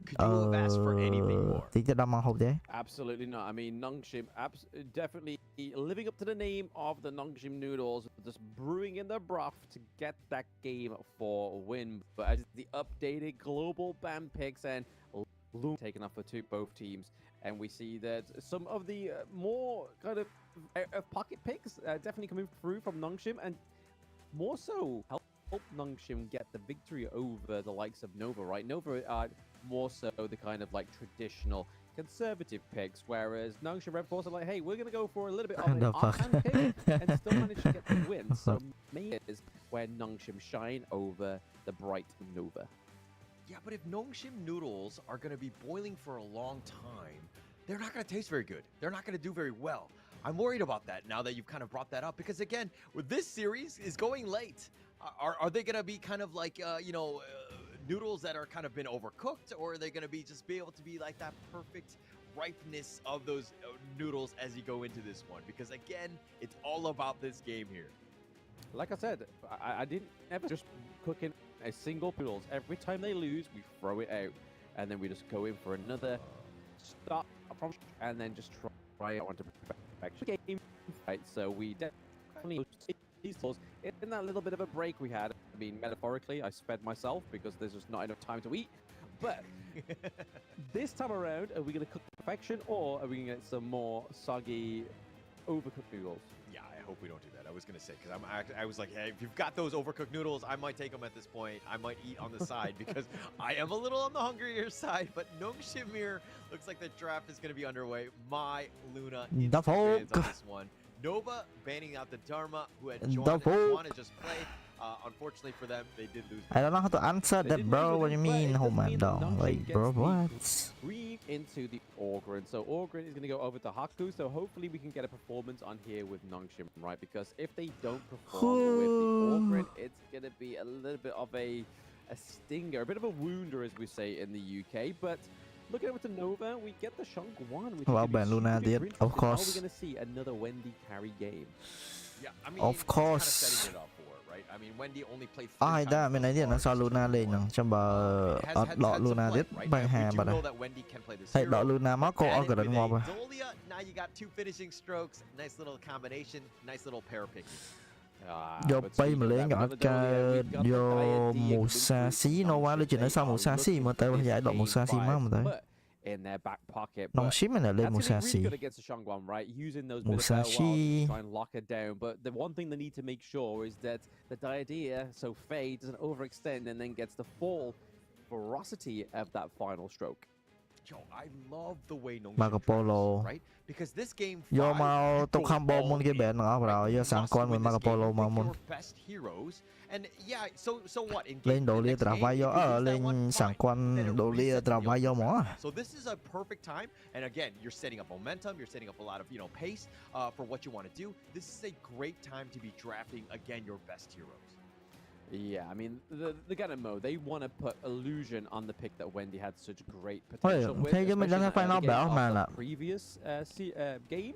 But they are going to fresh it out on the side with the Marco Polo. So again, we could be seeing 2 Fever through. Will we see the cleanse, or will we see the double strat that we've seen sometimes on some of these players when they go for the frigid charge, but then also go for the stun? Yeah, but look at how Nongshim have drafted. Even with this Gan and Mo, it just kind of, again, those couple blades. You saw the power of it in the last game where Wendy was able to just kind of, just slice and dice people, right? He was absolutely amazing, doing a whole bunch of damage. Oh, but Nova, they go to the Malaysia special, and they're going to go to the no pick. Mấy khán khuyên ai có đôi vui ở bên này cái phía ai có đồ mà. Caught us off with KC 2024, right? When BSC just brought it out, it was like, but it makes perfect sense, right? There's already a lot going on in the side lane and in the mid lane, so you need a jungle that's not going to need as much as bên front line the Polo and the Shang want. But looking over to Nongshim, the Fang coming through here for Siri. I don't know about this one. It's been a little bit hit and miss in this tournament. It hasn't been the greatest. Trong trang 10 là đa ngày hả? Ngọt đồng đại. Ogren, Dia, and again, I was like talking about just going all in, but then it looks like they're going to change the pace a bit. They're going to go with the Foods to kind of round out that draw. But again, I think that the Agudo pick has kind of thrown them off. That Wild Growth could do some immense damage, and then they round their draft off with this Sun Tzu. And they paired it with the Dolier as well, right? So not only could we get the final stroke, we could get 2 set sails, 2 fever barrages, so much utility on this Dolier. But I do like the Futsu pickup here from Kyung9 because he's able to lock down the Shangguan. So if she tries to go anywhere, Sage is smite, but you're kind of like a dog on a chain. Yeah, that's going to really help them. I mean, it's a great counter pick. And plus in that top lane, you're kind of like, man, how many Clash laners are left? The Guan Yu was banned, the Dharma, as well as all the ones that they picked in with this global ban pick. So they were kind of, you're kind of worried about that. But again, it really comes down to this Agudo for me, right? That spacing that it provides, it doesn't matter if you can walk over with your Path of Passing from that Haku, Ogren, but it's still going to kind of restrict, the movements in those team fights. Yeah, I feel like you could have gone for something like the Lubu, especially having the Dolly there as well, just to kind of try and save the Sunset for a little bit later on. But it's like you were saying, you get into that point of almost the ultimate draft. So even if you do burn out some of these and you're able to get the win on the board, that all gets reset in the ultimate battle. Yeah, I mean, at this point, though, I'm looking at these drafts, and I like both, to be honest. But I think that just I think the Nongshim one, the boost, is he able to lock it down? There's going to be a lot of pressure on Kyung9, just ensuring that you just kind of make sure that Wendy isn't able to get away. Because if he's able to do his damage and get out, it's just going to be super frustrating. Yeah, I mean, as long as you're not sort of like on your right, because I mean, that's the point where a lot of damage is when you're all on your own. But if you're able to kind of like cover and just soak it as a team, I don't think it's going to be as useful as we think it is, but it's on Wendy, right? This is not just any kind of mid laner. This is Nova Esports Wendy. The guy that got like 3 MVPs yesterday in his one series. Absolutely crazy. Yeah, absolutely crazy. One of the best players on this team. I mean, this is a team that's been sticking around. They haven't hit the pinnacle in terms of championships and the wins just as of yet. But this is the closest they've gotten, and the fact that they're here and having a great chance. I mean, it's 2-2, but there's been no other champion but the so you're thinking that this is a team that is destined for glory here. It was top 3. They're top 2 right now. So like the furthest they've ever, they're almost let's go. The early part of the game, Faye was putting a lot of pressure onto the Shangguan to the fact that they've actually had to recall so early. So again, that's going to kind of stunt the growth of the dominance in the mid lane. And Illusion was actually landing those couple blades very well. Yeah, and look at this. It looks like both teams have decided to do a little bit of a lane swap. Kyung9 is in the bottom lane with Xuan there. But they're going to just like leave Muchi alone to kind of, fend for himself. I think that Siri's going to need Faye to kind of provide a little bit of space so that he can get that farm. Give him an advantage. Fang is definitely not as good as Marco Polo, I would say. Oh, no, absolutely not. Because, I mean, Marco Polo kind of completely relies on that attack speed. So getting a few of those items on the board, and then that's it. You're up to more kind of performance. And then from that point, it's just about proccing that true damage come through. But right now, it's definitely looking like a bit more of a stalemate on the side of Nova. A little bit of a repeat of game 2. Oh, they're going to go. Oh, yeah, potential. The Wavebreaker does come in. Connecting is going to be not quite. Haku is looking pretty low. Oh, he has to use this Conductor of Souls to dodge the set sail, but it keeps him alive. Yeah, when I saw him go back, I was like, what is he doing? I was like, oh, he's level 4. He can Conductor of Souls. He has that, but he dodges it out. He gets hit by the boat. He's giving up first blood. So Haku playing it very well, ensuring that he's surviving, but almost a good opportunity by Nova Esports. Yeah, just so you would never used a good controls that way, but the Fever Barrage just come through. It's doing a lot of damage onto Siri, but he can still roll out of there if he really wants to. But oh, the dash. Oh, it's Muji with the first blood. I mean, for the side of Nova, that's exactly where you want it to go. Yeah, and this is kind of why I think Faye needs to really stick with him, ensure he stays alive. Oh, finishing stroke. It's going to go to multiple targets. It's not going to quite hit as much as hard as it needs to, but that is the set sail that is going to hit hard. Kyung9 does go down thanks to CY, and that's going to be a double over to Nova. Yeah, just really nice boat. And Juan has just been like, oh, all of the revenge for that game 1 monster game that Kyung9 had with all of his boats. So he's just like, payback, man, payback. And he ends up getting revenge there. No, it was a solid double kill. It's definitely what Nova needed. They had a bit of a part in that the mid lane there to begin with. And then after that, it's kind of just like, right, okay, Betas. I mean, they've used the Conductor Assault to dodge us once, but how many times can they do that? But the finishing stroke coming through, the untargetability though, oh, it's just going to be enough to keep. You want to go?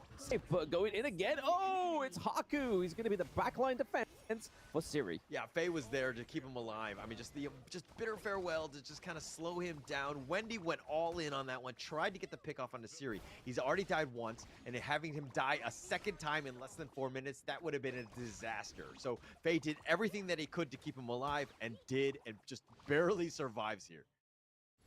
Yeah, we can kind of see in this replay how, I mean, this is the first blood, right? Taking down of Siri there, but this is a beautiful set sail. They go over the wall. It's then a dominant display there from Shawan, just getting it, helping to aid a double kill to CY. But right now, Nova is just ahead ever in the gold, not as far ahead as what Nongxin were, but they got to make sure, like they did in game 4, sorry, they need to just make sure they get that goal lead. Yeah, I think they just need to slow down, right? They need the space, is just get whatever's on their side of the map. Obviously, if you convey, take it. But again, this is the Haku show. It's like, how much farm does he end up getting? This is his Ogren, man, and it's one of his top 3 heroes. And you just got to give him space and time, and he will carry you out of this one. And Siri has a little bit of, pressure on him on the Fang. Definitely not his top tier hero, but he just needs to stay alive. Oh, Faye may get caught out here. We do see the bit of farewell having to flash over the wall as well. Destiny counter just to try to keep away the fur ball, but I feel like this is what Nova's doing. Okay, no, I'm going to leave that point for a little bit later. Nongxin are going in a little bit here. Already damaged. Wei Pit is having to escape there. But as I was saying, before I was rudely interrupted before that team fight, is that Nova is doing what Nongxin should have done when Nova drafted or putting a lot of pressure onto this pick. So he's not getting that freedom that when CY had it. Haku is not getting that same kind of privilege. Yeah. I mean, Nova Esports have done a great job of just arrowing in who the biggest threat to them is. Haku is that guy, right? Siri and Kyung, I mean, and Illusion, all of these guys are great, don't get me wrong, but I think that if you're going to talk about Nongxin in general, Haku is the guy. If you limit his farm, where, he's been able to get some of the most kills in this entire tournament, you're going to have a good time. And I think that they've tried to force Haku to play their game, which is a limited come-from-behind type of game.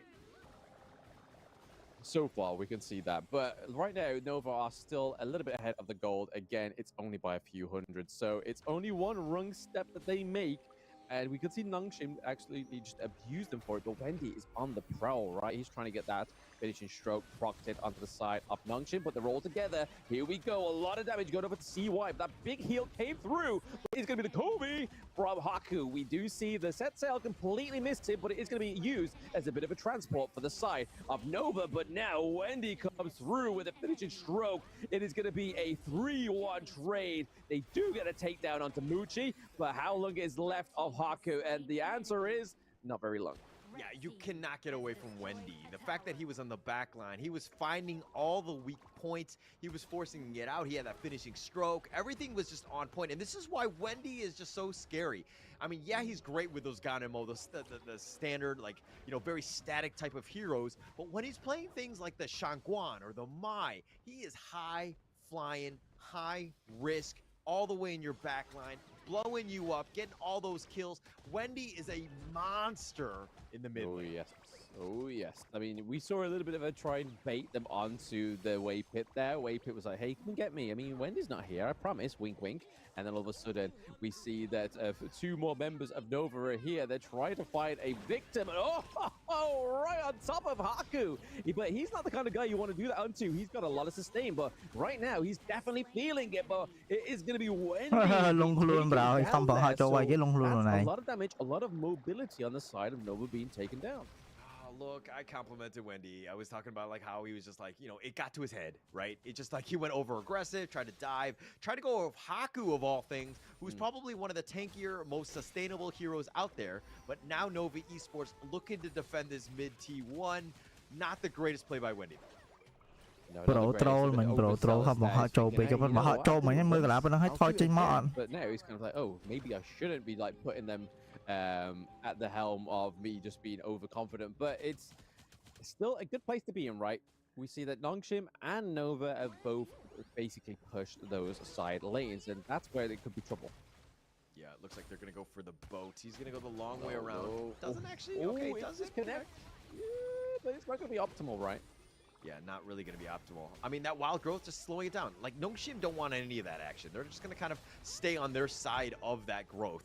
And just ensure that they're just continuing to just slow siege. Nongshim right now, yes, they're behind, but in terms of like map control, it's a slight edge in favor of Nova Esports. So at some point, Nongshim really need to be a little bit more aggressive. I liked how they didn't want any of the wild growth. Hello, hello. Revolvers to the face. I'm just like, which one do you want to take? Do you like nature or do you like guns more?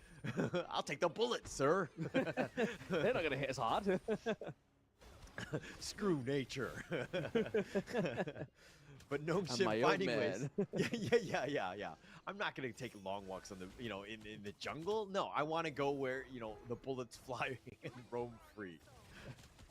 Haku was wanted to go straight to the shooting range clearly, but right now Nova are ahead just ever so slightly in the gold lead. Again, this is something that's been sort of climbing out of their grasp very slowly but surely. But we want to make sure that it is not going to be Kyung9 getting caught out here into the top lane. He's able to actually run out of there thanks to the Sage's Smite, but here is a set sail. Does it connect onto the back line? Oh, nicely done. Keeps the idea out that early part of the team fight. Haku is looking pretty bruised, but speaking of bruised, it may be Faye. He's first down. CY claims the kill, and then Siri to follow.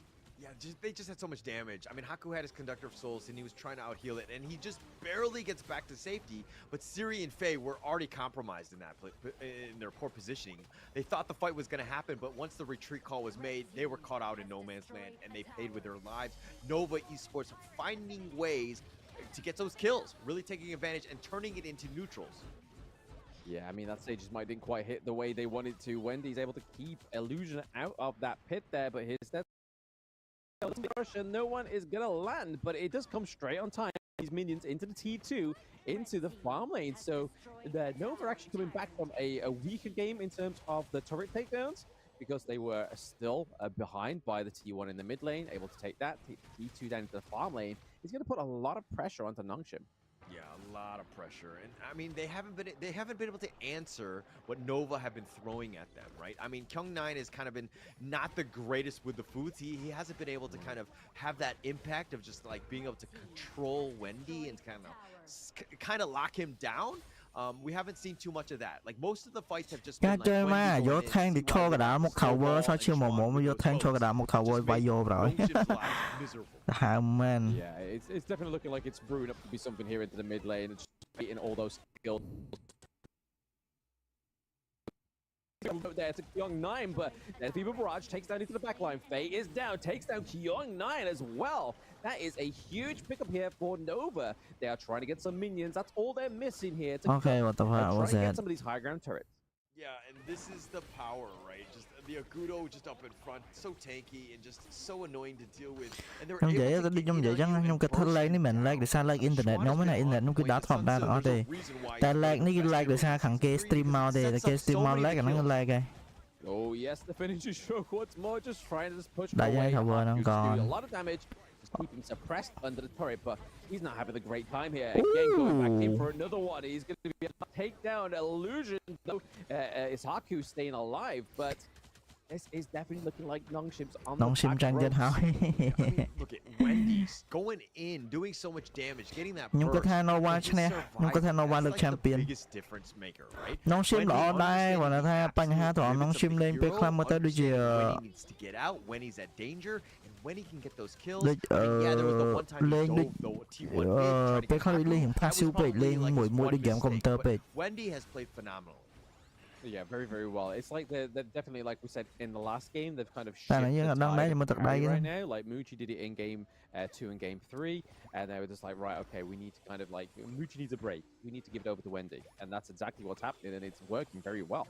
Yeah, it's perfect. I mean, those two have been playing well, and then you also have Xuan and CY Waypin. All of these guys, the supporting cast on the Wendy and Muchi show has been so phenomenal. Like the team is gelling well together, and the reason why they're in the grand finals. Yep, there we go. It just connect onto Faye there, so it might be enough to keep them from the high ground turret, but no, Haku was like, no, we'll use the Papa Pass in just to give a little bit more pressure on there, let the minions just circulate through that high ground turret. But it just seems like a little bit of a stalemate here for Nongshim. They have now fallen behind by at least 8k gold, which is definitely not where you want to be when your back's towards the high ground turrets. Yeah, it's so sizable at this point. I mean, the Vanguards are going to push, but go. Oh, yep. I mean, not quite like that. It's just going to be the finishing stroke, just being very oppressive there onto Haku, just doing a lot of damage, not claiming ចាំ any ត kills. Swan បើ Swan មាន all ម្ដងទៀតទៅនេះ So just fighting on two fronts, but still getting objectives when no one's even present up there. Yeah, no real chance. The Wild Growth just zoning them away. It looks like they will hold at least for now. But again, the Vanguards in the top lane, something they need to take note of. Swan min all Swan min all Weទៅ need to force this down. We can play a little bit safer. We'll take a Shadow Tyrant as soon as it's up. Yeah, you can see that Haku is almost like 6-slotted as well. He's got the Ominous Premonition, he's got the Eye of the Phoenix, he's got Blood Rage, but still not quite enough to kind of just go in there and dictate the battle of the phase of the battle. But it's a set sail that is going to be the initiator there. But is Illusion taking down Wendy firsthand? And maybe not just that, down goes CY as well as the neutral objectives are up series. Soy. Into the back lane. This means that Nongshim can come back here. They just need to make sure they defend the base. Guys, nobody go back. There's a mid lane there. Illusion ដាក់មកបើ skill មិញ ដាក់មកបើមិញចាំ Wendy មិញចាំសាំងគាត់កានមកបើចាំសាំងគាត់មិញទៅក្រោយ Being able to kind of go in. By the way, this is a little worrying for me, but they're going to continue on. They want to តែ open យក up បាន the ទៅ map. tower ហ្នឹងឯងយ៉ាងច្រើនយកបាន T3 មួយទៀត tower T3 ហ្នឹងមួយទៀតប៉ុន្តែយកឲ្យធ្វើទៅ back អត់អាចនៅនឹងបានទៀតទេព្រោះតានៅនឹងទៀតគេ spawn មកវាយយកប្រហើយព្រោះតា Fuzi នៅលើអញ្ចឹង team ណាឥឡូវនៅសល់តែ3នាក់ទេព្រោះ Faye ក៏ដាច់ដែរអញ្ចឹងគេ spawn ឲ្យគេអាចដេញវាយឬក៏មិនព្រោះ fast fight ក៏នេះបានមកទៅអត់ clear តែកដាលអត់អីទេមានវិញ្ញាណគេបលែងតា Fuzi ទៅទេតា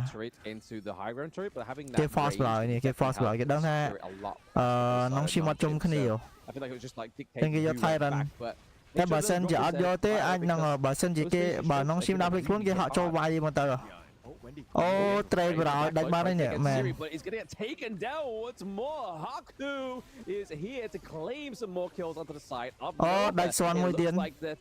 Oh, it's fine. Out there, having to use the boat. Yeah. No one fair. This series.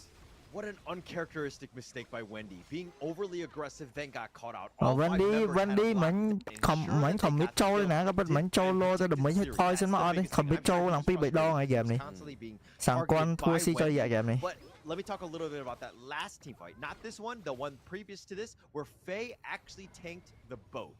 That is what he needs to do, which is unfortunate for a roam player, but he stayed alive because he was able to heartlink back to safety. I mean, if everyone is grouped and 3-man gets stunned, you're going to lose that team fight, but Faye doing a great job. Ooh, there's a lot of damage, bro. Yeah, you can imagine the comms coming through for Faye. Faye, you're going to have to block the... Oh, man, really? I'm going to have to take that shot and hope to survive, but yeah, he's doing it very, very well here. But they're just trying to kind of just bait a bit of Nova here. They know that Nova's feeling the heat now. They've got to be careful, but also be careful of Xuan down into the bot lane. Yeah, I mean, Faye was like, okay, I can tank that boat because I know it's the Titanic. They will fall. We're going to be able to take it out. And they did take down Xuan. I mean, they took almost everyone out on this one. But let's talk a little bit about the network here. The game is completely shifted. Xuan បើ all មកប្រហែលជាអាច fast fight កន្លែងនេះនេះមកទៅនេះដោយសារតា Fuzi មិញនៅខាងក្រោមអាច fast fight នេះ Make sure they keep that up going, right? The only way is up, baby. but they've got to make sure they don't Okay, get hit never by mind, that I first boat. fight. And again, the boat did not hit. They are definitely feeling the pressure on the side of Nova. The things are not connecting the way they did before. តែឡើយមានអូលសន់បាក់ប្រយ This is an opportunity to kind of group up, to kind of go in a bit. Haku gonna be a little bit of អាយ៉ា Using the precipice to slow down. អាយ៉ា The fight that they needed. Oh, ដាច់ទៀតប្រយ Illusion going in with those clutch, but it's going to be the feet of the barrage into the back line. Illusion stays alive for a very small moment, but then it's the Sage's Sanctuary that makes sure that Muchi goes down as well. So that's a 2-1 trade for the mid lane again, but mid lane they have to be careful. We see Kyung9 going back as well.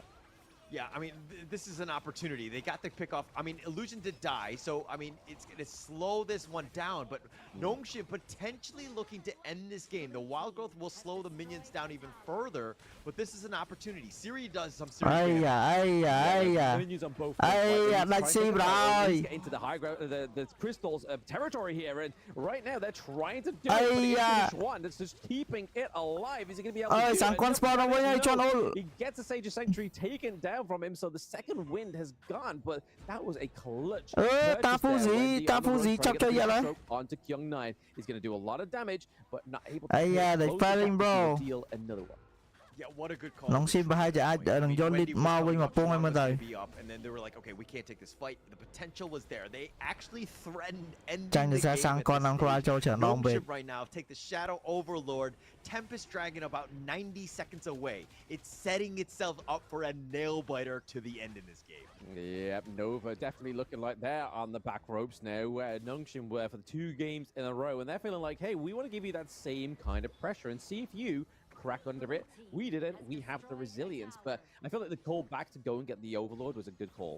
Yeah, for sure. I mean, they're regrouped. They're full life right now.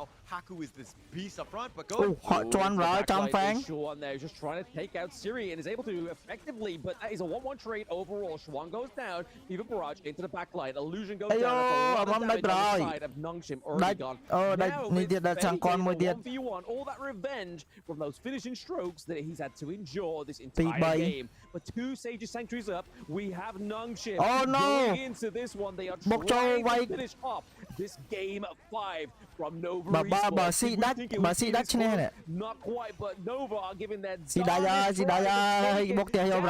is Nongshim getting the 3-2 win here. Only 1 win away to take the championship.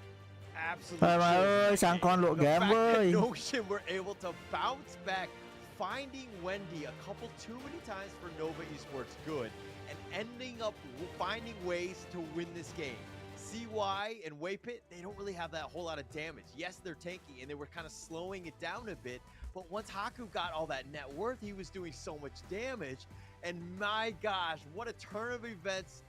Nova Esports, the elimination game coming up, Nongshim Red Force could actually win this. They're up 3-2. That is crazy.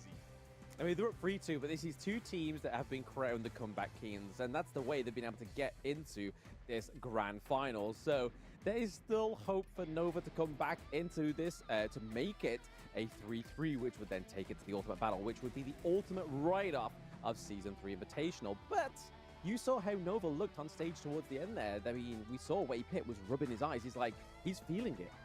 Yeah, for sure. I mean, look, it's long, right? When you went to the ultimate battle yesterday, it's tiring, strenuous, all of the above. And I mean, both teams went through one yesterday.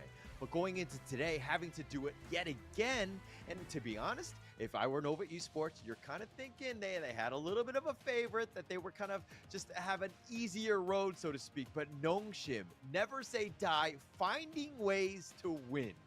Yeah, I mean, Haku on this Orgrin was exactly the performance they needed, considering the early game was very shaky for Nongshim. Because like I was saying, the side of Nova were putting on the pressure to Haku, not giving him that room to breathe, but he still managed to find the way through. And just, again, we have to give a props to Illusion. He did die a little bit more towards the end there, but being able to sort of kind of keep himself safe and do 191k damage, that's 36% of the entire team's damage, is surely that's going to be either between Haku or Illusion for MVP worthy. Yeah, I mean, but I think at the end of the day, I want to talk about the coach on this one, because when you're losing, and look at this like 13, 14 minute mark, the gold swing is so heavily favored for Nova Esports. For Red Force to be like, you know, we still have a chance. We just need to continue fighting. I think that speaks a lot of, like in terms of like the resolve of the team and just being well coached. But the MVP on that one, Haku, clearly, right? 10-1 and 3, his damage 27%, but he was an absolute monster in terms of taking all of that damage with 40%. Haku, whew, scary on this Augur. He's giving the piece out. He was like, yeah, I'm piecing out with the path of passing. See you later, guys. I'm going to retreat, come back in, dodge your ultimates with my Conductor of Souls. We've never really seen that before in the Season 3 Invitational. But hey, you've got to see the unseeing to get to the champion heights, right? But right now, we're seeing those highlights to see how Nongshim actually got that clear comeback in this Game 5. Yeah, there were so many good moments from Nova Esports, and they were definitely winning. And you're kind of thinking, like, even Haku on this one, he's going to be killed. Yes, he gets the kill onto Muchi, but there were like, okay, Nova Esports now in the driver's seats, they're figuring it out. But then if you're noticing that each of the team fights from like the 7-minute mark on, Juan was really not able to hit those monsters set sails. Like those boats weren't as effective. That's a nice little two-man one there. But there was a certain moment where everybody spaces out. Nongshim play the positioning game and do very well in those team fights. Yeah, I mean, when that switch flicks, when you get so close to tasting victory, when you get your enemy team down to like what I think it was like 2 higher ground turrets, that's when you're like, right, guys, we got this. But then when your enemy team claps you back, and then you're having to take like that knock on the chin to be like, okay, that's not meant to have happened. And you can kind of see why Shuan was able to not land those set sails. But it goes to say that Nongshim really brought this one back from the edge of death going into this next fight. Yeah, they did a great job. Yeah, 100% agree. You know, they were able to just dig deep. But they actually did it by finding Wendy a lot of those times. I mean, like, if Wendy is able to, I mean, if everyone else from Nova is just going in and then Wendy just, like, free firing from afar, he's going to have a great time. But Wendy's kind of got caught out. And the target prioritization from Nongshim was ensuring that, hey, if we're going to go in, we got to find Wendy, we're going to kill her, and then just, you know, let Nova fight this 4 versus 5. And you're mitigating a lot of damage because it's pretty much Muchi by himself. And you can see towards like the latter part of these team fights as well that Marco Polo tried to go towards the back line. So Muchi just trying to take out Illusion in the like, I'm probably going to say like the last 3 team fights. But then Haku was like, no, we've seen what you've done once and we're going to sort of kind of stalk around that area. We know what your target is going to be. And Nongshim was, because they made that change in the way that they were positioned in these team fights, this one. Crazy game. Crazy series thus far. And I want to see this go to the ultimate battle. But first, we're going to take a little bit of a break before we go into Game 6.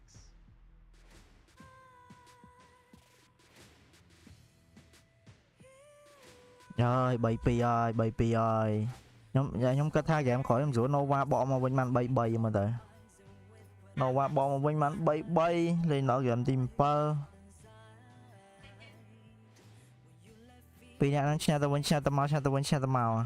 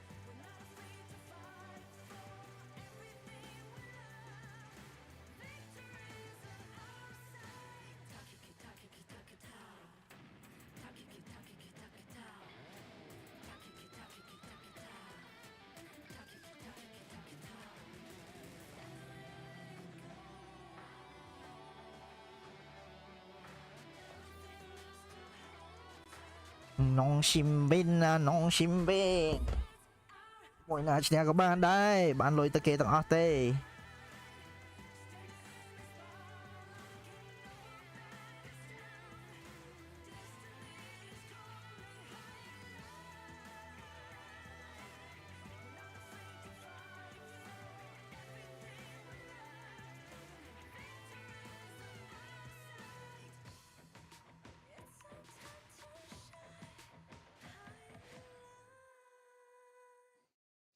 We are on the precipice of victory for Nongshim Red Force. All they need to do is take one more point away from Nova Esports, the current region that holds as much champions as possible in the Honor of Kings global esports scene.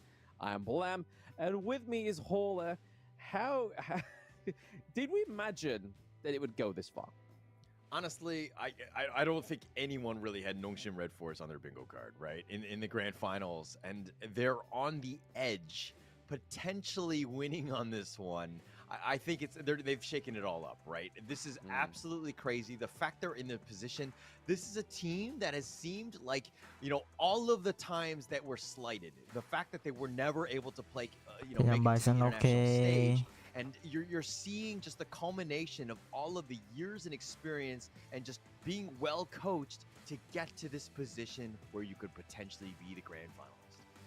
Well, going into this one, Nova is choosing the side that's been pretty much the side of victory in all of this series, the blue side. There's not been a single game, I believe, that has actually won on the red side. So maybe, just maybe, Nova is on the winning composition here. But I feel like with this one, Nova Esports, if they get to Ultimate Battle, Nova wins. If Nongshim wins this one, champions, baby. Yeah, no, I agree. But here's the thing, right? It's still Nova Esports. They still have plenty of options. I think that if you're looking at drafts alone, there's still a good number of heroes that are available, and Nova Esports are going to be fine in that regard. Nongshim right now need to put their best foot forward. Of course, this is Game 6, right? It doesn't matter moving on about saving picks for later on games. You're going to have an ultimate battle potentially after this one. Nongshim looking to close this one out. I think it's super key. You do not want to go to that ultimate battle. Yeah, I mean, they're still denying Kyung 9 of that Dharma. Like, this is the point where in this best of 5, where the banning phase becomes the ultimate menace, right? Like, the fact it denies so many picks that you could just choose to run this battle down is just like, it's the raid boss, right? Like, the fact that they banned out the Dharma, they banned out the Ali, banned out Luna, banned out Mai Shirunoi, but they're seeming to lock in Secure here. So could we be seeing a Shoryu pick for the side of Nova? Yeah, to be honest, I'm kind of thinking the Secure is going to be there just as like it's not showing us our hand or showing our hand of where we want to go with the draft. It's Nova win hỏi Nova win hỏi tầm tranh ghê. À lấy Nongshim ghê bay kia nó một mặt bông với nè tầm tranh ghê bị đáy drop này. Lấy cho mơ game này phải hai giờ Nova Archna với nhà mắt cho mơ. Yeah, I mean, it still gives him that same kind of global presence as Sunset does, right? But he doesn't quite hit as hard. But pairing that up with a solid best of Sven, chắc là cái bán buôn pung muốn. I feel like là cái bán buôn pung muốn chứ nè. But Nongshim tới cả mà point đi để. Nó qua tới cả bị bật bay hỏi, bật bay hỏi chứ chết. This is why they was waiting for this moment. Nongshim draft lui bang liên bỏ.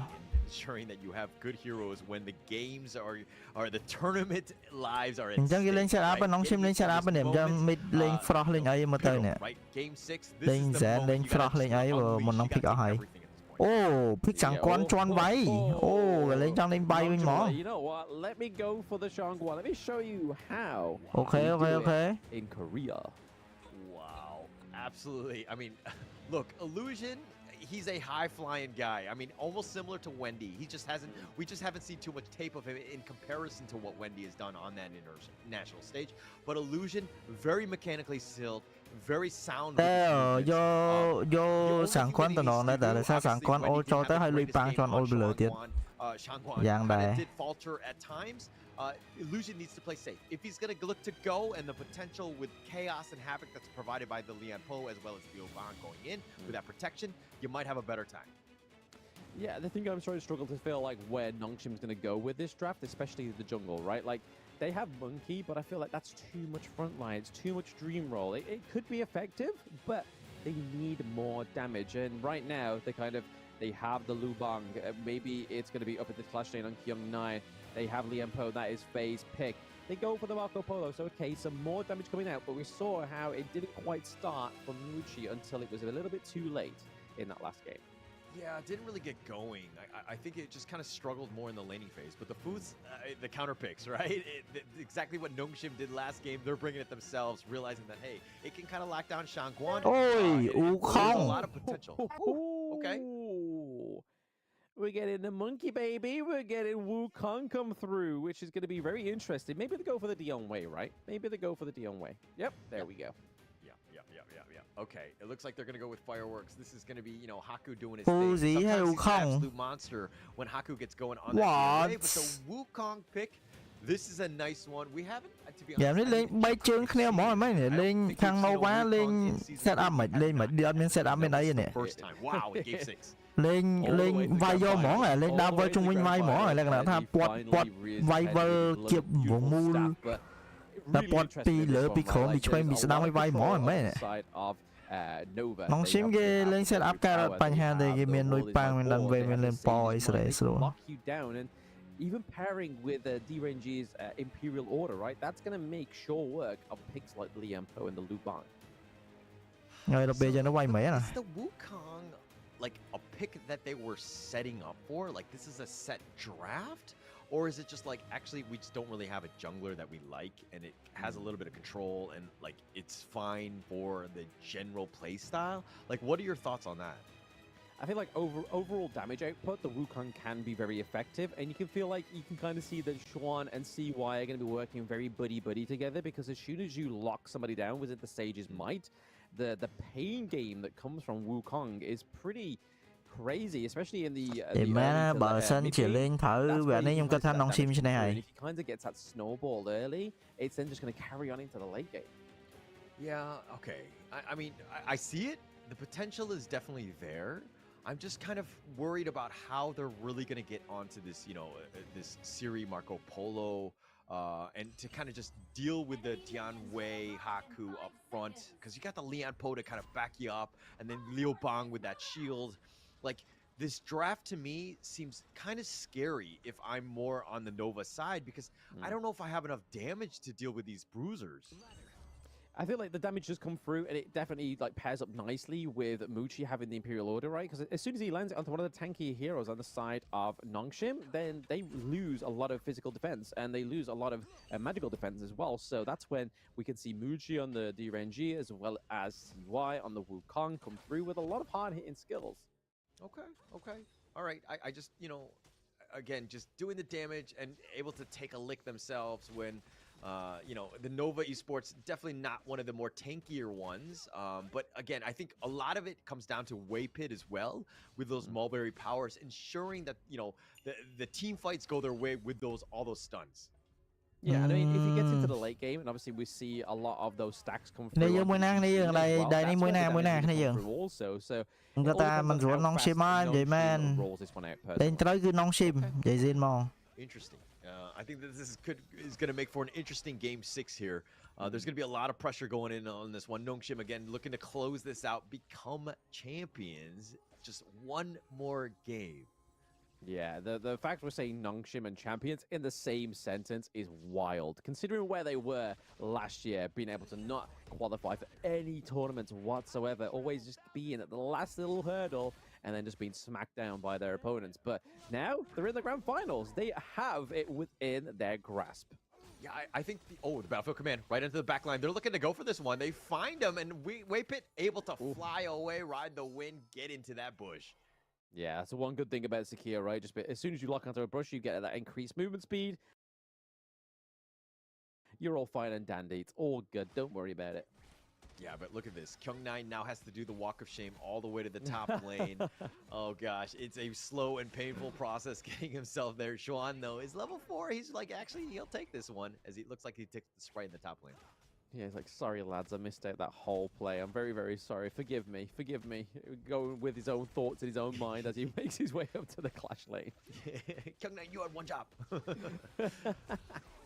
All right, but it does look like they're going to go with a burst ram. Fever Barrage instantly canceled. Oh, but the nice taking liberties. Wendy, perfectly timed. Thought they had the numbers, especially since Faye was kind of in that brush. They had an advantage, but they didn't account for the rotation that was happening. No, not at all. And this is the point where Wendy comes in very thick and lays it on thick as these Phơi rotations còn in these early games. Because bà trăm phay là bạn buôn mấy đồng băng kia đây là phay mấy là bạn 7. Level up and whatnot, you're able to do a lot more damage. Definitely, and it's all about that, right? It's early get out or getting that kill, huge. But now Nova Esports in the driver's seat, up about 1K. They've made some good movements across the map. Haku continuing to farm, really needs to keep pace with CY. But now, yeah, they definitely need to make sure that they don't let CY get ahead of himself, because as soon as he starts getting that damage, as he starts hitting hard, and especially paired with the Butsu as well, it's going to be hard to not escape those two coming in at you. But here's the replay of the first blood. Yeah, just way too aggressive. Illusion just dying there. You got to be super careful. You want to stay alive. I mean, you go for the pickoffs, fine, but and he thought that the bottom lane was the sheer side to be able to sort of pick, but not able to do it on Illusion as he's fine. I mean, with only that one kill, Nova are ahead by 1.4k gold. That's huge. The way that they are farming in this game is something else that we haven't seen before. Yeah, for sure. I mean, they've done like just basic farming. Like they're not really. I mean, a single kill, right? But again, this is with the Tyrant here. It's about half life. Haku looking to just take this one out. It does end up taking that one. That was a little bit closer than I expected. Yeah, I know that you don't want that to happen. You don't want to be losing that. But there's Sage's Might. Yeah, he's going to continue to fight. Haku is going to be now here. He's getting a little bit low, but he does get the kill onto Xuan. But Haku does trade with his life. And here we go. Here's Faye with a nice Tremor Smash. And CY goes down as well. So they've got 2 for 2. 2 for 2 trade for now. I mean, Nongshim definitely aren't going down without taking their opponents with them, right? I mean, they are down by at least 1 kill, but that's because the side of Nova got that first blood. But again, some solid trades into the mid lane, able to take the T1 down into the bot lane as well. Yeah, and the biggest thing about that was that Nova were looking to take away the red buff, but Illusion actually just barely gets it out, gets it with the Ink Burst, and ensures that he secures that red buff for himself, or at least on their side. Nongshim right now, yes, they're a little bit behind, but they've definitely clawed their way back in this game. For now. But it's definitely where they don't want to let the side of Nongshim get those sidelines. The faster they farm those up, the faster they're able to take those down, it definitely puts a lot of pressure onto Nova.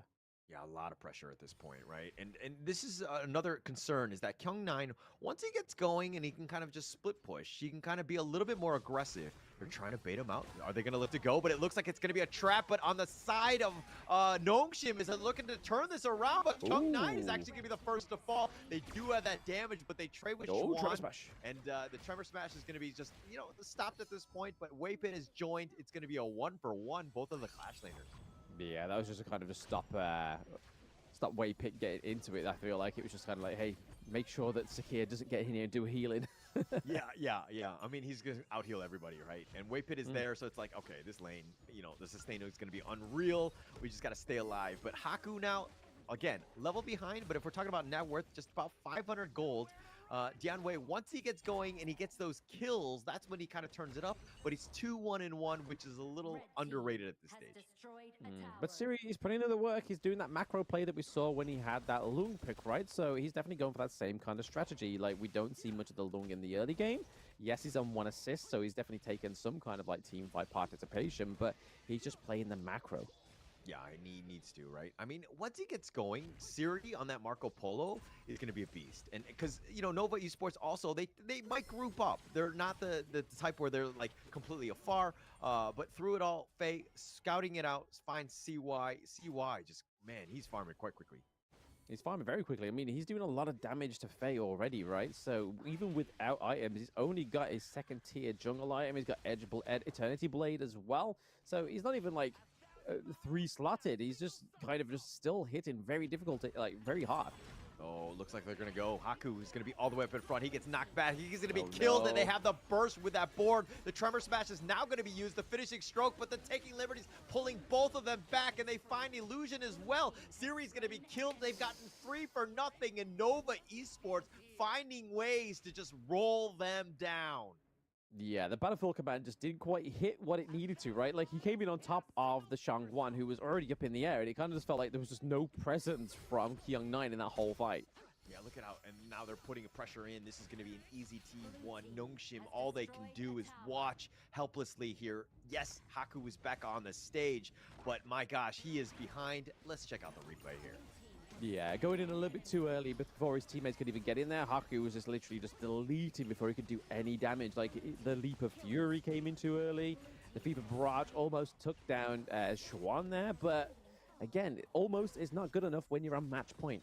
Yeah, struggle here. Not the greatest. And another thing is that I feel like Kyung9 has been using his battlefield commands a little bit on the earlier side. You're looking for that potential save or somebody who might be out of position to kind of give them a chance. It seemed like it was used very early, and it's just like, okay, we'll just ignore this guy for like a second as his shields kind of just diminish. But Haku is the type where, you know, he was a little bit low. He needed that battlefield command a little bit later in that fight.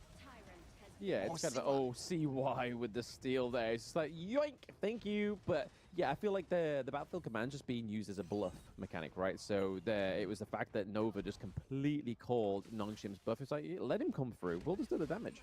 Yeah, and they have that burst. You know, they've proven us all, or proven me wrong, but the Fever Barrage doing some decent work. Siri in a bad spot, not able to trade. Haku now is joined. He's going to be back. He's going to dodge the world is my board. But Nova Esports finding Siri yet again. Finding Siri yet again. We are seeing a bit of a push into the Clash lane, though, so they are keeping the pressure on into the side lanes, hoping to try and get some of these T2s before any more of those T1s drop on their side of Nongshim. But again, the team fights are definitely going in favor of Nova. They seem to be a little bit more calculated into these team fights. The Battlefield Command, the Tremor Smash isn't quite I feel like that's what Faye is his golden moment will be. True, true. Ultimate they've been initiated on. They haven't been able to kind of take the fight that they want to, and then Faye is just kind of able to counter-initiate. The T2 does go down, and Nova Esports finding ways to go in, but it looks like they want to go. That's a nice Tremor Smash. That's on to 2, but are they able to get somebody? They do get Muchi. Haku is going to be there. Waypit is going to be killed as well, and Haku is turning into the beast. He's looking to fight this, but CY eating that Resplendent Revolver to the face, and it's a double kill going the way of Siri, and now Nongshim are back in this one, only down about 1.5k. They're looking to put pressure on this top T2. Yeah, I mean, they could have timed that team fight any better. The fact that they got that minion wave into the Clash lane, they're only going to take the T2 because they feel like, right, let's open up their mid lane as well. Just kind of reciprocate the pain they've dealt to us after we just got a clean. I mean, yeah, we was waiting for Faye's, like, Tremor Smash to come through, and that was one of them, right?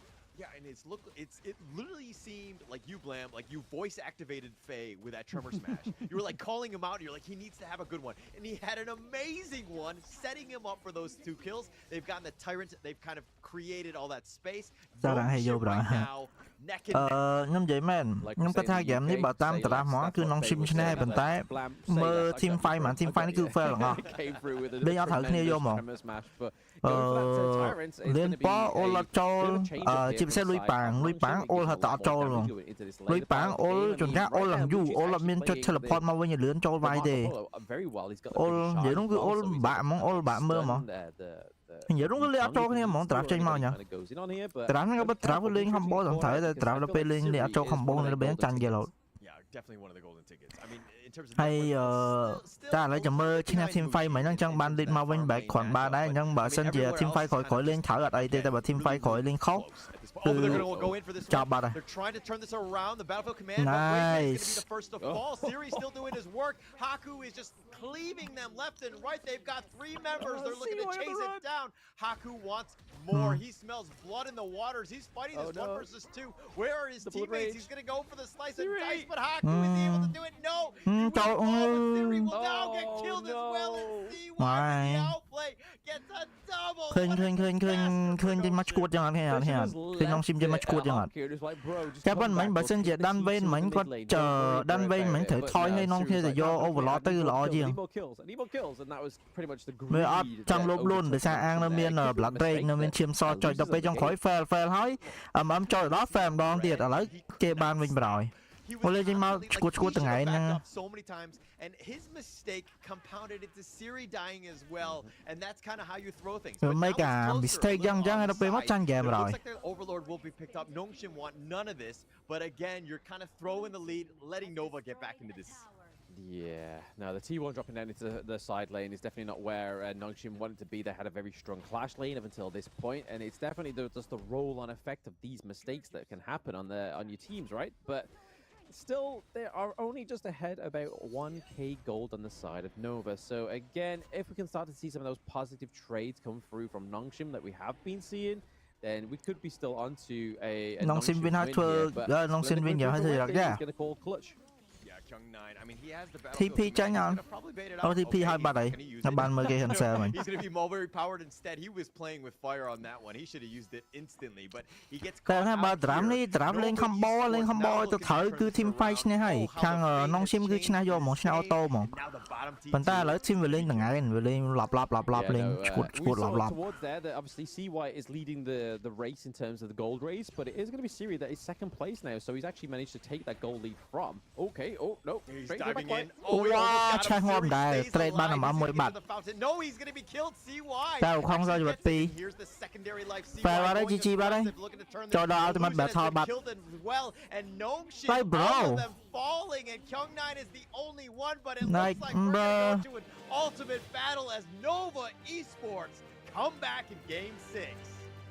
ឃើញ Fuzi ហើយខំឲ្យនៅឈប់ឲ្យគ្នាយ៉ាបើដាន់ Ven solo kill អត់ឈ្នះ Fuzi និយាយរួមមិញហ្នឹងការប៉ាត់អត់មានត្រូវទេការប៉ាត់អត់មានត្រូវនៅវាយហ្មងឈរមើលឈាមគេតិចដល់គាត់មាន blood rage គេដល់ក៏ពិតបើសិនជា back ល្អជាងមិញឈាមគាត់នៅច្រើនហ្នឹងគាត់យក blood rage ទៅ secure យក overlord ហើយយកមកបុក land ឬក៏ធ្វើអីទៅវាល្អជាងវាគាត់បន្ថយមួយវាយពីរបន្ថយមួយវាយពីរហើយជាពិសេសគាត់ Fuzi មានដក damage ឧខំមានបើក shield skill ទី1ហើយបាន shield អញ្ចឹងមិនប្រកាសថាគាត់បាន kill គេ guarantee kill គេហ្មងទេហើយគ្នាគាត់ទាំងតន់ដើរមកហើយទៅវិញលេងធ្វើយ៉ាង on the side of Nongshim there to kind of try and close that game off after such a positive trade in the team fight for them. You can see that why they went for it. They saw gold, they saw green. They thought, you know what, let's go for it. We've still got the ultimate battle. Trong khỏi thì lên ultimate battle rồi like I đây. said in the intro of this one, I feel like if the ultimate battle goes over to Nova, it might be a Nova win. Yeah, I mean, look, that was actually heartbreaking too. That's tough to recover from because you're like, hey, actually we were probably winning in this one. We should have been, we should have been fine. But getting it in, look at YK. Look at just like it's all about the morale, right?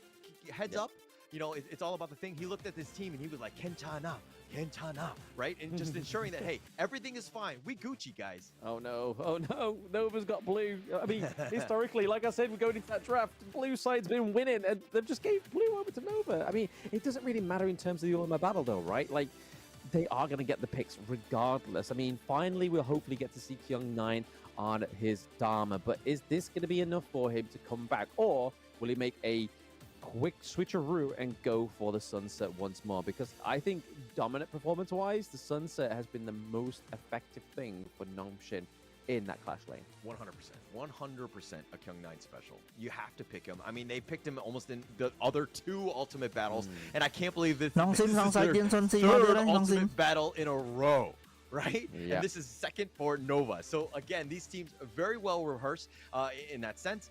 They're prepared, right? But we have a little bit more data on the Nongshim side. We know what they like. Nongshim rửa tiếng drama sao mình máu mà này mà with Faye, and then they usually go with the Sun Tzu. The jungler has been kind of a bit of a mixed bag in terms of what sort of preference Haku wants. Mỗi lần vô Opgren này, vô Opgren hay bà hai chỉ clash lane vô Sun Tzu, hay là bên bên rửa vô May trong mau May, hay bây giờ má ba mình lỏng là lý, hay tao má ban giả đi đầu lia về bên đó. It's do or die. Somebody's got to lose. Yeah, which is the saddest part, right? I think going into this one, like, let's put this into perspective. You have one game blind pick First place, you get 100,000 USD. Second place, 50,000. So essentially, we're playing for about 50,000 in this one game alone. How crazy is that?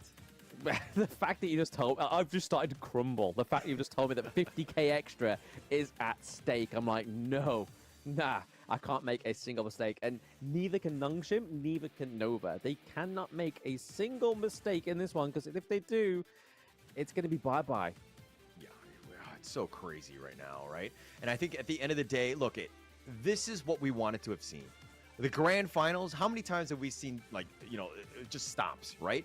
This has been the most exciting Honor of Kings grand finals that we have seen in the global version, right? It's been absolutely amazing, and getting it to this ultimate battle speaks volumes not only about the players, the coaches, but also the format, and just getting to this level where you have two evenly matched teams going at it.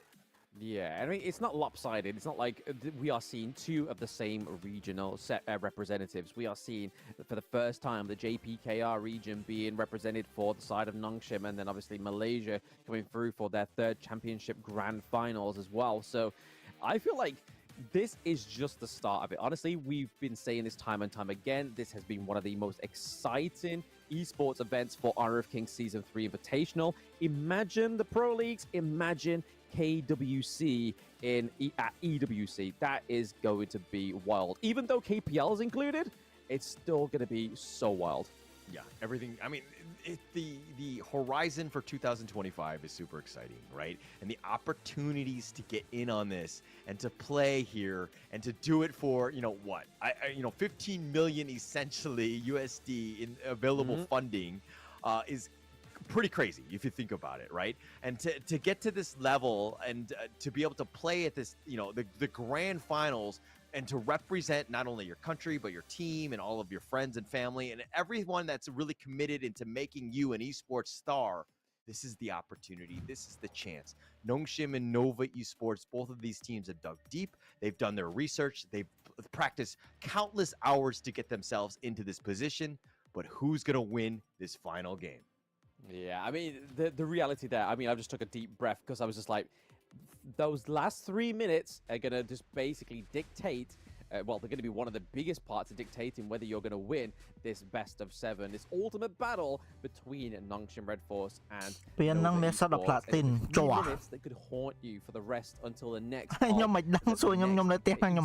championship. Yeah, as long as, Nova Esports ពលមកពីមាសដាំជាមួយនឹងពេជ្រ34 ការ៉ាត់ Right, I think that draft was really underwhelming for me, but I think that they're going to be fine. I think that going into this one, but let's check out the post game of that last one and to see exactly where Nongshim went wrong as they kind of threw that game towards the end. Yeah, no, it's going to be interesting to see that one. We called it live. We know exactly where they felt down on the side of Nongshim, but hey, Nova came back fighting. They came down swinging, saying, we need one more round, and the ultimate battle is exactly what took them through when they played against Team Vitality. It's now up to Nongshim to be like, right, we accept the challenge, we're going to take you down in the ultimate battle. But if we look at the itemization, obviously Siri towards the end there just got peeped by Muchi by about 400 or 500 gold. But in terms of the damage, Siri was definitely under damaging compared to the D-Ranger, which we were saying, like, where's the damage going to come from? But the fact that D-Ranger is just being sort of buffed recently, he definitely can pack a punch. Yeah, I mean, Muchi playing it to the T. And you were talking about how the fact that they were like, hey, where's the D-Ranger? Why are they not picking it? And then they saved it for this banger here. In the game 6, they in a must-win game, perfect timing, and then they got themselves in a position to win. And they did it also on the back of this CY Wukong. First time we had seen it. Pocket picks galore, saving it for when things matter the most in a Game 6 elimination game, and you're going for the Wukong. Man, very brave, but here's the MVP, Juan. Yeah, very, very...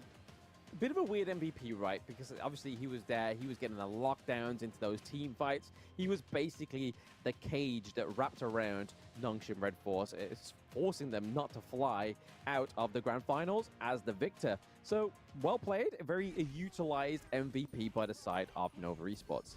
Yeah, but let's check out the highlights and see exactly where things went a little south for Nongshim here. I mean, there were moments in the early game where, you know, Nongshim were behind. They were struggling here. Nova just kind of finding their groove early. And this is a 3 versus 2, and CY somehow turning this into a positive as they get the kill on the Kyung. I mean, that was just a monster play. CY just surviving, doing all that damage, and just getting in and just making this huge impact was just crazy by CY. Yeah, it's absolutely huge. The fact that some of these team fights were starting off in Nova's favor, and then all of a sudden Nongshim was just like, nah, let's go in, let's do the damage, and we'll come out on top. And I think that's all thanks to the likes of obviously Haku, even though he was the ultimate kind of like downfall of that game, because of obviously just overextending and being a little bit too greedy, as well as Siri just following suit. He was clearly just like a little brother following big brother, and then it ended completely wrong. But yeah, Nongshim's got to make sure they don't do that. Yeah, and this is the heartbreaking moment. Haku trying to fight 1 versus 2, and he loses to Chuan, and like they turn this, like CY gets those kills. Oh, they were playing with fire, and then it was on the defensive side. Nongshim no way to hold when you're down members and not able to just kind of defend the base. They tried to, you know, they made a valiant effort, but you know, when you're down numbers, Nova Esports really starting to roll on you. They get you, and they find their way back into this game. And now we have the ultimate battle. Yeah, I mean, once you know, when you see a Wukong dash away, that is your point to be like, right, I'm in a 2v1. He's dashed away. He's going to dash back in and slap me with his staff. So that's my point. Just get out of it. Just go in the complete opposite direction of Wukong. But no, Haku was just, for all these mistakes, decided to commit with that big mistake, which is going to get them into this ultimate battle, which could be the reason why they don't become the champions of the Season 3 Invitational, or they become the victors as they get all their picks that they need, because Kyung9 is more than likely going for the Dharma and his Sunsa. We may get Dune and Orgrim, but we could surmise so much, but we're going to take a short break, a little bit of a breather, before we get into this last game between Nova and Nongshim.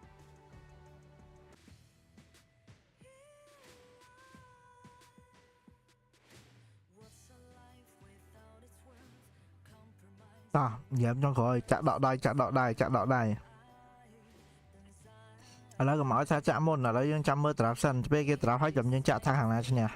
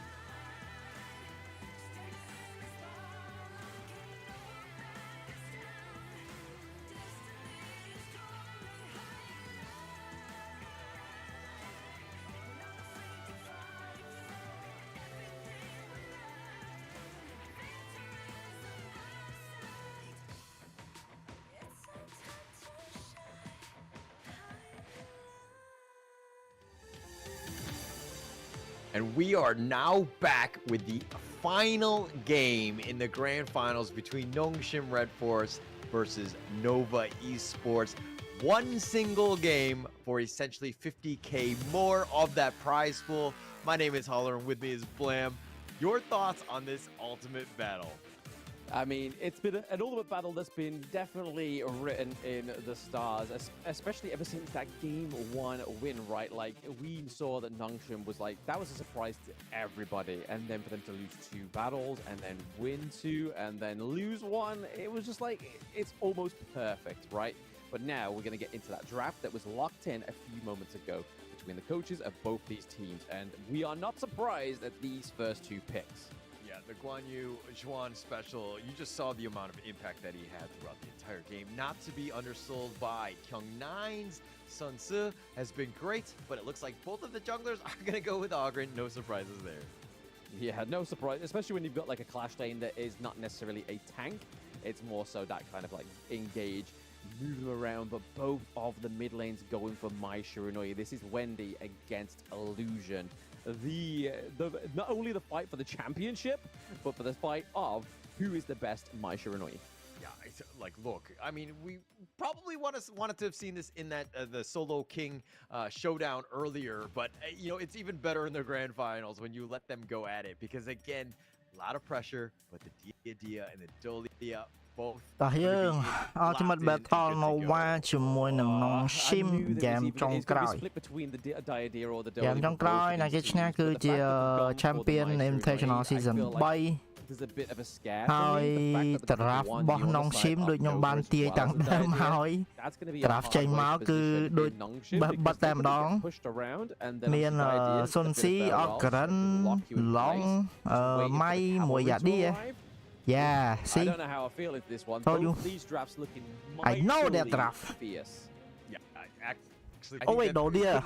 Dodia. Right? I think in terms of even draft alone, everybody's on their signature heroes, the most comfortable ones, and setting themselves up for what is going to be. Chak BTS, Chak 3D print, choice 3D print. Yeah, we're into the ultimate battle between Nongshim and Nova Esports. Oh, Nongshim! You pick it off. Faye already first blood for My. Okay, so Nova Esports have done their homework. 5 នាក់ផ្លូវកណ្ដាលចាប់បានមួយពាត់ដូចស្អីហ្នឹង going to be in the mid lane, getting a little bit predictable. And unfortunately, Nova Esports didn't let Nongshim know that they know that until the game 7 mark. They secured first blood because of that extra research. There was a lot of like no yeah. Oh yo. But no, Illusion going against Wendy 1v1, but we do see that Zhuan and Kyung9 are definitely within their distance, so they couldn't quite just match up that 1v1, right? Yeah, a little bit of damage. Siri will just kind of trade a blow. Nova game នេះកាយណាស់គ្នាយើងហ្គេមនេះ Nova កាយណាស់ just sustain through most of this. ខ្ញុំចាក់ Nova គ្នាយើងខ្ញុំថា Nova ឈ្នះ Champion. Ultimate battle yesterday, but who do you give the edge to between just these 2 heroes alone? I mean, it depends, right? If they're able to block out the flaming palms, then obviously Muchi will then definitely get the advantage here. បងមកចាត់ Ben Hero ដោយសារ Ultimate Battle នៅពេលដែលគេលេងអញ្ចឹងទៅនៅពេលដែលដល់ Ultimate Battle ហ្គេមចុងក្រោយមានន័យថាពង3ស្មើអញ្ចឹងចូលដល់ហ្គេមទី 7 ហ្គេមទី 7 ហ្នឹងគឺគេអត់ ban ទៀតទេគឺគេបើកទាំងអស់យកតែម្ដងគឺ blind pick យកហ្មងអញ្ចឹង team បើកលេងស្អីលេងទៅអញ្ចឹងមិនយើងឃើញ team ទាំងពីរមាន character ដូចគ្នាអញ្ចឹងឲ្យទៅដល់ហ្គេមទី 7 ហ្គេមទី 7 គេហៅ Ultimate Battle គឺគេបើកឲ្យលេង blind pick អញ្ចឹងយើងលេងអីលេងទៅយើង draft ហើយយើងយកមកលេងអញ្ចឹងទៅ Back onto Siri. It's going to be a shutdown for the side of Nova Esports, taking 2 kills already from Nongshim. And this is why you don't give Wendy the mark. យ៉ា Nova យូរការនាំមក 2-0 មកកប់ Siri. You just see what he does. He's like PK goal នាំមក catches you off guard. Siri not even able to get away. He's not even level 4 for that. Pick ដូចលេង classic ហ្នឹងហើយ Ultimate Battle យើងនិយាយសាមញ្ញមកគឺ pick classic លេង classic យើងលេង classic game អត់មានលេងអីច្រើន Definitely wiped out there. We do see Illusion trying to dive into the bush, trying to take out Zhuan, but not quite enough. Great comps. Great comps. I mean, Juan, any other person who, like, teams are not talking, Juan would have just stayed in that top lane. But they were like, oh, missing, illusion, missing, get back. And so he was, like, making a beeline for the fountain. And the good call, and they saved themselves Juan's life. Yeah, I mean, they're down by about, like, what, just 2k gold now for the side of Nongshim, which is definitely not where you want to be right now. But that replay catching off, that nice rotation from Wendy. There we go. Boom, pow. Siri is down. Yeah. You compliment one team that had good comms, and it looked like Nongshim had bad comms because they were like, "Hey, you gotta let Wendy, you know, the team know where Wendy is, right? And if he's off the map, you gotta call it out because it's, you know, a situation where you cannot get jumped like that." No, you don't want to be jumped at all in that situation, especially with what is up for grabs, right? This is the ultimate battle for those just tuning in. There is no more rounds after this one. The winner of this battle is the winner of the Season 3 Invitational. They have to be careful. They have to be calculated. Yeah, and for me, speaking of calculated, the illusion definitely taking a little bit of a road trip around CY. CY might get caught out. Here it is. It's going to be Kyung9 getting the kill for the side of Nongshim. So they are getting the kills on the board. Destiny Encounter does hit one, but how much more can they take on the side of Nongshim before they have to reset? Yeah, CY. អាយ៉ាគៀបបានវិញដាក់ jungler បរោដាក់ jungler យក objective ឡើងចេញបរោយ៉ានងឈីមឥឡូវមើលទៅដូចរៀងអែមដែរបានគៀននេះមកតែមើលទៅមានការវាយគ្នាក្នុងច្រើនមែនតើចាប់ទាញគ្នាទៅវិញទៅមកអូក៏ដល់ទៅដាច់តែគួនអ៊ីយើងខំមកបរោយកអូយសោឈាមតិចមែនតើទៅឲ្យអត់ចាញ់ទេទៅឲ្យអត់ចាញ់ទេ Nobody dying. That was a frightful fight. ប្រើ skill ម្នាក់ៗមិនប្រើ all អស់លេងដល់មានអាគេដាច់មួយ All of the heroes are flying in, skill spells, like everything attacks galore, right? But nobody dying at the end of the day. That was super close. The super saves. Haku barely staying alive with that Conductor of Souls, keeping him into this one. He cannot fall behind CY.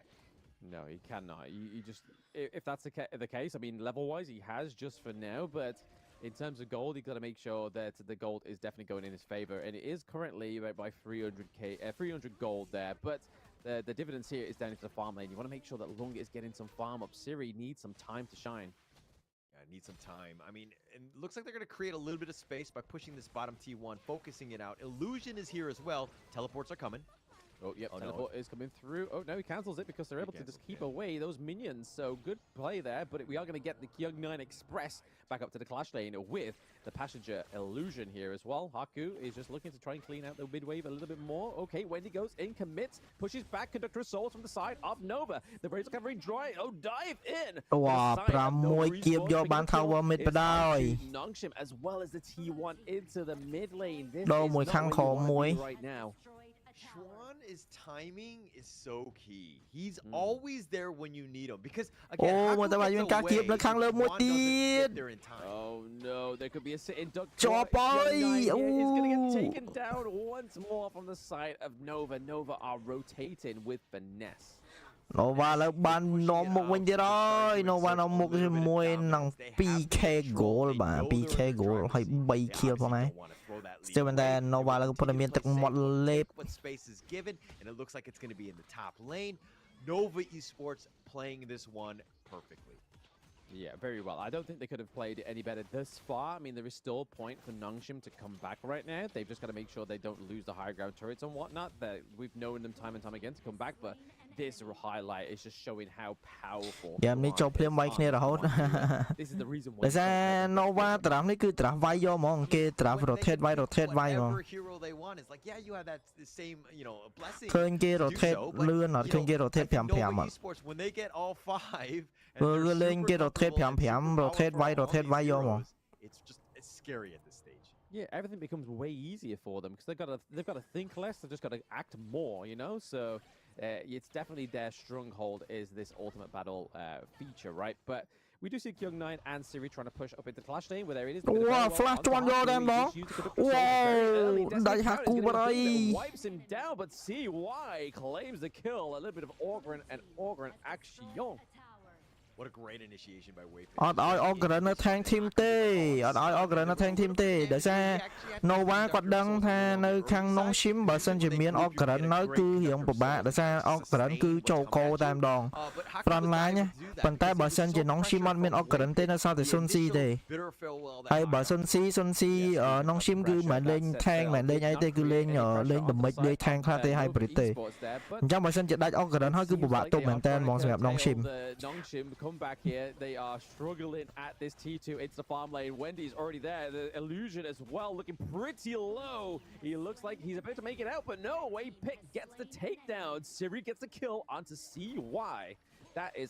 CY មិនខុសបច្ចេកទេសមកទៅជប់នៅកែមជាង Yeah, definitely the best. I mean, obviously, aside from a team-wide best, but at that stage, getting CY pretty huge. He was starting to get, a little snowbally. He was getting a little bit scary in that sense. But Illusion, man, he's kind of fallen off. If you're looking at what we're comparing, Wendy. ហ្គេមនេះដឹងតើនេះហើយហ្គេមនេះគឺបើសិនជា Haku ដើរចេញ map អត់ស្រួលដឹងតើ Nova ក៏ធប់ហ្មង Nova ខំប្រឹងយកហ្មងដោយសារ game នេះ win condition របស់ Nova ឥឡូវគឺចាប់យក Haku ឲ្យបានតែចាប់យក Ogren ខាងគេបានហើយគឺស្រួលវាយយកហ្មង Still setting up the great team fight potential, but I feel like sitting in these bushes is just like waiting for the fox to come in. អញ្ចឹងគឺលេងដាក់យកឃើញ Haku ចាប់យកវាយ onto the back of Kyung9 just kind of forced him out there. Trying to just make sure that they get their best foot on this next team fight is Nongshim. Yeah, Xuan has had Kyung9's number, right? And even forcing out the flash from Kyung9, something to take note of going into this next team fight. He doesn't have that. He's going to be pushing the bottom lane, Xuan that is. Split push, create a little bit of space. Somebody from Nongshim needs to rotate. Then you have an opportunity.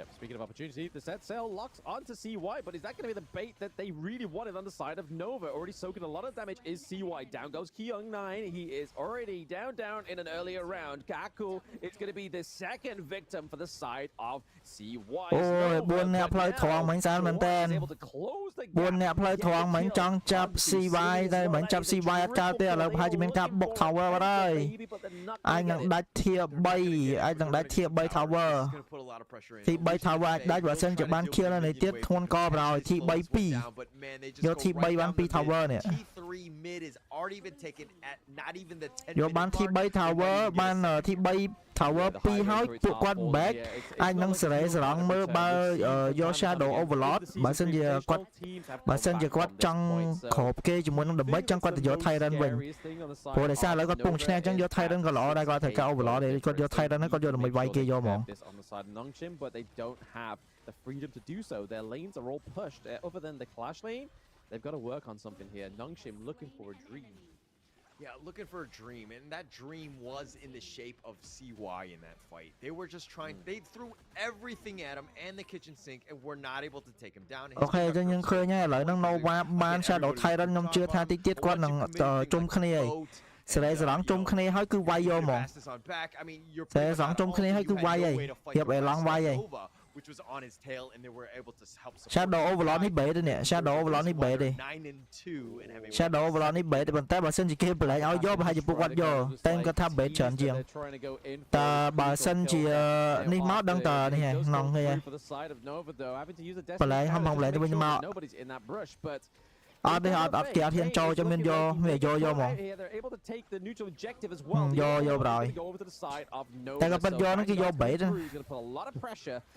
ឡូវបាន Tyrant ជាមួយនឹង Shadow Overlord ទៀតបានខ្ញុំគិតថាគាត់ប្រហែលជា end game នៅត្រឹមហ្នឹងហើយ2ផ្លូវខ្ញុំគិតថាកន្លែងហ្នឹងគាត់ end game ហើយពេលបាន Vanguard មក Vanguard មក they gonna finish in the top lane, so they'll continue putting pressure here. I mean, it's the only T3 standing, so this is where they want to go. But Xuan has been doing such a good job with the mid lane of just constantly pushing it out. You cannot get him out of lane. You can't threaten him because he can just run away. Yeah, they're just kind of poking and prodding with that path of passing, right? They're just like, hey, should we go in? Do we commit? Do we take the team fight? Do we end it here, going into the 12? ឃើញស្រាន់ដល់ទៅក្រុមហើយអាចវាយនេះកន្លែងហ្នឹងអាចវាយឃើញស្រាន់ទៅក្រុមស្រួលសេរីសងវាយលើអូស្រាន់បើកអុលមកវិញការពារដឹងដែរលោកចង្កាត់ដឹងថាគេចង់វាយដែរបើកអុលមកក្លាចទេតែមើលទៅប្រហែលជាបន្លាយអត់ចេញទេ reset all បើកអុលលើកទី2 having to use the set sail once more to get back onto his team. Again, they're doing. Oh no, trong lại nó tới rồi. Đợi cho chỗ lấy. Cavalry comes through. CY gets the kill onto Illusion. Kyung9 Faye is down as well. Siri not looking like Yeah, để cho này here bro, nó sau tờ Haku muối. Sau chiếm tịch tách đáy, mình tới một tâm hai gì vai trai một cái. CY muối chụp bật tí. Vai thảo vỡ ta lấy Ominion. Ta nó sau Haku ấy, cho nó sau giả đi muối tiền. Haku chụp bật CY, Ogren chụp bật Ogren không phòng tố bay. Yeah, last man standing, but Waypit will help with the sustain. They do have the minions, so that's a bit Mà cả odd not carry để sai cái spawn mà ba đây. Slow things down if anything. Illusion's going to be back off. Somehow Nongshim have held at least for now. For now, right? I mean, even with the my oh my god. How for a hero at the end of the night, they are literally trying their best. This is gonna be the final push. This is gonna be the final push. Kind of form, but with all these enhanced minions and all these lanes, it's going to be very difficult for the side of Nongshim. No room to breathe for Nongshim at this point, right? Just being able to, I mean, all the minions, super minions are there. Yes, you have the top T3, but it's not even close to like a Tempest Dragon where you can potentially, get that, steal that buff and then kind of get yourself in this one. You're still so far behind, and the game is like not even 15 minutes. It's actually crazy for Nova. Yeah, no room for error and no room to breathe, right? That's probably the hardest thing. The amount of pressure that is scaling here on the side of Nongshim is crazy. Yes, Haku is getting his third tier jungle item. He's got the Blood Rage, but CY, he's got the Sage's Sanctuary. So even if he's used and just run down, he's still got that second life. Yeah, I mean, that's the biggest thing, right? At this point, it's kind of like, how do you deal with them? I mean, one thing that đã set up Titan này, set up Titan đây, cái thằng bảo sân gì Nongshim mau ắt xuống thế cứ bay vô rồi. Ok, nên mà các bạn vô Titan vào đây. Nó sau overlordមួយទៀត ខ្ញុំគាត់ថាគាត់នឹង set up យក overlord មួយទៀត overlord final push maybe ខ្ញុំគាត់ថាពួកគាត់ចង់បាន guarantee ឈ្នះខ្ញុំប្រហែលជាគាត់នឹងយក shadow overlord មួយទៀតហើយខ្ញុំគាត់ថាគាត់យក shadow overlord មួយទៀត They're still trying to hold on. They're trying to hold on to this dream and hold on to be. ចង់វាយ tower មួយទៀតហ្នឹង tower មួយទៀត tower សាឈៀងតាមដៃអាលីប្រហែលជាហក់ចូលវាយមកតែនឹងហក់ចូលវាយកម្មការ A few of the minions, but still nothing quite coming into it. Is he able to last hit the minion? The minion hit the high ground. ជួយនិយាយពីការធ្វើស្ទូឌីយោតិចនិយាយមិននិយាយអីគេចង់ដឹងពីគេខ្ញុំអត់ដឹងហើយខ្ញុំនិយាយគេខ្ញុំអត់ដឹងដែរអូឡងអូលស្វណអូលមួយទៀត on the backside as well going in onto the back line, but we do see that Wendy ដាច់ឡងបាត់ហើយ down, so that's a 1-1 ដាច់ដូលីមួយទៀតបាត់ហើយនៅសល់តែម៉ៃទេ he takes down Faye and អូយ៉ាឌីហក់ជន់មួយ for one trade. Yeah, I mean, it looks like it's going to be a 2-for-1, but Muchi going down, that's going to be a bit of a win for at least Nongshim. បាទដាច់ Musi មួយរៀងធ្ងន់តិចដាច់ Musi មួយខ្ញុំគាត់ថាពួកគាត់នៅចង់បាន Tower នោះគាត់ចង់បាន Tower ម្ដាយនោះ Tower ដាច់ as well as Waypit going in. Destiny counter just use មើលតើមាន Musi ប្រហែលជាគាត់ back យក Shadow Overlord ទេមើលតើ They are definitely struggling to finish this one off the side of Nova. Wait, KFC Haku?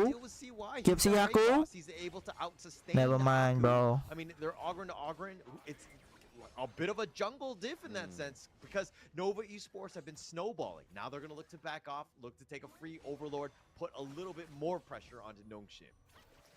Yeah, it's looking like it's going to be a second. How to pursue your AOK បាន token creator យើងទៅចោះឈ្មោះយើងទៅចោះឈ្មោះរបស់គេហើយយើងចាប់ផ្ដើមធ្វើវីដេអូយើងចោះឈ្មោះទៅហើយយើងធ្វើ original វីដេអូធ្វើ content ទៅយើងគ្រប់ view របស់យើងរាល់ខែឲ្យ token It's a sizable difference to where អាហ្នឹងអត់មានអីច្រើនផងមើលវីដេអូខ្ញុំតែខ្ញុំមានវីដេអូក្នុង YouTube ស្រាប់ឆៃមើល YouTube ទៅឈ្មោះ ZeolyKH ហ្នឹងទៅមើលទៅមានវីដេអូខ្ញុំប្រាប់របៀបចុះឈ្មោះរបៀបអីអស់ហើយមើលទៅ I mean, Chuan, he's got the mobility to stay alive. But look at what Wendy's doing, sticking around in that brush, just kind of waiting, being a little bit patient. បើធីមចិនមនុស្ស3ចូលវាយកើតហើយវិញហើយ They have all the time in the world, especially with all the lanes. ចូលវាយហើយសល់តែមនុស្សអត់មានដើម្បីបង Yeah, I feel like the only comeback condition here អត់មានដើម្បីផងចិត្តទៅចូលមិន to the point that he needs to be, which is just pretty much mass critical. Final push ហើយ 3 way breaker, but just not being able to use it to perfection. 3 way bro So much sort of like front line from CY, just so far ahead, but បាទចេញ Wendy មួយចាប់ all តែខោបាត់ហើយ all that she wrote noខាត់ all មួយជាមួយនឹង flash បាត់ហើយ for the side of Nongshim. They don't want to lose anybody at this point of the fight. អត់ល្អសោះ Look at Nongshim still surviving, dealing with the Shadow Vanguard with really no ប្រហែល play. ជាបន្លាយទៅដល់ហាន់ផេះហើយមើលទៅ Again, they'll look just kind of tighten the noose just a little bit more. ថាបិទ3បិទ3ហើយ Patient game. Let Nongshim come out of their base. Find a potential. ដល់ហាន់ផេះហើយដល់ហាន់ផេះហើយចឹង Tyrant spawn ពួកគាត់នឹងយក Tyrant ហើយបើយកអញ First Team Fight មកទៅ Set up Team Fight វ៉ាយ Lucian គាត់ដើរចូលជ្រៅមែនតើបើសិនជាគាត់ធ្លុយដល់ធ្លុយ Vision មកបន្តិចគឺចំហើយ Nongshim might fail Nongshim might fail Which is kind of sad if you think about it, but it is pretty sad in that. ព្រោះបើសិនជា Lucian គាត់ដើរចេញមកគេដឹងថាគាត់នៅហ្នឹងគេ Force Fight អូ no គាត់រត់ចូលមុនគេ Tyrant though, that's going to be a lot of damage going over to Muji, but the Conductor of Souls is soaking up a lot of it into the backline. Is a low away pit. He goes down, but it is going to be a 2-1 trade. Sage's Sanctuary does come through for Haku, but then gets wiped down again. Siri is able to claim Wendy, but it is now all on the shoulders of CY and Shawan, and Muji goes down as well. But there we go. It is going to be the slam dunk from CY, and all that's left is Siri and Faye to try and deny. តែនៅតែពិបាកចូលចឹងតែ CY នៅសល់ Blood Rage មួយទៀតចឹងខ្ញុំគិតថាគាត់អាចថែមវាយបានច្រើនមកទៅ He was about half life. He's the only Oh, Blood Rage coming តែមកទៅរត់អត់គួនអ៊ីគួនអ៊ីមកចូលគួនអ៊ីចូលមកទេគួនអ៊ីចូលមកទេមកទេ Yes It is going to be Nova Esports, your season 3 Invitational champions. Coming out of the brinks, they were down. Let's go. 2-3, finding ways in game ខ្ញុំថា Nova ឈ្នះទេតាខ្ញុំថា Nova ឈ្នះ pull out the victory. GG Nova Esports, a Malaysian champion yet again. But let's give props where props are due. Nongshim Red Force took them to the brink. Yeah, absolutely. There is definitely no fault here from Nongshim. They were the true dark horse, right? Going into this, we know that the Malaysian representatives are very strong. They were going to be the champions, or at least the top contender. But Nongshim and champion wasn't synonymous. But this moment, was it? Well deserved, well played by Nova Esports. Could not have been a better champion going into this one. Back-to-back ultimate battles to get themselves into this one and to win that championship. Nova Esports Season 3 Honor of Kings champion. Nova Esports Invitational Season 3 ជាមួយនឹងប្រាក់រង្វាន់បានរត់ទៅដល់$10,000 Not only KG 2024, but now Season 3 Invitational. But it has been such a close battle that this is anybody's game at this point. Yeah, for sure. And going into this one, I mean, you're kind of thinking, hey, if Nongshim Red Force can take Nova Esports to a Game 7, what about my team? How are they able to do it? You're kind of opening things up. Not to say that Nova Esports didn't deserve it. ចង់ស៊ីបូលីកាន់ពៀននឹងត្រូវទៀតហើយយើងក៏បានចូលលេងនឹងគេនៅពេលដែលយើងលេងឈ្នះ bro Yeah, so we are going to be signing off here guys. បែរក៏ថា So it has been myself, តែពេលយើងលេងឈ្នះទៅយើងបានចូល the grand final result that is Nova Esports, but we're going to throw it over to the host.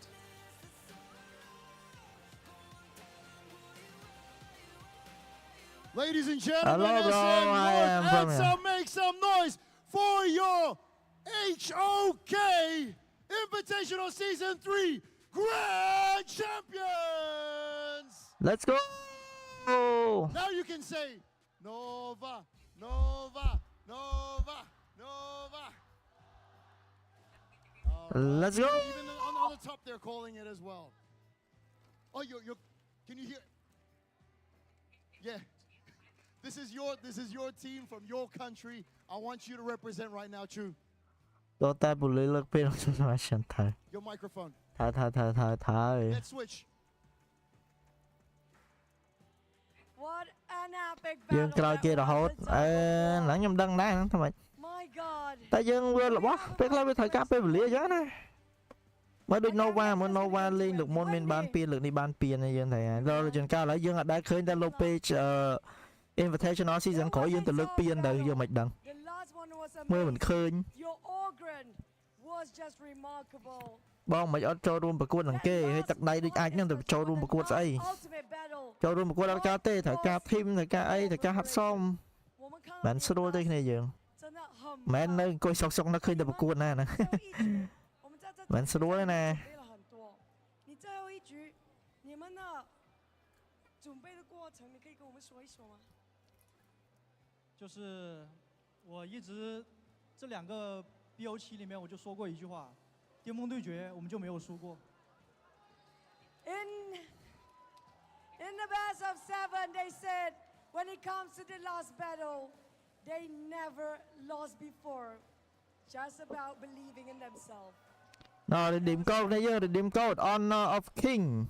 Okay, next Free all question. hero and chest draw. What did you tell each Thì chấp other nó đó. before coming here today about your game plan and also about your coach? What were you guys thinking? Anh lấy code cái Obviously, Honor you of guys King were nhưng coming bạn đã to sân. win. But what was going through your heads as you guys were planning each game? ប្រជ័យបបពិសោធន៍ហ្នឹងត្រូវប្រជ័យបបពិសោធន៍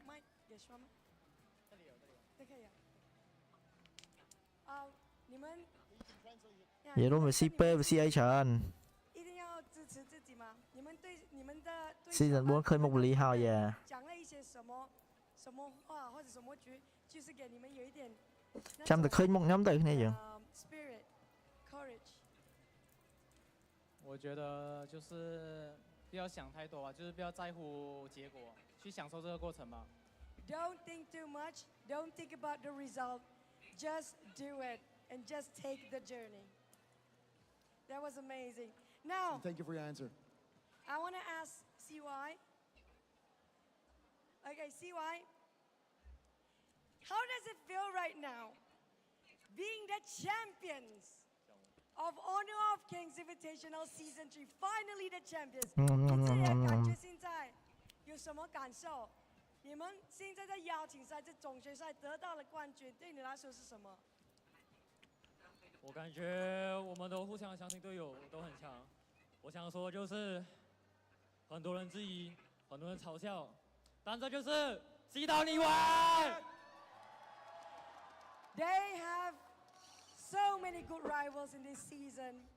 They fought, they quarreled, they were together. Well, whatever it is, it's all about getting one team and just winning it all together. 6rồi It's all about unity when it comes down to เพราะว่าที่เราเคยให้บาทอ่ะคุณ every bite, every nail that you put through, you go in as together. Like you say, you do or die, right? Yeah, As a that's team. True. That's true.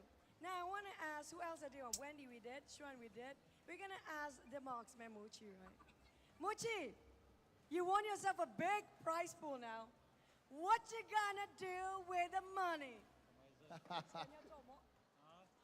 你知道的，你知道冠军那钱你要做什么？ Ba bờ ở mới ra sau đây. A lot of food. Actually, that's a lot of food. A lot of food. Tôi nhầm đây nhầm ban với đây nhầm rồi. Restaurant at the same time with the money. I agree. And last but not least, wait a bit. We have so many fans, so many supporters. Còn bài nữa bài hay á. So many new and pro. Mấy đồ bài nhầm không mơ không? What will be your advice to them?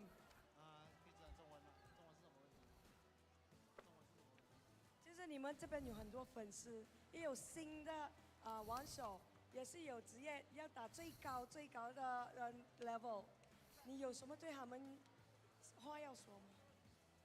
想学边路就看选，想学打野就看 CY， 然后如果想学中路就看文帝，想学射手就看牧师，想学辅助就看我，想学 BP 就看湘军，就这样。You know what? I think I understood it. Just to be like every single one of them as their laners, just duplicate them and conquer. No, not really. If you want to learn roaming, learn from Waypit.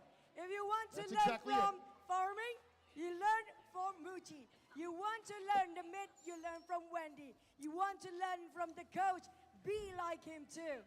There's also Xuan as a clan laner, and of course, last but not least, it's gonna be CY as a jungler. But you know what? We're celebrating, but of course, when it comes to the prize, we have to invite none other than our beloved Mr. James Young. 20 Honor of King lặng. Không Messi ô. To present the award. Và Messi ô là đâu ơi. A round of applause for Mr. James Young. Flash laner, the tenacity, Xuan. A remarkable gameplay of such delicate. Cái khối ban đi à? Ủa khối ban đây. Our coach, Dang. Khối ban điện lôi à? Our Ôi mày đấy thôi mày. Such a good bird. Mày đấy lưới hơi tốt anh nhom. Nhom cho mà. Wendy, Muchi, the most of the best marksman or farm lane, and last but not least, the very tanky and such resilient Waypit. This is your champions, Nova Esports. Có Facebook nè, cosplay đừng ngọt. Hell no bro, no.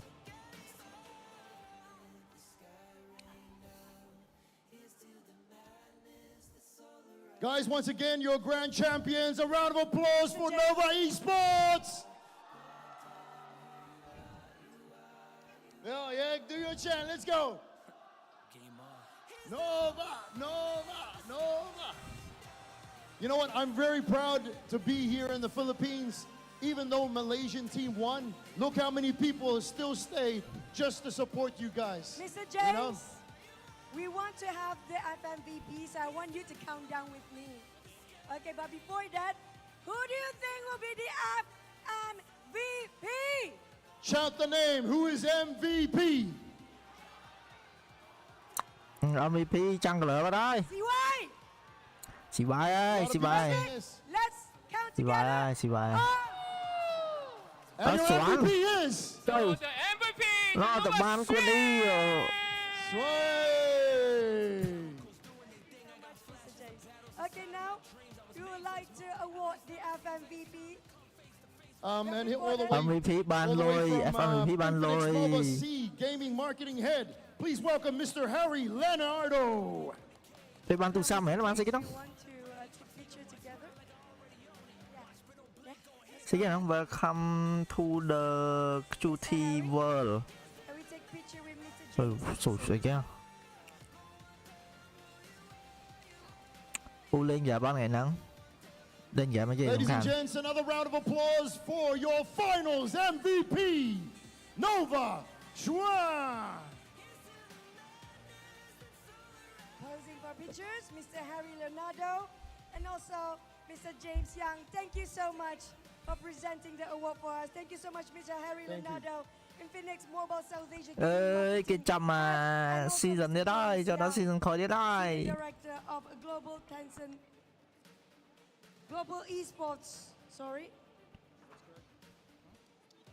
Okay, we'll get a Global Esports Center Level Infinite and Tencent Games. So for our FMVP, can we have a word from you? You can say anything you want, anything that comes from your heart. Try. Try. Leon OK, let's try. 快都不容易吧，然后我觉得这个 MVP 没有队伍的每一个人，没有 Nova 的每一个人都拿不到。然后我觉得在这里真的很感谢每个队友吧，还有 Nova 这个大家庭的帮助。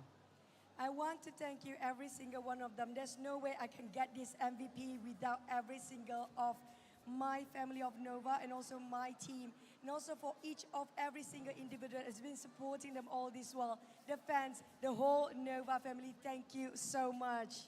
Your FMVP, the Clash Laner, Xuan. Yes, let's go. So that's it for Honor of Kings, ladies and gentlemen. We have crowned our first champion in 2025. We have a lot more international tournaments that will happen in the near future. But before that, how about we lift the trophy one more time? Can we Correct. surround the trophy one more time? And lift for the last one. Can you guys count down with me?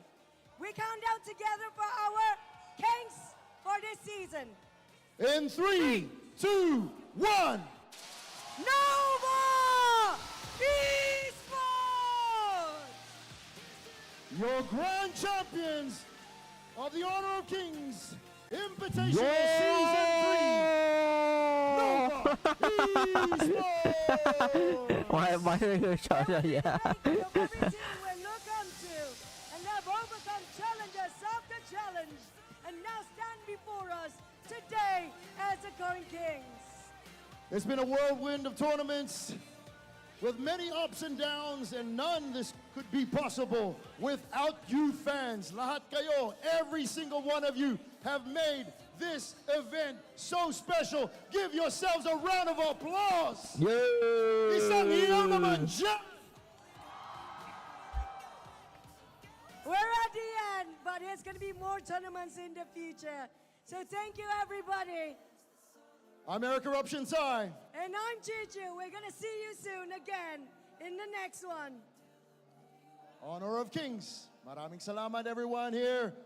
Hawk! Okay! Okay! H-O-K! Chơi chui mà đi. Chơi chui nó chơi chi con mày. Chơi chui không?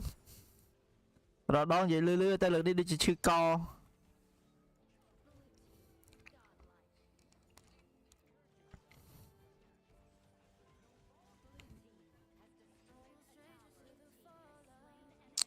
Anh không để highlight mà anhยังvô bảo đi, anhยังvô bọn.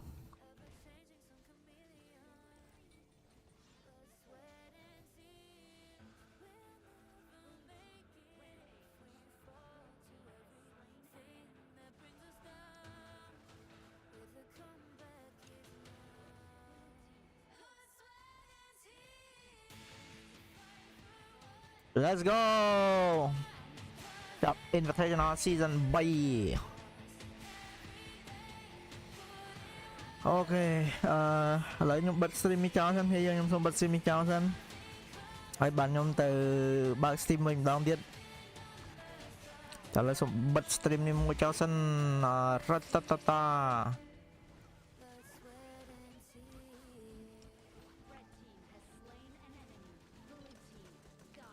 Oh my. Shoo.